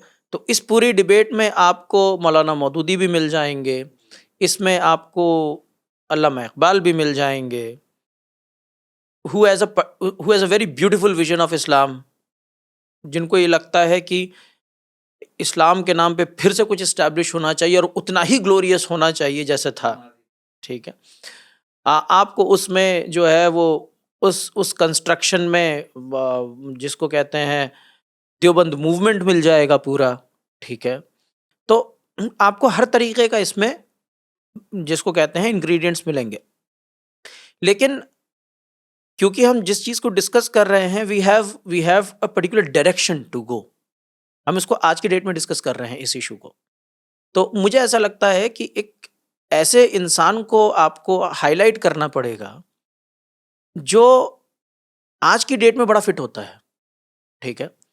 Now I am not saying कि मौलाना Maududi is not relevant, I am not saying that, he is absolutely very relevant, क्योंकि वो जो बात कर रहे हैं उनको बिना टच किए तो आप बात कर ही नहीं सकते, ठीक है। इस्लाम इन नेशन स्टेट या मुल्कियत हुकूमियत वो आप बिल्कुल कर ही नहीं सकते, नेशनलिज्म की डिबेट, ठीक है। इकबाल को बिना टच किए आप कर ही नहीं सकते बात, ठीक है। लेकिन प्रेजेंट जो स्ट्रक्चर है नेशन स्टेट का या कॉन्स्टिट्यूशन है उसमें आप किस तरीके की बातें करें, ठीक है। अभी 1-2 दिन पहले एक साहब से बात हो रही थी और बात हो रही थी वाइल हल्लाक के बारे में, और उन्होंने ये हाईलाइट किया है कि भाई वाइल हल्लाक की जो किताब है द इम्पॉसिबल स्टेट, उसमें मैंने तो नहीं पढ़ी है वो किताब, थोड़ा बहुत इधर उधर देखा, लेकिन वो किताब मैंने अभी तक नहीं पढ़ी है। लेकिन उनका ये कहना था कि भाई वाइल हल्लाक ने बहुत वाज़ेह तौर पे ये कह दिया है कि नेशन स्टेट का जो स्ट्रक्चर है वो मुस्लिम्स उसमें अपने आप को एसिमिलेट कर पाना या मुस्लिम्स को अपने आप को उसमें आइडेंटिफाई कर पाना ये तकरीबन इम्पॉसिबल है, ठीक है। क्योंकि ये स्ट्रक्चर जो है वो मुस्लिम या तो ना ही थियोलॉजी ना ही फिलॉसफी में कहीं भी फिट नहीं होता, ठीक है। ये आपकी मजबूरी हो जाती है। बहुत अच्छी बात है, बहुत इंटरेस्टिंग बात है, बहुत ही विजनरी बात है, प्रोबेबली जैसे कहते हैं ना स्ट्रक्चरलिज्म का पोस्ट स्ट्रक्चरलिज्म, बहुत प्रॉब्लमेटिक भी है। मॉडर्निटी पोस्ट मॉडर्निटी, बात बहुत अच्छी है, आप अपने एक हिसाब से कहिए, लेकिन प्रॉब्लम ये है कि इस तरीके का जो थ्योराइजेशन है मुझे कुछ नहीं देता। ये प्रॉब्लमेटिक है ना कि जब आप एक तरफ ये बोल रहे हो कि ये जो दीन है वो आखिरत तक के लिए हर कंडीशन में वो कुछ ना कुछ सोल्यूशन देता है, तो आप इम्प्लिसिटली क्या बोल रहे हैं? मैं वही आपसे कह रहा हूँ कि आप बज़ाहिर आपको अच्छा लगे वो, लेकिन सवाल ये है कि आप उसका करेंगे क्या? Implicitly आप ये बोल रहे हैं कि भाई इस्लाम does not offer a solution in this context at all. Absolutely. It does not So offer a you solution. आप बेसिकली आपकी जो जिसे कहते हैं कि पोजीशन है अब वो थॉटलेस हो गई, भाई आप जो हैं वो थ्योरीलेस हो गए ना, थ्योरी लेस हो गए, आप एग्जिस्टेंस लेस हो गए। आप एग्जिस्टेंसलेस हो गए। आप अपने आप को कैसे थ्योराइज करेंगे, कैसे समझेंगे? जी, और मुझे समझ नहीं आता कि किसी भी सिंसियर स्कॉलर को जो थोड़ी सी भी जैसे कहते हैं कि वो रखता हो एनालिसिस की, वो कैसे अपने आप को ये मान सकता है कि वो थ्योरी लेस है, जब वो ये बोल रहा है कि भाई यूनिवर्सल क्लेम है, ऑन्टोलॉजी लेस है, एग्जिस्टेंस लेस है। और अब आप क्योंकि उसमें पार्टिसिपेट नहीं कर सकते तो आप उसको चेंज भी नहीं कर सकते, तो कोई और आके उस स्ट्रक्चर को शायद चेंज करेगा, और जब वो चेंज होगा तो फिर मैं पार्टिसिपेट करूंगा। That's the thing. तो मैं वही आपसे कह रहा हूं कि देखने में आपको बड़ा रेवोल्यूशनरी लगे, बहुत ब्यूटीफुल लगे, that's a thing, but the question is मैं क्या करूं? हिंदुस्तान में जो इतने मुसलमान हैं, थ्योरी लेस तो आप नहीं बना सकते उनको, ठीक है? वो अपने आप को कैसे समझेंगे? तो मुझे ऐसा लगता है कि इस कॉन्टेक्स्ट में कि जो मुझे मीनिंग दे, जो आज के मुसलमानों के एग्जिस्टेंस की मीनिंग दे, उसमें मुझे लगता है कि Maulana Azad is a very important name. जिस तरीके से उन्होंने मुस्लिम आइडेंटिटी को थ्योराइज किया था, इट वाज वेरी इंटरेस्टिंग, बहुत इंटरेस्टिंग उन्होंने किया था। कैसे? देखिए, मौलाना आज़ाद साहब की अपनी क्रिटिसिज्म्स हैं, ठीक है, उनके अपने पिटफॉल्स हैं, बिल्कुल बिल्कुल, लेकिन मैं उस चीज़ पे डिस्कस नहीं कर रहा हूँ। मैं इसको कॉन्स्टिट्यूशन के पर्सपेक्टिव से देख रहा हूँ कि एज अ इंडियन मुस्लिम ऐसा कौन इंसान है या ऐसा कौन सा पॉलिटिशियन, या हम पब्लिक इंटेलेक्चुअल की बात कर रहे हैं, ऐसा कौन सा पब्लिक इंटेलेक्चुअल है जो मुझे मेरी आइडेंटिटी देता है, जो मेरे लिए मुझे बताता है कि तुम क्या हो? तो उनका ये कहना है कि जब अंग्रेज यहाँ से जा रहे हैं तो क्वेश्चन ऑफ मैं कैसे रहूँगा, ये क्वेश्चन हिंदूज के लिए भी है, मुस्लिम्स के लिए भी है। सिर्फ मुसलमानों के लिए क्वेश्चन नहीं है ये क्वेश्चन हिंदूज के लिए भी है, पहली चीज़। दूसरी चीज़ ये है कि ये क्वेश्चन क्या यूनिवर्सलाइज किया जा सकता है? क्या इस क्वेश्चन को इस तरीके से पुट किया जा सकता है कि जिसमें सिर्फ मुसलमान नहीं, सारे लोग पार्टिसिपेट करें? मौलाना आज़ाद तौहीद को यहाँ पे लेके आते हैं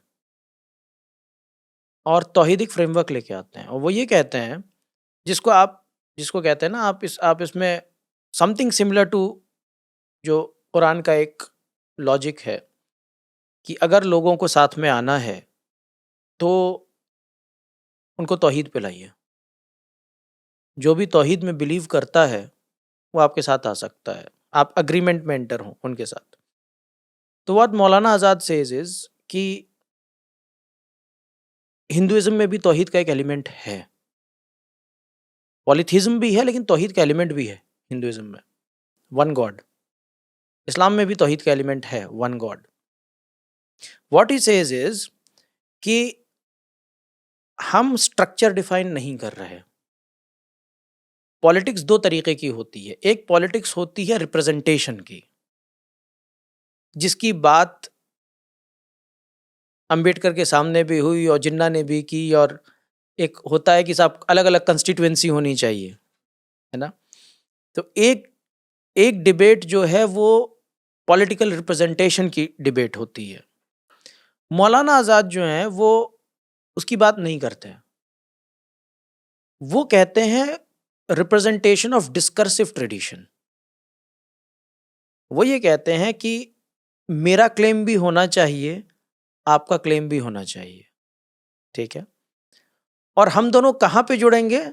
आपके यहाँ भी तौहीदिक एलिमेंट्स हैं और मेरे पास भी तौहीद है, because that is the only ground on which I can negotiate with anyone, because that is what the Quran also says, ठीक है?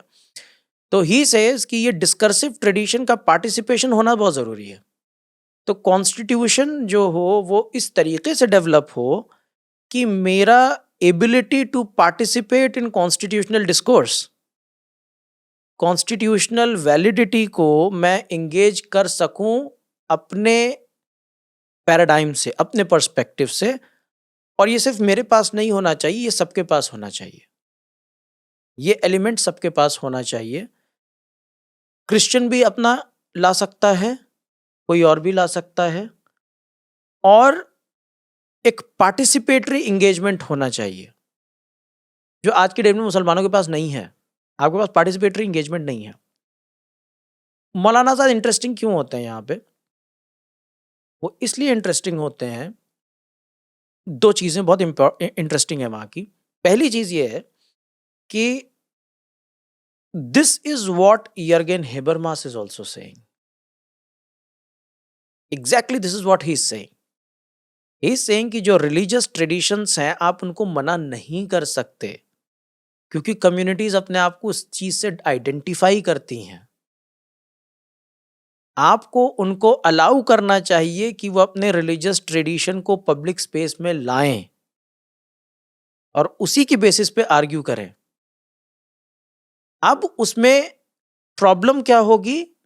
एक दूसरे को समझने की प्रॉब्लम हो सकती है, लेकिन एक दूसरे को समझने की आप कोशिश करें। ठीक है, एक तो ये कहते हैं Maulana Azad, which is an interesting thing.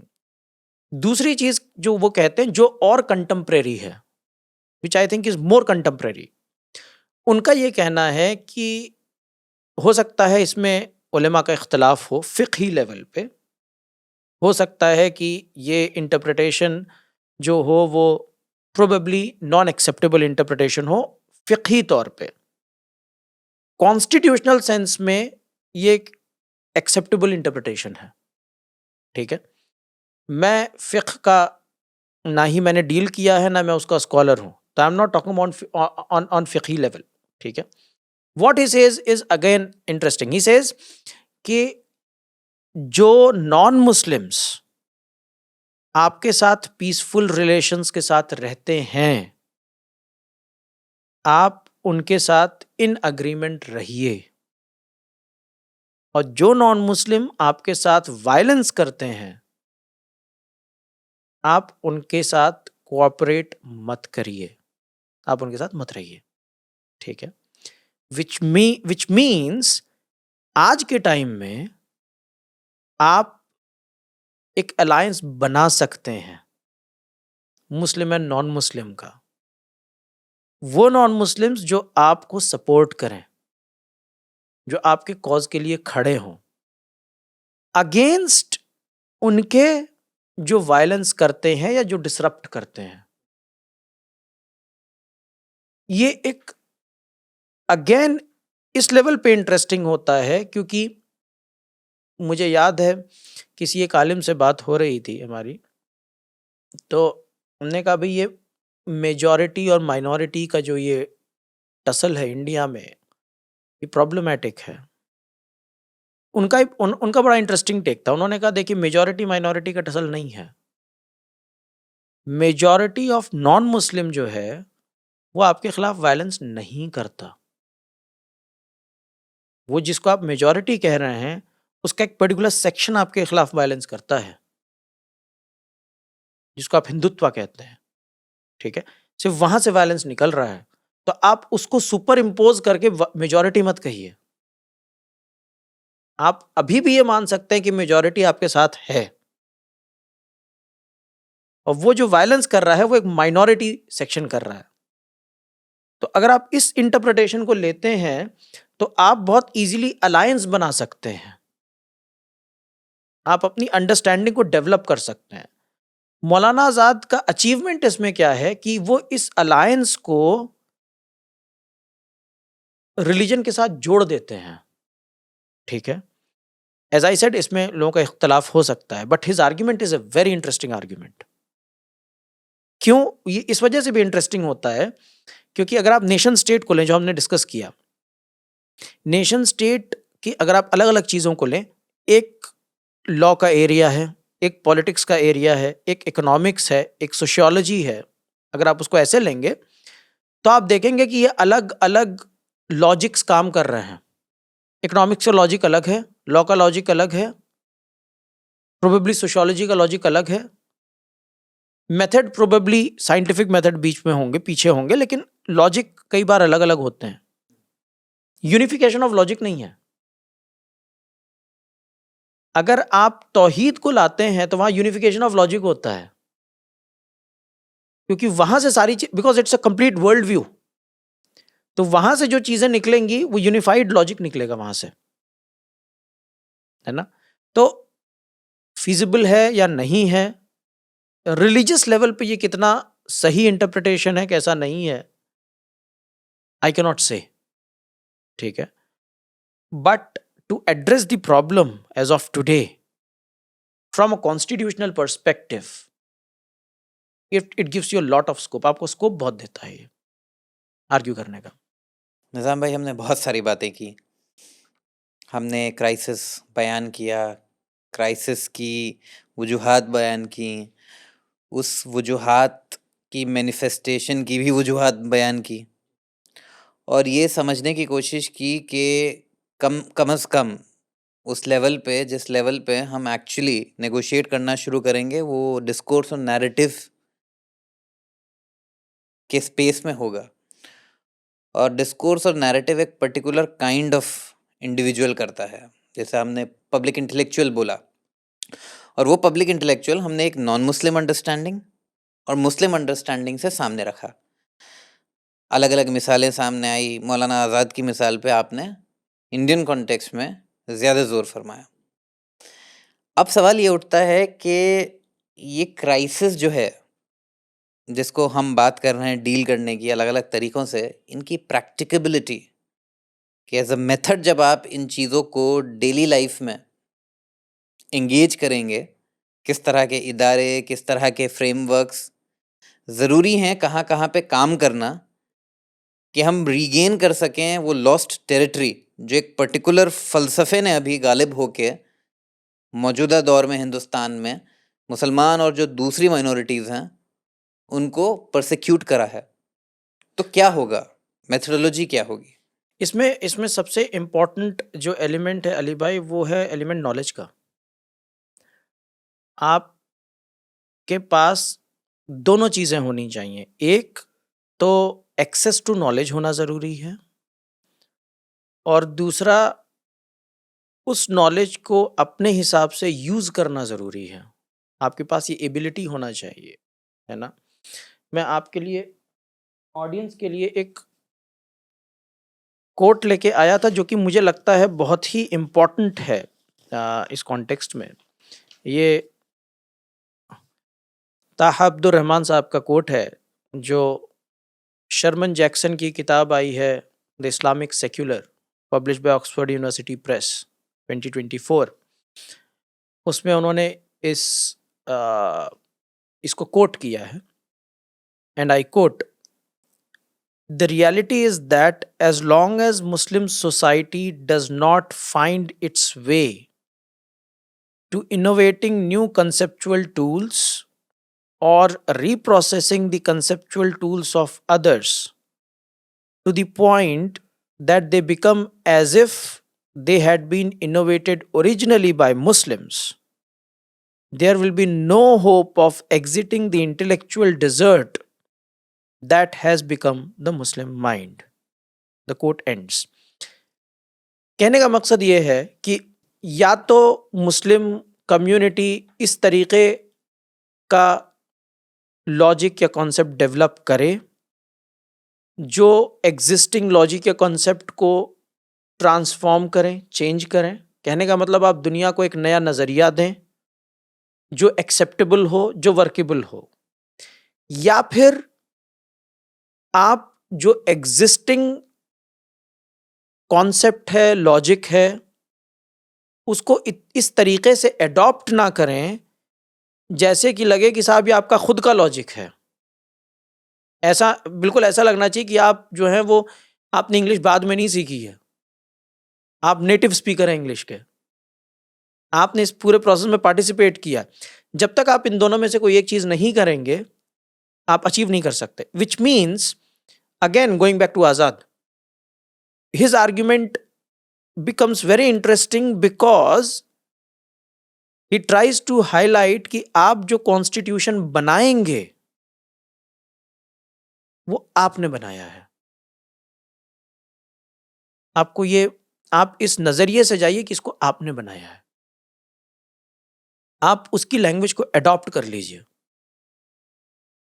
और उसकी लैंग्वेज को ऐसे अडॉप्ट कीजिए जैसे हिंदुस्तान का कोई दूसरा इंसान अडॉप्ट करता है, और फिर उस लैंग्वेज को यूज कीजिए, तब आप अपना इमेंसिपेशन कर सकते हैं। तो कहने का मकसद ये है कि मुस्लिम सबसे पहले तो नॉलेज जो है, जो जो नॉलेज का सिस्टम है, एक तो वो आपको पता होना चाहिए। अब नॉलेज के सिस्टम का मतलब ये है कि आपके अंदर ट्रेनिंग होनी चाहिए। एक तो आपकी ट्रेनिंग अपनी ट्रेडिशन में होना ज़रूरी है। अरबिक, इस्लामिक स्टडीज़, थियोलॉजी, उसकी ट्रेनिंग तो आपके पास बहुत रिगरस होनी चाहिए। लेकिन उस ट्रेनिंग के बाद आपको पब्लिक स्पेस में भी आना है। तो जब आप पब्लिक स्पेस में आएंगे तो पब्लिक स्पेस में बातें करने की भी ट्रेनिंग आपके पास होनी चाहिए। तो कहने का मतलब ये है कि जब तक आपके इंस्टीट्यूशंस जो हैं वो इस तरीके की चीज़ें क्रिएट नहीं करेंगे, जहाँ पे फॉर एग्जाम्पल जो आप लोगों ने भी काफ़ी कोशिश की जिसकी, जहाँ पे for example mosques becomes the community centre. ऐसा नहीं कि सिर्फ मुसलमानों का काम करेगी वो केटर करेगी, और जगह भी और चीज़ों को भी केटर करेगी, हेल्थ फैसिलिटीज़ भी देगी वो, है ना? वो जो है वो चैरिटेबल वर्क्स भी करेगी, ठीक है? या फिर फ्राइडे प्रेयर में सिर्फ मुसलमानों के लिए बात नहीं होगी, नॉर्मल इश्यूज़ पे भी बात होगी, ठीक है? या फिर ऐसा नहीं है कि साहब मसाजिद जो है वो बिल्कुल ही क्लोज्ड हैं। मसाजिद पब्लिक इंस्टीट्यूशंस की तरह एस्टैब्लिश होंगी, ठीक है? जो उनका पेपर वर्क होता है, ठीक है? हालाँकि अब ये गवर्नमेंट ऑफ इंडिया उसको इम्पोज़ कर रही है, लेकिन इन द लॉन्गर रन ये आपको पहले ही समझ में आ जाना चाहिए था कि डॉक्यूमेंटेशन ज़रूरी हो जाएगा आगे जाके, ठीक है? तो जब तक आप अपने इंस्टीट्यूशंस को, या फिर आपका जो लिटरेचर है, जैसे कुरान है, तफसीर कुरान है, अहादीस है, आपका लिटरेचर लाइब्रेरीज में क्यों नहीं है? आपके इंस्टीट्यूशंस को बाकायदा लाइब्रेरीज से कनेक्ट होके कहना चाहिए कि हम आपको दे रहे हैं। मुझे नहीं लगता कोई लाइब्रेरी मना करेगी कि हम नहीं लेंगे आपके लिटरेचर को। आपको एक मुहिम छेड़नी चाहिए ना भाई, कि हम कुरान की कॉपी आपको देंगे, हमारी तरफ से हम आपको तोहफा दे रहे हैं। Can you not do it? You can do it. क्या आप दूसरी लाइब्रेरीज से टाई अप करके ये नहीं कह सकते कि भाई आप जो कुछ ऐसे टाइटल्स हमको रिकमेंड कीजिए जो हमको पढ़ने चाहिए? आप एकेडमिशियन से एंगेज नहीं कर सकते कि साहब आप ये बताइए इकोनॉमिक्स में इंपॉर्टेंट लिटरेचर आपके हिसाब से क्या है? जब आप किसी यूनिवर्सिटी को ज्वाइन करते हैं, जब आप करिकुलम डेवलप करते हैं, तो आप उस क्लास को पढ़ाते हैं। जब आप क्लास को पढ़ाते हैं तो लाइब्रेरी वाले आपसे पूछते हैं कि साहब ये जो आप क्लास पढ़ा रहे हैं इसमें आप कौन-कौन सी किताब चाहिए आपको? आप रिकमेंड कीजिए कि हमारी लाइब्रेरी में अच्छी किताबें हैं या नहीं है। आप उसमें ऐड करवाइए। This can be done. आप नॉन मुस्लिम्स को भी बुला सकते हैं ना अपने इदारों में, लेक्चर्स के लिए, एंगेजमेंट के लिए। जब आप उनको बुलाएँगे तो वो आपको बुलाएँगे। देखिए, अभी तक जो मूवमेंट, जो भी काम हो रहा है, वो स्ट्रैटेजी के लेवल पे हो रहा है कि साहब अब वक़्फ़ की प्रॉब्लम हो रही है तो इसका क्या सॉल्यूशन निकाला जाए, ठीक है? अब जो है वो डिमोलिशन हो रहा है तो इसका क्या सॉल्यूशन निकाला जाए, केस किया जाए, ठीक है? ये स्ट्रैटेजी के लेवल पे है। आपको बाकायदा प्लान आउट करना पड़ेगा, और वो प्लान आउट करने के लिए आपको कुछ ऐसे लोग आइडेंटिफ़ाई करने पड़ेंगे, जो आपको मेन स्ट्रीम से ब्रिज करें। जो जिनकी रसाई मेन स्ट्रीम में भी हो और जिनको आप भी सुने। और जब आप उनके लिए कहेंगे कि हम आपको सुनेंगे, तो फिर आपको तैयार रहना चाहिए क्रिटिसिज्म सुनने के लिए। कोई भी मेन स्ट्रीम का आदमी जब आपके पास आएगा तो वो क्रिटिसिज्म करेगा आपको, आपका। मुझे याद है, बहुत बहुत इंटरेस्टिंग बात है, वालिद साहब थे हमारे, जब हम घर गए तो एक एक इंस्टीट्यूशन है जो मदरसा भी चलाता है, स्कूल भी चलाता है। तो वालिद साहब ने स्कूल को ज्वाइन किया और छोटे बच्चे थे। स्कूल में सारे मर्द पढ़ाते थे। एक दिन वालिद साहब ने देखा कि साहब किसी बच्चे को जो टीचर है बहुत पनिशमेंट दे रहा है, मार रहा है। तो उन्होंने जो इंतज़ामिया के हेड थे उनसे कहा कि भाई ये बताइए, स्कूल में सारी ज़िंदगी हमने पढ़ाया है, हम एजुकेशन में पढ़ाया, ट्रेनिंग दिया है हमने, हमको इतना मालूम है और ये पढ़ाया जाता है कि कम से कम 5th क्लास तक फीमेल टीचर्स होनी चाहिए। मर्द नहीं पढ़ाते छोटे बच्चों को, क्योंकि उनके अंदर वो टॉलरेंस, वो सॉफ्टनेस, वो फ्लेक्सिबिलिटी नहीं होती है। उन्होंने कहा साहब पर्दे की प्रॉब्लम हो जाएगी। तो वालिद साहब ने कहा साहब आप मदरसा चला रहे हैं कि स्कूल चला रहे हैं? कॉन्सेप्ट भी क्लियर नहीं है आपका। आप मुझसे कहते हैं कि आप मेरे साथ काम कीजिए, हम आपका सर्विसेज लेना चाहते हैं, तो आपको क्रिटिसिज्म सुनना पड़ेगा। ये मेन स्ट्रीम का क्रिटिसिज्म है आपका। मदरसे और स्कूल में फ़र्क होता है। दोनों के टेम्पलेट में फ़र्क होता है। तो if we are trying to kind of think about these things, we will have to, आप किसी इंसान को अगर पब्लिक इंटेलेक्चुअल के तौर पे देखना चाहते हैं, तो आपको घबराना नहीं, पर आपको उसका क्रिटिसिज्म सुनना पड़ेगा। ऐसा ट्रांसलेशन बहुत इजी है कि भाई फीमेल एडमिनिस्ट्रेड 5th क्लास तक फीमेल रन स्कूल कोई बड़ी बात नहीं है चलाना। औरतें टीचर हैं, औरतें सफाई कर्मचारी हैं, औरतें एडमिनिस्टर कर रही हैं। तो बच्चे 5वीं क्लास तक बच्चे तो महरम गैर महरम के उसके फ्रेमवर्क में नहीं आते हैं ना। भाई सिंपल सी बात ये है कि आप चलिए 5 क्लास तक मत कीजिए, आप तीसरी क्लास तक कीजिए। इट्स वेरी मतलब डूएबल, इसमें कोई बहुत बड़ी बात नहीं है। भाई आर्ग्यूमेंट ये था कि यहाँ पे मर्द भी हैं, कोई अगर फीमेल आएगी तो फिर पर्दे की प्रॉब्लम होगी। तो you will have to go outside it. This will not work, this kind of logic will not work. तो आप अगर किसी को चाहते हैं कि साहब हम मेन स्ट्रीम में भी बात करें, जो हम लोग डिस्कस कर रहे थे, हम मेन स्ट्रीम में बात करें, तो आपके पास ऐसे लोग होने चाहिए जो मेन स्ट्रीम में बात करें, आपसे ब्रिज करें।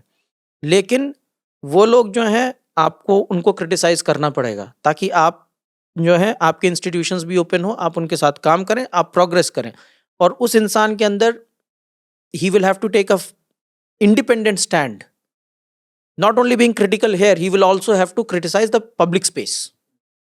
ऐसा नहीं कि वो मदारिस को क्रिटिसाइज करेगा, उसको सुप्रीम कोर्ट को भी क्रिटिसाइज करना चाहिए, तब काम होगा। आपने अब्दुर्रहमान ताहा के हवाले से बात कही, शर्मन जैक्सन के थ्रू, जो उनकी किताब है द इस्लामिक सेक्युलर, जो उसमें ये बात हो रही है कि भैया तो आप एक ऑल्टरनेटिव मेटाफिजिक्स दे दें या फिर जो एग्जिस्टिंग मेटाफिजिक्स है उसको कम्प्लीटली इस्लामाइज कर दें, इन द सेंस दैट आप उसकी आपकी अंडरस्टैंडिंग इतनी डीप हो कि उससे जो आगे बढ़ने वाली नॉलेज पैराडाइम है वो कहीं ना कहीं आपके फंडामेंटल से कम्प्लीटली अलाइन हो जाए।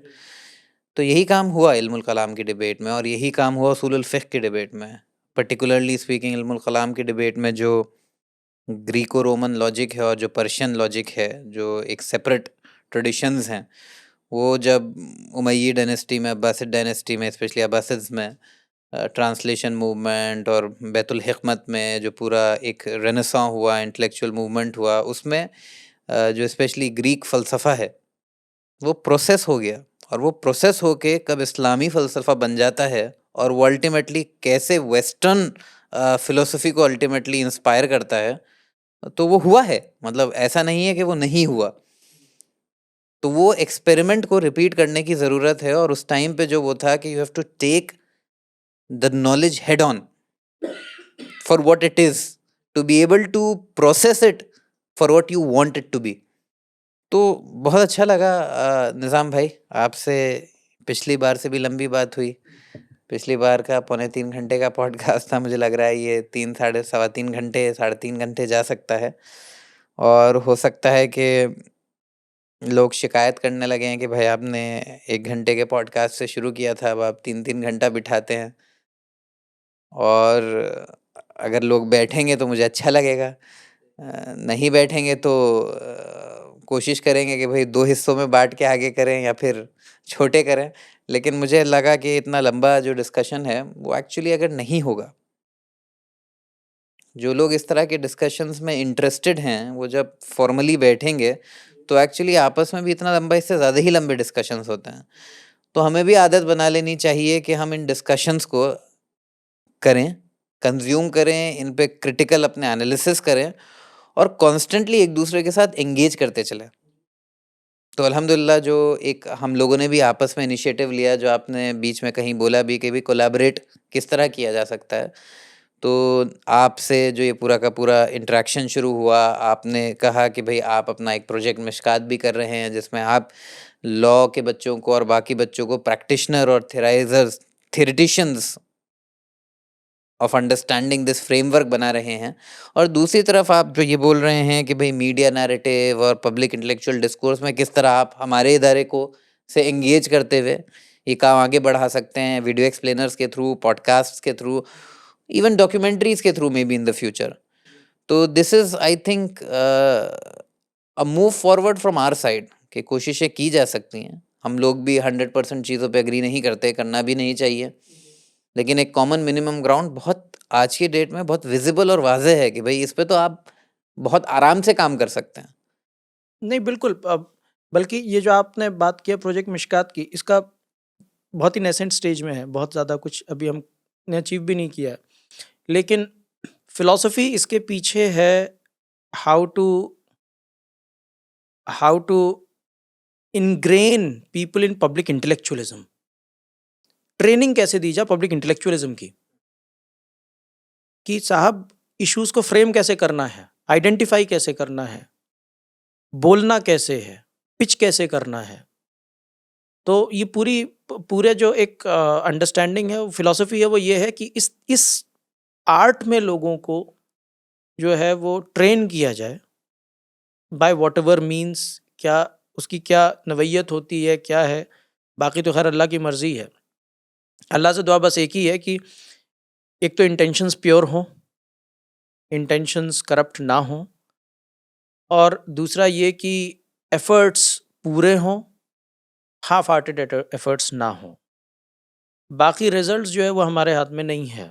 बाकी तो खैर अल्लाह के हाथ में रिज़ल्ट्स हैं। अल्हम्दुलिल्लाह बहुत अच्छा ये प्रोजेक्ट है जो आपने इनिशिएट किया है। जी। और इसके आने वाले वक्त में, क्योंकि जो अफराद तैयार करना, इंडिविजुअल्स तैयार करना, उनको ट्रेनिंग देना, ताकि वो आइडियाज़ को, ज़रूरी नहीं है कि जिस तरह आप सोचते हैं, जी। उनको इनेबल करना कि वो खुद सोच सकें और वो चीज़ों को आगे बढ़ा सकें। ये मुझे लगता है कि सबसे बड़ा कंट्रीब्यूशन हो सकता है किसी का, जी। कि उसके जाने के बाद भी एक लेगेसी ये हो कि भई कुछ लोग हों जो तैयार हुए हों, फिर जी। वो और लोगों को तैयार कर रहे हों। जी। तो ये मुझे लगता है कि ये बहुत बड़ा कंट्रीब्यूशन है। तो हमारा भी ये सिलसिला जारी रहेगा इंशाल्लाह। और आगे भी मुख्तलिफ मौज़ूओं पे हम लोग गुफ्तगू जारी रखेंगे, छोटी, इंशाल्लाह। लंबी, हर नहीं, तरह की। इंशाल्लाह। जी। बहुत-बहुत शुक्रिया बहुत आपका नाउस शुक्रिया। नेटवर्क जज़ाकल्लाह खैर। के पॉडकास्ट में आने के लिए।